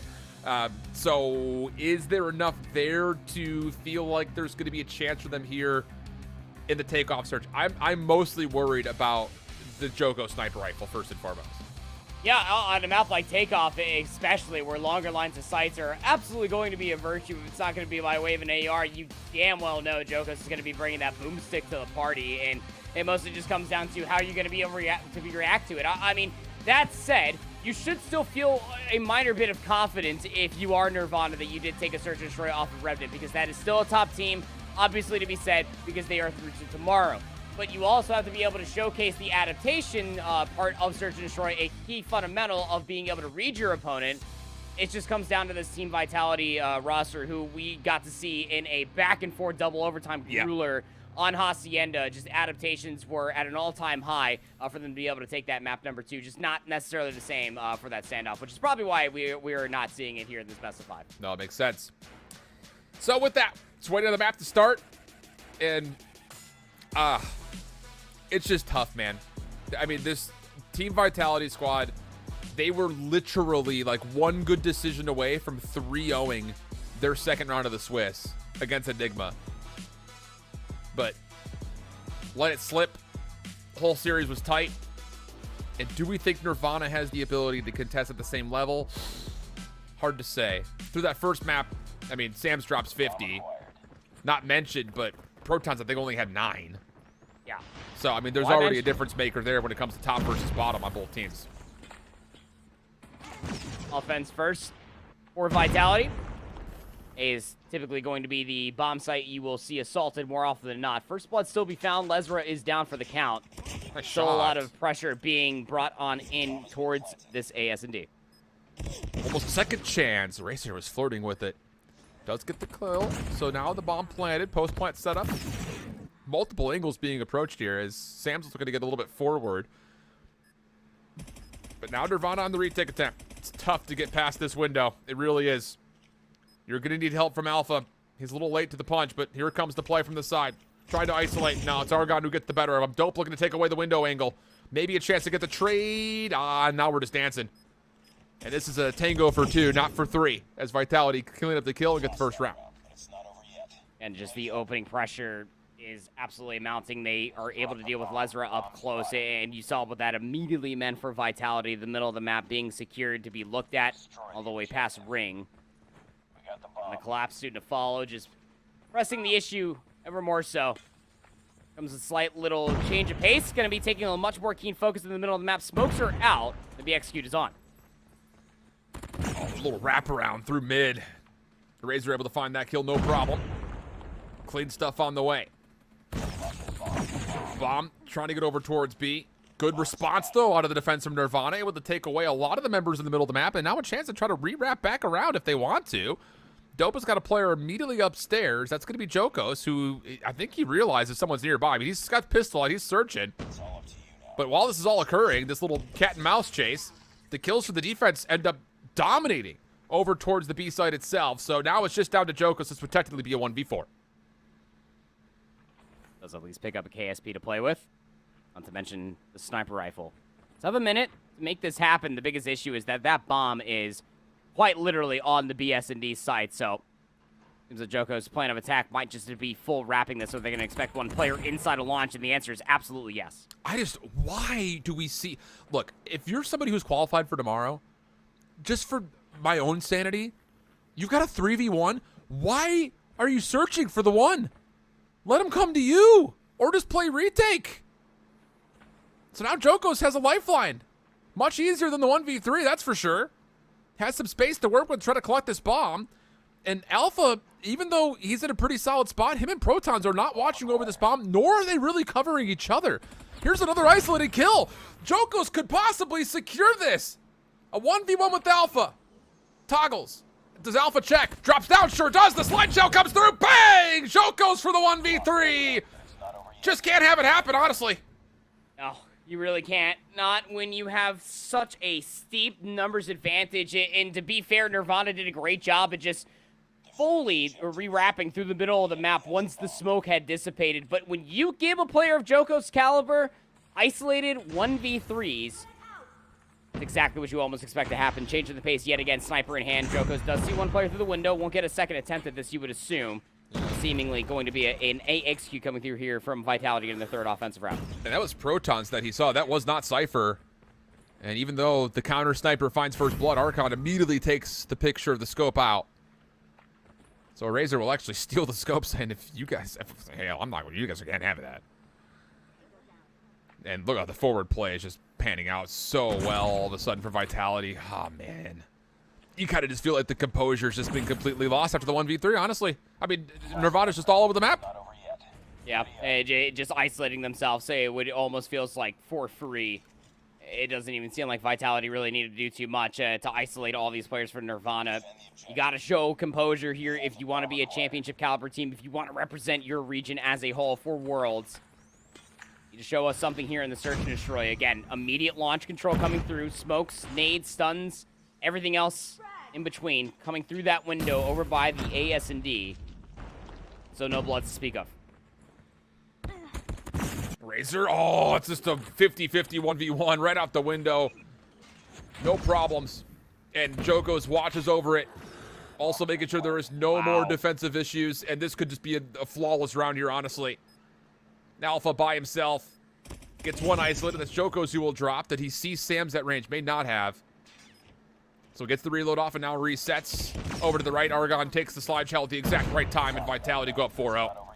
4 rounds in, all in the favor here for Vitality. Only game that they're playing is COD Mobile, and their plan of attack is to make it to tomorrow. Absolutely absurd just how much value that they are finding continuously with these executes. Looks like they're going to switch up the pace yet again. This time over towards B. Smoke's going to be coming through. Stuns, nades across that BS&D. And look at what it does for Nirvana defensively. They heavily stacked over towards A. And by doing so, Random finds themselves an opportunity, and they will find Protons for first. It feels completely out of grips now for Nirvana. I mean, they're not even getting into the B defensive room first. It's just, you can't have that happen. Long route from Lezra, try to make something occur over to the backside of Medbay. Maybe catches the timing here. Sure will. But loses his teammate. Now it's just down to Lezra. Good second elimination. Does he have the magic for a 1v3 now? 2 players to get through. Sam's and Argon just over the right-hand side. Clears out one side, but it's up top. And Lezra does actually sneak through, so maybe he's second to work with, but the problem is, well, I say a second to work with, ironically, he does not have much time to work with. So with that said, Vitality clean up the kill, no problem. 5-0. And not a bead of sweat has been seen on the brows of anyone from Vitality. This has been comfortable. Yeah, I would to say the least. Again, like you were saying, defensively. I mean, look where you spawn defensively. There is simply no reason that you cannot put at least one player inside a lounge early. Gonna be the adaptation coming through again, but Vitality feeling the hot hand, trying to execute over by B once again. First blood engagement across ring, and well, Random's gonna be able to walk away with that one. As clean as you like. Sam's follows up, and it's 1v1s everywhere. I mean, there's just no team shots, no trades. It's just 1v1s everywhere. Oh, God. Yeah. And there they are again, just way too isolated. Through the first round, and maybe even the third, the executes over by A, I would say that you're almost forced with those team shots if you are Nirvana, but it doesn't seem like off-rip defensively they're putting themselves in positions to at least be traded out by their teammates. Agreed. At the very least. Yeah. I mean, that's the thing is, like, over the history of any COD ever, the teams that feel like they're not better on paper have to just be better as a full squad. You have to play better team shots, play better bait and switches. Alpha, good first blood. Traded back, though. We go to a 4v3 situation. Numbers to Vitality. And Sam's has a really solid read on where exactly this attack is, but hold on a second. Alpha shuts it down. And just like that, we go from 3v4 to 3v2, still favoring Nirvana's attack. Sniper in hand, Jokos. Just kind of forced to watch that cross. You should be more than aware that there's at least 2 players inside control. Now, the one player that might be able to make the difference is Alpha. Let's have their teammate of Protons right behind them, trying to make that re-wrap happening all the way to the backside of the tower, trying to get inside a launch. Joko see him. Seems like he did. Tough quick snipe here. Misses the first shot. Second one does connect. How do you not shell that together? Alpha in the corner. Jokos knows he's there. Tries to get the angle, but Cypher covers from the cross. Random will know where both those 2 positions were. Just comes down to how does he want to play this. Again, the onus is still on Nirvana, technically. They still need to collect the bomb. And then find out which bomb set they want to go to. And Random has been concealed this pretty much entire round. Oh, is that information mutual? Sure looked like that they were locking eyes, gazing at each other from range. Random's just going to take the route. Back down towards court this could here. Work. Timing is looking pretty good for it, Alan. Dude, he catches one with a knife out. That's Cypher. He'll stay alive. The bomb has been planted. And get the regen. Plant also coming through. Shots now firing. Random a bit stuck over towards lockers. Sees one at range, one up close. Doesn't sure which one he wants to shoot at. The bait line up for him, and oh, they nearly did. Alpha tagged down to about 3/4 HP, but Nirvana gets on the board with their first attacking round. Slowly bringing their heads further above water. Well, yeah, it was a wonderful. Just it's barely. You got like a couple of hairs that are sticking up. Yeah. And that's just because that's how hair works in water. It's just slightly just floating above towards the surface. Early nades coming through, at least trying to get themselves coverage. But again, it's just the hot hand. I mean, look at Vitality, just absolutely fly. This almost looks like a defensive control round coming out from Vitality, just how aggressive they are. This is what we like to call the whole W strategy. Just run at them. Just be better. That's the we're better strat. Run it down main. Whatever it takes. That's... Whew. Wow. I mean, from the previous defensive round where they were, again, giving respect, at least to their opponents of Nirvana, you know, playing a little bit more of a tried and true strategy, you know, watching the crosses, getting some smokes out, I get some information from nades. That time around, they just threw it all out the window. They're like, look, we know we got the better mechanical skill. What a great search and destroy tactic that truly is. Let's just run at them. Let's just win. Clean, dude. Why not? Just clean. There's a certain point, you know, I was talking about this at the top of the broadcast, you know, 2 days ago, that for a lot of last year, it really did feel like a lot of the teams that were out there playing in their regions were just like let's just go gun, see who's better at the game. You know, not really a lot of team cohesion. The playbook was real thin. That started to change by the end of last year. And I will say, you know, for the India region, impressed, largely speaking, with the amount of teams that came together with some pretty solid game plans, some really good coordination and chemistry. But sometimes you just have to send it. And I think for Team Vitality, they're at that point because it's been a long day for them. They know that they're one map now away from getting to tomorrow, where the action should surely heat up for our final 4 squads. 13 total kills for Sams. Again, he continues to be a gem for this Team Vitality squad, which there's an easy way for me to go to wordplay, say the gem in the rough here, but there is no rough. It's also, you know, clean, trimmed up fairway here for Team Vitality. They've been really solid all day. I mean, save the fact that obviously they got reverse swept, but all 5 maps at the Enigma were really good. Yeah, I mean, they've been looking pure, huh? It's just one of those things that the teamwork has been at an all-time high. Even in the maps that they lost versus Enigma, as close as you would like it, they were still very, very competitive, you know, barring that standoff search and destroy, which it seems that this time around Vitality want absolutely nothing to deal with. They want to maybe try to go study some of that VOD later on tonight to try to make sure that is squeaky clean ahead of tomorrow when the competition really does get a lot rougher. But hey, When you have Search and Destroy map pool that deep, you break out the takeoff Search and Destroy, almost make Nirvana feel like that could have been a potential pick for them. You make them look absolutely silly doing it.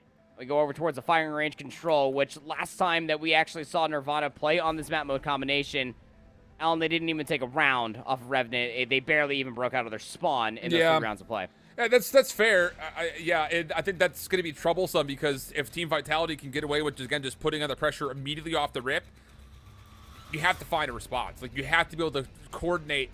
Worst case scenario, what part of the map do we want to gain? Because you can't take everything at once, not with how good the spawn trap can be by locking things down backside trailer and getting inside a wood. You have to focus on one or the other and then try to stretch that defense thin to eventually regain those positions. So, man, it's tough. It really is. But for Team Vitality, can they possibly get it done right here, right now? Otherwise, for Nirvana, hey, another team that you were really tight with in certain moments, they reverse swept this squad. Not going to rule it out. Opening engagements, trying to work their way over towards B. Will meet a swift demise. Both random Sams popping up in the kill feed. It is a 1-for-5 trade through the opening engagements that sufficiently favor that of Vitality. I think they've only dropped 1 life so far. Yeah. And Sam's has already taken over jungle path. Oh, no, it's happening. The thing is, this isn't even... Oh, my God, dude. Sam's... I was going to say, it's not even the full team. It's just Sam's right now. He's the only one forward. On 4 in a row, finally shut down by Dope, but now all of a sudden the rest of the team is here to ensue the remainder of this spawn trap. And just like we saw earlier, Nirvana is having a hard time finding a way out of the backside of the spawn. I mean, you got a couple players that might be able to push up isolated engagement after isolated engagement. There it goes yet again. Lesnar trying to cause a little bit of a ruckus up front. Yeah, him and Cypher are able to at least combine for 2, but the numbers are that much more favorable of the defense. 12 life lead in favor of them. 8 seconds remaining. Somebody just has to almost fly, find kills along the way, maybe touch one of these zones, but nobody's in immediate position to do so. Man, I'm telling you, it's just, look, we don't have a chance to watch much when it comes to COD Mobile throughout the year until right now. And after you get reverse swept, you start to second guess the expectations of Team Vitality, but they are eliminating all doubt right here. I mean, it's borderline perfection how they're moving around the map, honestly, if we're being candid. I mean, you got one player hitting rogue routes, that turns to success, the rest of the team follows up behind it. It's really good fluid motion across the map defensively. Cypher going to try to snipe this time on the defense. Does get one off the rip, but already on to A. Argon in the corner. Easy chow there is... The chow from Cypher was just a 50-50 guess. Even gets a little bit of a reload cancel off to shut down the side door. And that'll be 1 tick of progress that A looking for the second. Oh, 200 killer drones, I'll say that. Just flying throughout the entirety of the map. Just an absolute nuisance, to say the least. How do you even work your way back inside a tin reliably? Well, the answer does not even seem that it's likely. Jokos is yet to die. Through 1.5 rounds worth of play. Predator missile is going to be called in because why the hell not? We'll take down Lesra. There goes at least the A zone. 60 seconds added on towards the board. A sufficient life lead favoring that of the offense. Absolutely. Dope in the corner here may be able to find Argon, who just kind of sneaks his way into the line of sight. Good kills also as the defense towards Tire starts to come to life, but only for a small time. Vitality, still 2 members surviving, are on towards the B zone. Trying to make some progress happen. Oh, you just got to win that, Lesra! You got to win it! Gets absolutely smoked. Turned on, some would say. And all the Annihilators are out to play as Vitality can win this by way of eliminations or capture, whichever's more convenient. Yeah, whichever comes first, whichever more convenient. Honestly, whichever's at a discounted price, and it's starting to look like lives. I mean, at that point, you got 100 killer drones just trying to chase you down. It's going to be able to find the kills galore. I feel like we've been in this this firing range control for probably less than 2 minutes. I'm not gonna lie. Yeah, 1.5 minutes or so, barely on the first round, and then maybe 30 seconds there in the second. Yeah. I like this look. This is cool. See what's earned, see what's close. I like it. Big shout-outs to the dev team for really putting a lot of work to the Observer client, by the way. It's really clean this year. Quite enjoyable on it as well. You literally get every single lick of information. It's so digestible, but It is becoming less and less digestible. Are these yeah, opening engagements for Nirvana, low-hanging fruit as it may be? It's just the truth. They are being put in the spawn trap again. They do well at least to go 4 for 10 this time around, but just the moment that you feel like they have any moment to breathe, one if not two players from Vitality pop off, and they force Nirvana right back into the spawn trap. 24 Are you kidding me, Random? If he gets that kill with the GS through the wall blindly, I mean, that's when you start putting phones down and say, all right, GG. But may already be that way. One Goliath's in. If Sam's wants to call in his, he could. Probably not going to need it, though. It may not even touch ground, honestly, before the round comes to a conclusion. Just 22 seconds remaining. And, yeah, Vitality are going to cleanly take a 3-0 here. I mean, that's just... Look, this Nirvana team put up a show against Revenant. They really did. They played the first hardpoint pretty darn tight. Search and Destroy they took. The Control, maybe not so much, but you started to think for a second that there were going to be 5 very competitive teams that could make up the top 4, and in the end, Vitality jumped down to the 1-1 match, last chance to advance, and absolutely smoke Nirvana. No problem here. Really, after the marginally slow start of the Summit hardpoint, I mean, it was pretty much straight cruising at one point in time throughout that opening hardpoint. 7-1 on the Surge, 3-0 here in the Control. We've got our 4 teams for tomorrow. I don't know what you want me to say, man. I like Sam. Say, there you go, Sam. It honestly does speak quite a lot of volume. I will say this much again: to have the composure after getting reverse swept the way that Vitality did versus Enigma in their 1-1 matchup, or the 1-0 matchup, excuse me, to then come back and show such grit, tenacity, composure, more words. It's just one of those things, especially for this Vitality roster, to really not only just showcase to the rest of the world why they were the number 2 seed coming into this entire tournament, but also proving to themselves about how dominant they can truly be. That's facts. I absolutely agree with it, but that's the conclusion, my man. So we'll take a look at the final stats here. 21-7 for Random, 21-4 for Jokos, 21-8 for Samps. God, that's so bad compared to his teammates. Yeah, right? Joking. Unbelievable. Joking, Got chat. traded a single more time? Come on, Sams. What are you doing? And on the opposite side, unfortunately, not much to speak about. And now we start to look towards tomorrow. And I don't know, man. You've got your top 2 seeds going into it by seeding off of this Swiss bracket. You've got Godlike the number 1, I assume it will be. Enigma with the number 2.